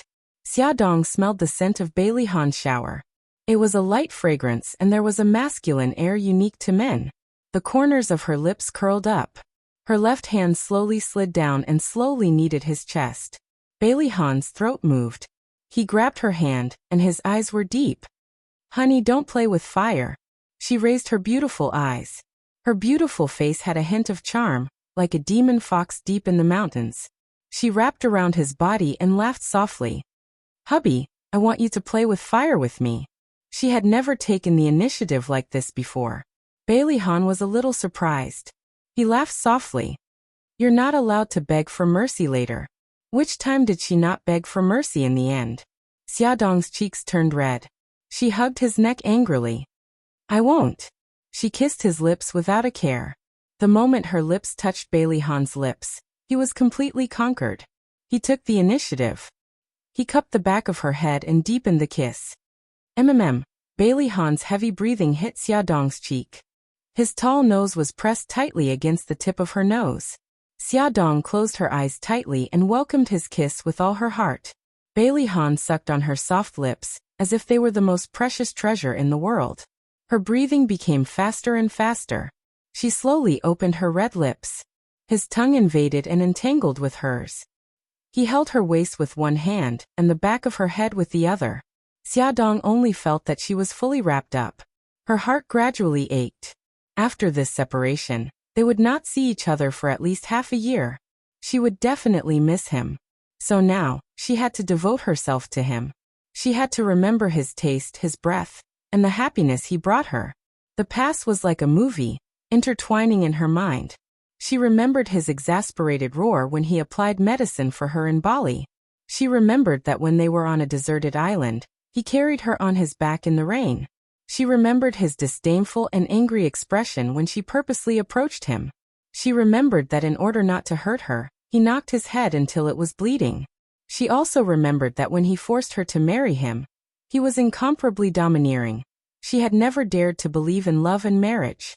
It was he who used practical actions to weave a sweet trap, and made her deeply fall into it. She already loved him to the bone, and she could not leave him. However, for the baby in her belly and Xiao Guai, she had to make a painful decision. Tears blurred her eyes and slowly fell down. Bailey Han also tasted the bitter taste. He lifted her chin and saw the tears in her beautiful eyes. His heart ached. He moved his lips forward and kissed away the tears on her cheeks with extreme gentleness. Then he slowly returned to her lips. Their soft lips pressed against each other for a long time, unwilling to leave. They did not separate until they were both a little out of breath. Xiaodong's right hand was still wrapped in gauze, so she could only move her left hand. She pushed him onto the bed and wanted to lean over to kiss him. But her belly was in the middle, and she could not touch him at all. A smile appeared in Bailey Han's eyes as he looked forward to the surprise she was about to give him. His body was very perfect. Her hand moved from his chest all the way down to his bulging abs. She carefully stroked them. They were hard and made her cheeks heat up. Her mind could not help but think of the charming scene of his solid abs hitting her when he pressed her under his body. She quickly restrained her thoughts, but her eyes could not help but see the burning desire in his eyes. Her cheeks were red, and she did not know where to look. She coughed and said, "Hubby, close your eyes first." Bailey Han chuckled softly, and closed his eyes as he was told. Without those two burning gazes, Xiaodong raised her body slightly and sat on his waist. Her left hand trembled as she stroked the thing that had been pressing against her. Her body was already burning with flames, but the depths of her soul were empty, as if she was thirsting for something. The big hand that kept stroking her waist seemed to be silently urging her. Xiaodong's throat was dry. She held his desire and moved her body to sit on top of him. Beauty novel Hongcha 866.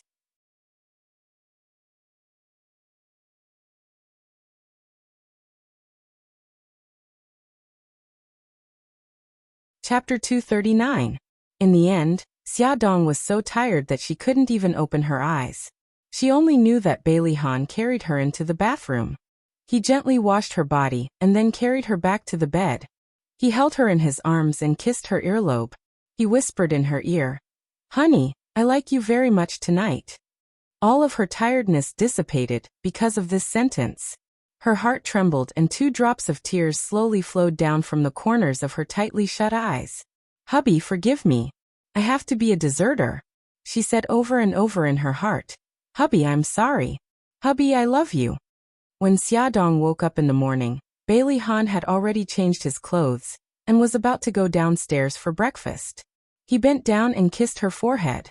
He said softly, "Honey, you're tired. Sleep a little longer." Hubby, I want to look at you more.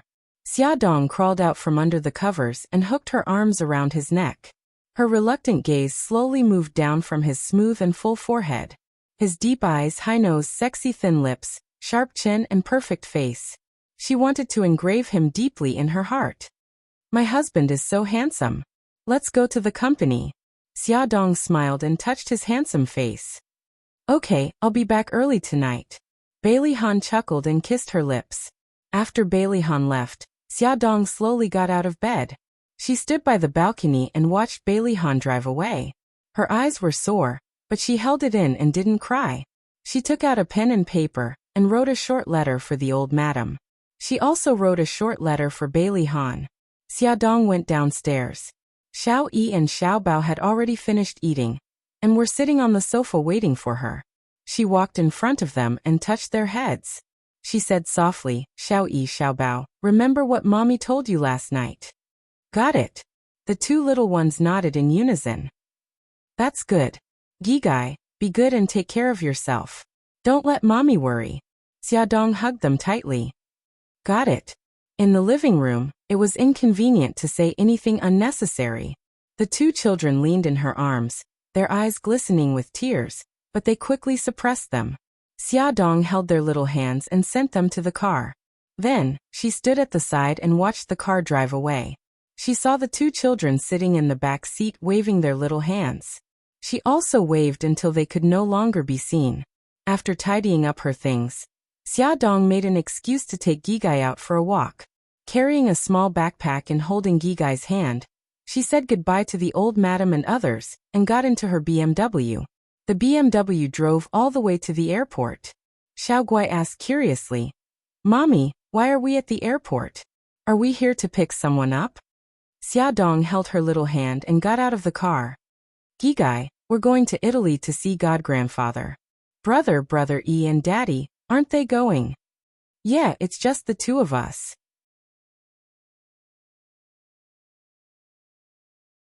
Hearing this, the little girl stopped in her tracks and pouted pitifully. But I haven't said goodbye to Daddy and my two brothers. Xia Dong bent over and looked at her. Gigai, Mommy promises that we'll be back very soon. Oh. Xiao Guai's eyes were filled with tears. She looked very pitiful. Xia, I'm here. Suddenly Yi Siki's voice sounded.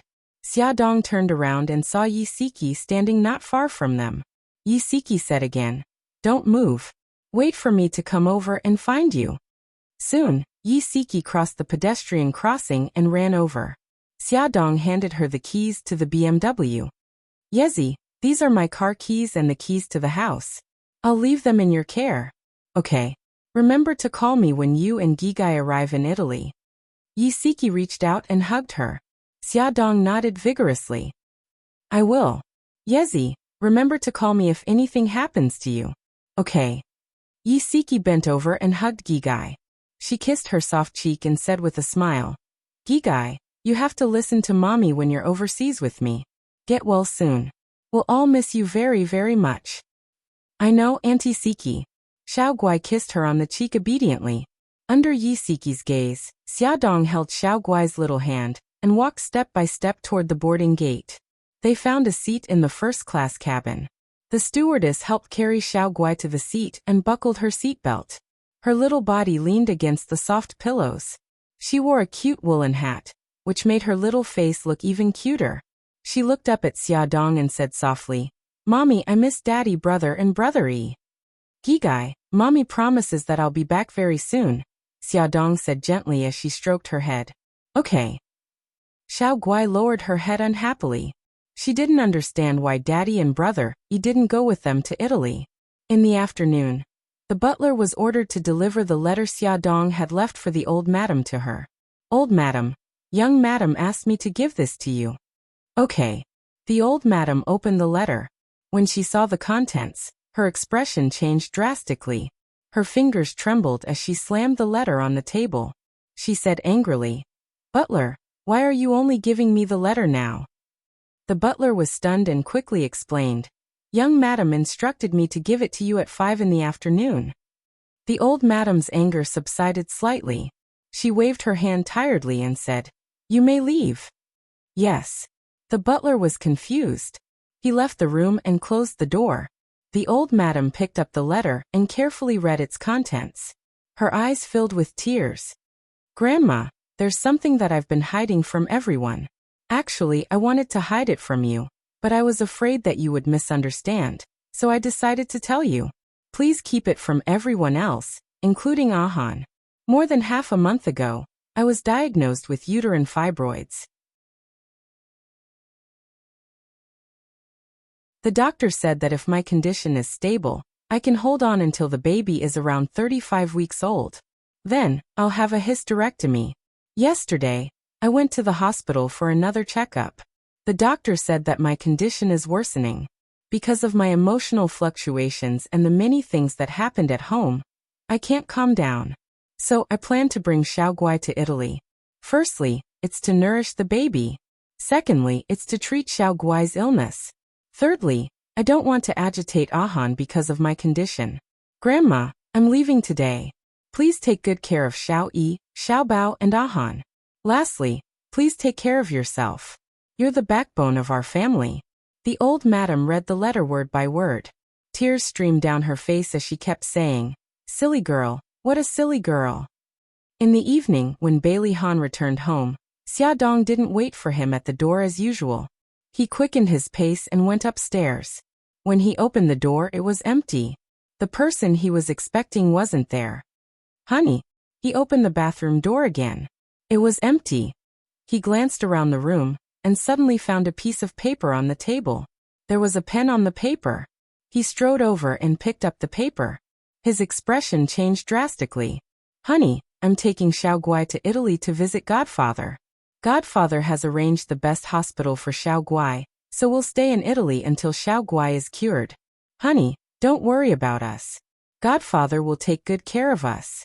Honey, don't come looking for me. Take good care of Xiao Yi and Xiao Bao and wait for us to come back.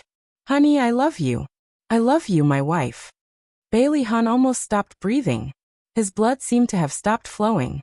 His emotions were extremely complicated. Anger and sadness enveloped him tightly. He gripped the letter tightly. The anger in his heart soared. Damn it! How could she hide it from him and escape abroad with her daughter alone? How could she? Bailey Han was like a furious lion. He slammed his fist on the table and violently pushed everything on the table to the ground. The items rolled all over the floor. He took out his phone and dialed Xiaodong's number. He couldn't suppress his anger and his fingers trembled. A cold female voice responded, "Sorry, the number you have dialed is unavailable." Bang. The phone carried his anger and slammed on the floor. This was the first time he had lost control. He clenched his fists tightly and tried to suppress his anger. He stood there silently for about a minute. Suddenly, he rushed to the landline and dialed a number. "Ahu, I'm leaving for Rome in 2 hours. You're in charge of getting the permit and visa." "Young master, 2 hours is too tight," Bailey Han said coldly. "I don't want to hear any excuses. What I want is results. I'm taking off from the international airport in 2 hours. Bailey's family's private jet rented a tarmac at the international airport.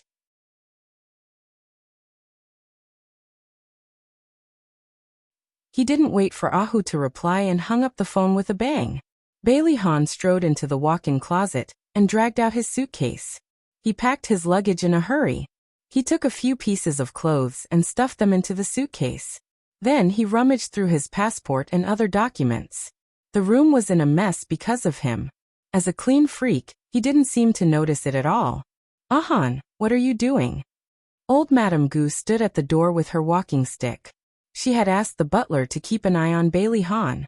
When Bailey Han's car drove into the garage, she received the news. "I'm going to Italy." Bailey Han didn't even raise his head as he hurriedly packed his luggage. When old Madame Gu heard this, she knew that he already knew that Xiaodong was going abroad. She sighed and said, "Ahan, Xiaodong is only going abroad to visit her relatives and treat Xiaoguai. She'll be back soon. Why are you going there now?" Bailey Han closed his suitcase and straightened his body. He stared at old Madame Gu. "Grandma, she's my wife. I can't let her and Xiaoguai be alone abroad. How can I be at ease when a pregnant woman and a child are alone?" "Then you're going to leave our whole family behind?" "Ahan, You're the head of our family. You have to take up the responsibility. Xia Dong has her godfather to take care of her. She'll be fine. Welfare Xinwu 799.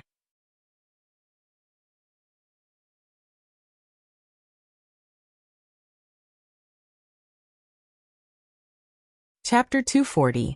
Grandma, you don't have to persuade me. I've made up my mind. Bailey Han picked up his suitcase and said, Grandma, I won't say goodbye to Dad and Mom.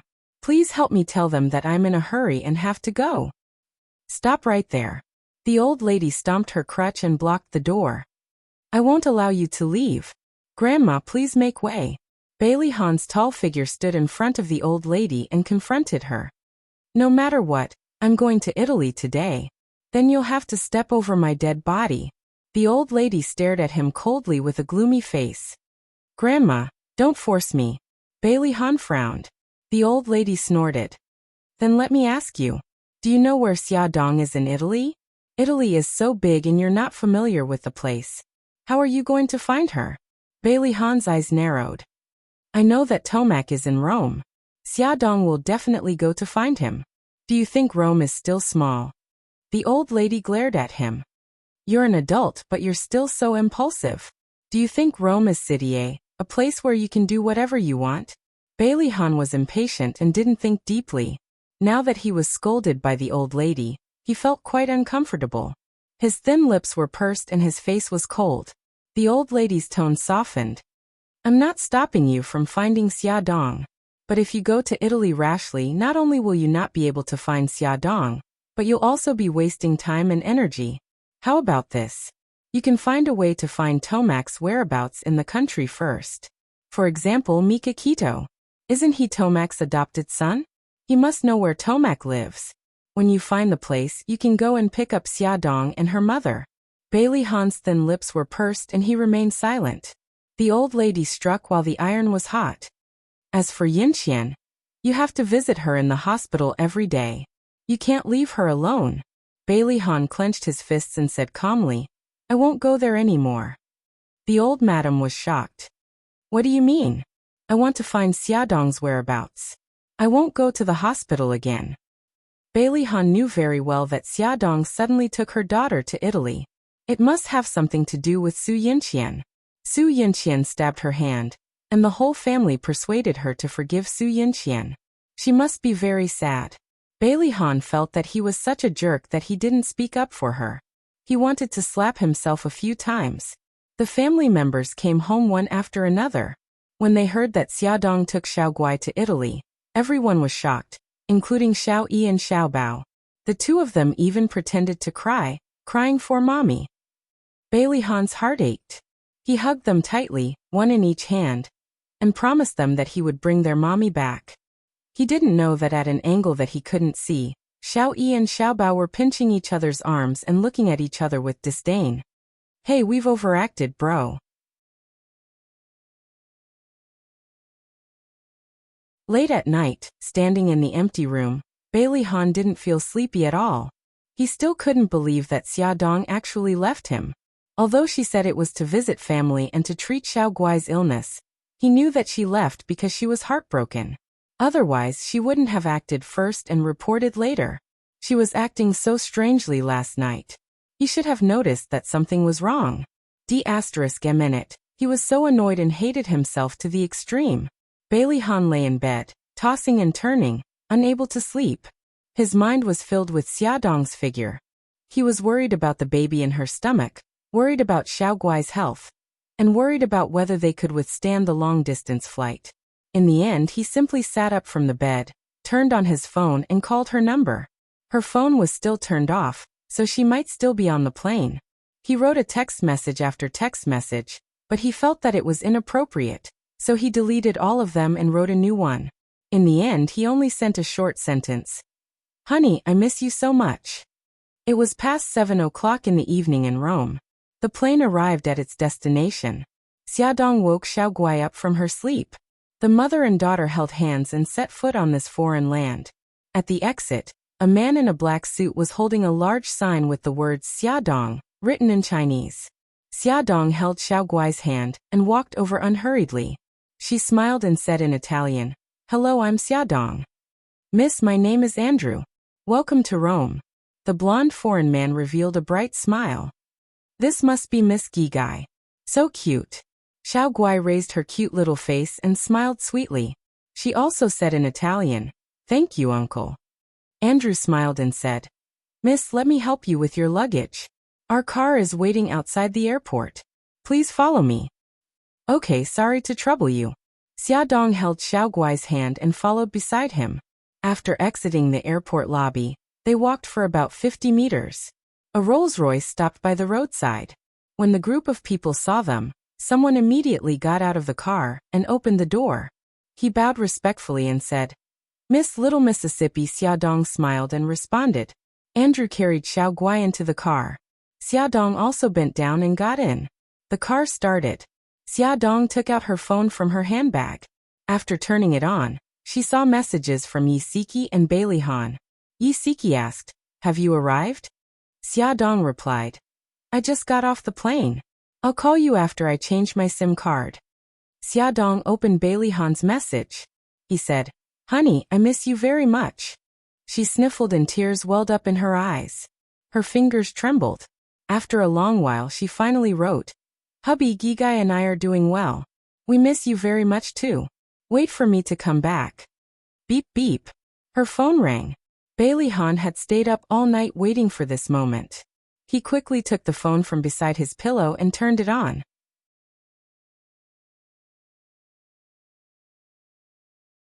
When he saw Xiaodong's reply, he calmed down and immediately dialed her number. When she saw that it was Bailey Han calling, Xiaodong hesitated for a moment before answering. She put the phone to her ear and did not speak. On the other end, Bailey Han did not speak either. Xiao Guai tugged at her sleeve and asked in a childish voice, "Mommy, is that Daddy calling?" Xiaodong bit her lip and said softly, "Hubby, Gigai wants to talk to you." "Okay." His voice sounded extremely low. "Daddy, I miss you so much." Xiao Guai picked up the phone and cried. Hearing his daughter's cries, Bailey Han's heart was about to break. "Gigai, don't cry. Daddy misses you too. Tell Daddy, where are you and Mommy now?" Xiao Guai wiped the tears on her face with the back of her hand and sobbed, "I don't know. We just got off the plane. Mommy said that we were going to God-grandfather's house." Bailey Han asked, "Does Gigai know where God-grandfather lives?" "I don't remember the name." Xiao Guai was a child after all. Although she could understand simple Italian and speak a few sentences, it was still difficult for her to remember the complicated names of places. Bailey Han said gently, "It's okay. Daddy will definitely find Gigai and Mommy." Xiao Guai nodded heavily. After comforting her daughter for a while, the phone returned to Xiaodong's hand. Her voice was a little dry. "Hubby, don't come looking for me. After I give birth to the baby and Xiao Guai has the surgery, we'll go back." Bailey Han had a lot to say and a lot of questions to ask her, but when he really faced her, he only said one sentence. "Honey, take good care of yourself and Xiao Guai. I love you." Xiaodong's tears rolled down from her eyes.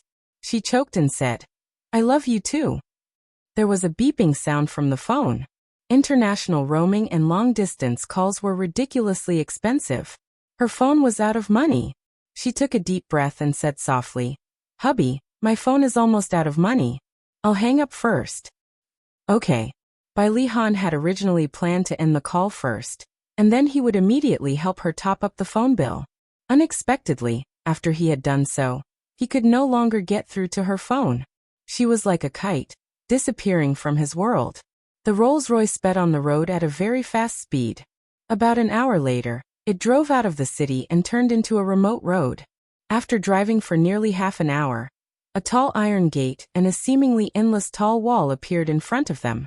The car drove into a manor that looked like a forest park. A tall European castle appeared in front of them. The whole castle was brightly lit, and the inside of the manor was also lit up to welcome the arrival of Xiaodong and her daughter. This was the Orton Manor. Nominally, it was the territory of a British earl. In fact, the boss was the kingdom of Tomac, the father of the Italian mafia. The manor was very spacious. After the big iron gate was opened, A long welcome road led to the castle. Uniformed guards stood on both sides of the road and bowed respectfully when the Rolls-Royce passed by. The car stopped at the entrance of the castle, and 2 teams of uniformed servants were already waiting for them. Andrew got out of the car first and opened the door for Xia Dong. Andrew bent down and carried Xiao Guai out of the car. Another bodyguard stepped forward and held Xia Dong's hand as they walked out of the car. Mademoiselle, little mademoiselle, welcome back. The servants greeted them in perfect Italian. Thank you. Xia Dong responded with a smile.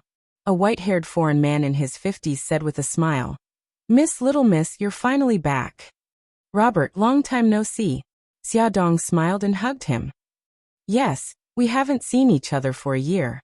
Little miss has grown so tall. Robert sighed. His eyes fell on her belly and he exclaimed, Oh miss, the baby is so big. Yes, that's why I came to Rome to wait for delivery. Xia Dong smiled and shrugged. Little miss, the boss has been waiting for you for a long time. Let's go in first. Robert was Tomac's most trusted subordinate, and also his right-hand man. The interior of the castle was astonishingly large. The decoration was a combination of Chinese and Western. Amid the extravagance of the aristocracy, there was a strong Oriental flavor, noble and elegant.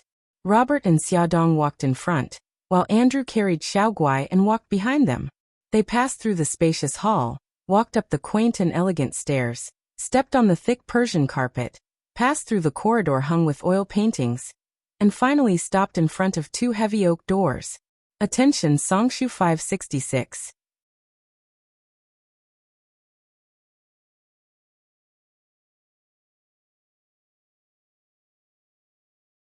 Chapter 241. Robert smiled and said, Miss, the boss is in the study. Okay, thank you. Xia Dong held the doorknob and pushed the door open. The first thing she saw was rows of wooden bookshelves. Rather than calling it a study, it was more appropriate to call it a small library. It was at least 200 to 300 square meters in size. The fragrance of ink permeated the entire room.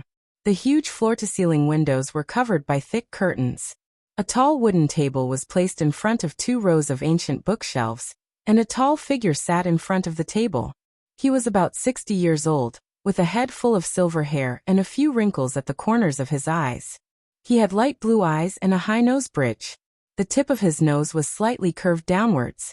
When he was not smiling, he looked a little cold. Although this face was full of vicissitudes of life, it could not hide his charming charm. He was Tomac, the person who made the entire Italian mafia tremble in fear. He single-handedly founded the world's largest firearms organization, the Dark Knight. Tomac stood up. Look who's here, my lovely Xia Xia and Gigai. He opened his arms with a bright smile on his face. Godfather, God-grandfather, Xia Dong and Xiao Guai both walked towards him, one hugging his waist and the other hugging his leg. You 2 little things, you haven't come to see me for so long. This old man is very lonely. Tomac patted Xia Dong's back, then bent down to pick up Xiao Guai. He rubbed his cheek against her cute little face and said in fluent Chinese, Gigai, do you miss God-grandfather? Yes. Xiao Guai loudly kissed Tomac's cheek and nodded heavily. Tomac beamed. How much do you miss him? Very, very much. I miss him so much that my hair is about to fall out. Xiao Guai playfully patted the little hat on her head and cutely stuck out her tongue. Tomac laughed heartily. Little one, you're becoming more and more glib, just like your brother. But I like it very much. Godfather, quickly put Xiao Guai down. Don't tire yourself out. Tomac glared at her. Xia Xia, I'm not an ordinary old man. Gigai's weight can't crush me. Alright, I know you're amazing. Please sit down. Xia Dong held his shoulders and pushed him into the chair. She also sat down on the sofa beside him. Godfather, I haven't seen you in so long. How are you? Very good. I even fought with the old man from the Fayer family some time ago. Tomac proudly showed off. Of course I won. That old man bowed and admitted defeat on the spot. Foster father, you're really vigorous despite your age. Tomac liked Eastern culture very much. He could understand the idioms used by Xia Dong, and he also liked to use idioms. Of course, I was invincible back in the day. He couldn't stop talking about the things that had happened in the past. The three of them talked about a lot of happy things. Xiao Guai was a little sleepy, so Tomac asked the butler to send the mother and son to their room to rest.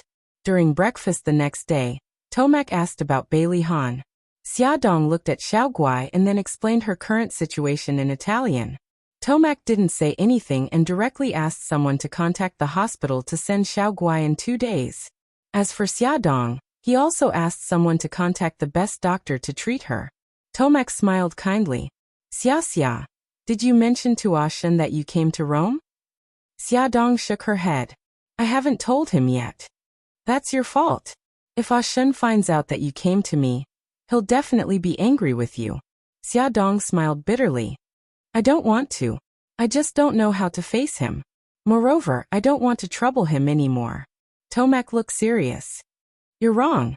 Even if you don't accept Ashen's feelings, you're still friends who are as close as siblings. You're also my family. There's no trouble between family members. This relationship that's thicker than blood should be maintained. Xia Dong was stunned. Her foster father was right. She liked to escape too much, and it insulted the relationship between her and Mikakito. She said solemnly, Foster father, I know what to do. Tomac smiled gently. Very good. I've always thought highly of the two of you. I hope that the two of you can be as close as siblings in the future. Xia Dong's eyes were a little sore. She still remembered that not long after she and Mikakito went to Japan, she signed up for a Japanese class at night in order to adapt to Japan as soon as possible. One night, when she returned home from class, she met an injured foreign old man in a dark alley. She saved the old man without hesitation. She carried him on her back and walked a kilometer to send him to the hospital. After that, Mikakito found out that the old man she saved was Tomac, and Tomac was being chased by his enemies. Mikakito didn't abandon them. Instead, she used the power of the Sanka group to protect them. Later, Tomac adopted Mikakito and Xia Dong as his foster children. He didn't have any children of his own, only a nephew. He treated them like his own children. Under his instructions, the entire family respectfully addressed them as young master, and Mississippi Xia Dong had spent her days in Rome, just like a princess in a fairy tale. She had also obtained the fatherly love that she had lost for many years from Tomac, so she had always respected and loved him like a father. Tomac waved his hand, and Robert walked forward with a tray in both hands. Tomac reached out, picked up the keys on the tray, and placed them in front of Xia Dong. He smiled and said, Xia, I didn't prepare a gift for you when you got married, so I'll make it up to you now. These are the keys to a villa and a car. The villa is near the hospital where Gigai is staying, so it'll be convenient for you to take care of her. Thank you, foster father. Xia Dong hugged him emotionally. Silly girl. Tomac sighed. I haven't seen you for a year, and I didn't expect so many things to happen.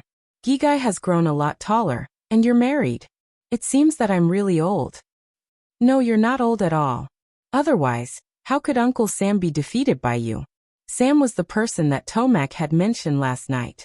He was the head of the Phil family. Tomac laughed loudly. After breakfast, Andrew drove Xia Dong and Xiao Guai to the hospital that they had booked. The hospital was located in the suburbs, and the transportation was convenient. The surrounding environment was very good, and the high-class ward was very luxurious. It was many times better than the hospitals in China. The lobby of the public area was like the living room of a luxurious villa, luxuriously decorated. Xia Dong chatted with the attending doctor about Xiao Guai's condition. After learning about the various facilities in the hospital, she was very satisfied. She planned to send Xiao Guai in 2 days. After walking out of the hospital, Andrew drove them through a block and parked the car in front of a detached villa. He smiled and introduced, Miss, this is the villa that boss bought for you.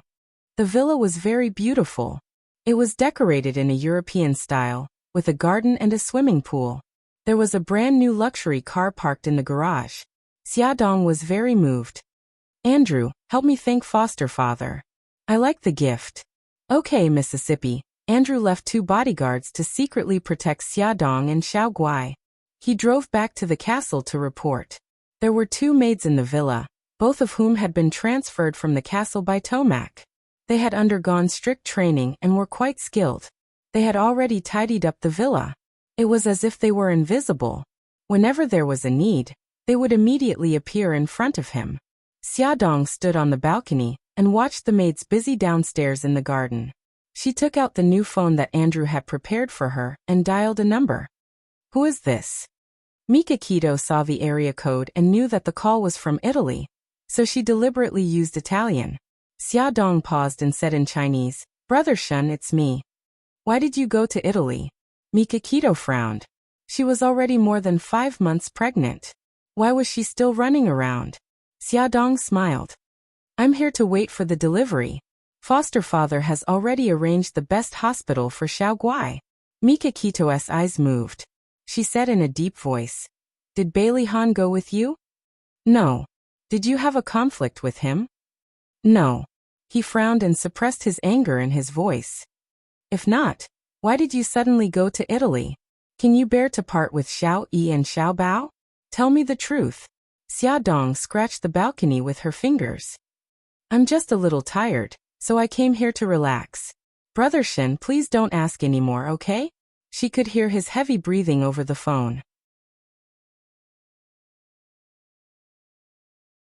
Xiaodong could imagine him trying to suppress his anger at this moment.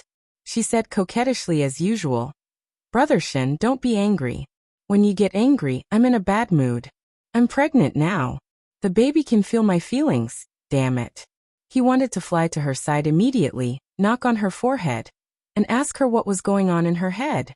Mikakito said slowly, "Okay, I'm not angry anymore." She smiled. "Brother Shun, you're so nice." Mikakito pursed her lips. After a while she said, "Idiot." Xiaodong smiled, but her eyes were covered with a layer of mist. She said softly, "Brother Shin, if Bailey Han asks you about my whereabouts, you have to keep it a secret for me." Mikakito paused for a moment and said, "Okay." Something must have happened between her and Bailey Han.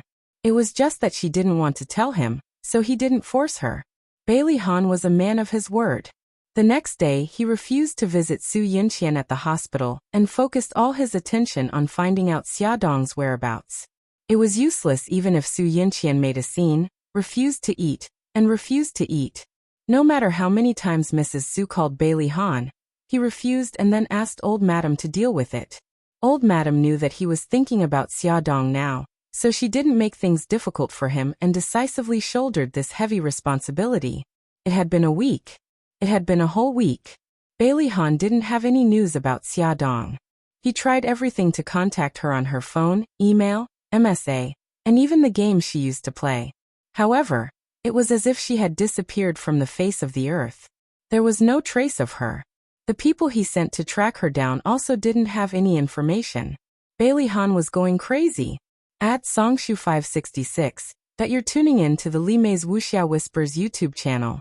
We're so grateful for your support and don't forget to subscribe to join us on this incredible journey through captivating stories. Your generosity through donations truly makes a world of difference, as it's the primary source of revenue that allows me to expand and enhance this channel for you. Thank you from the bottom of my heart for being a part of this adventure.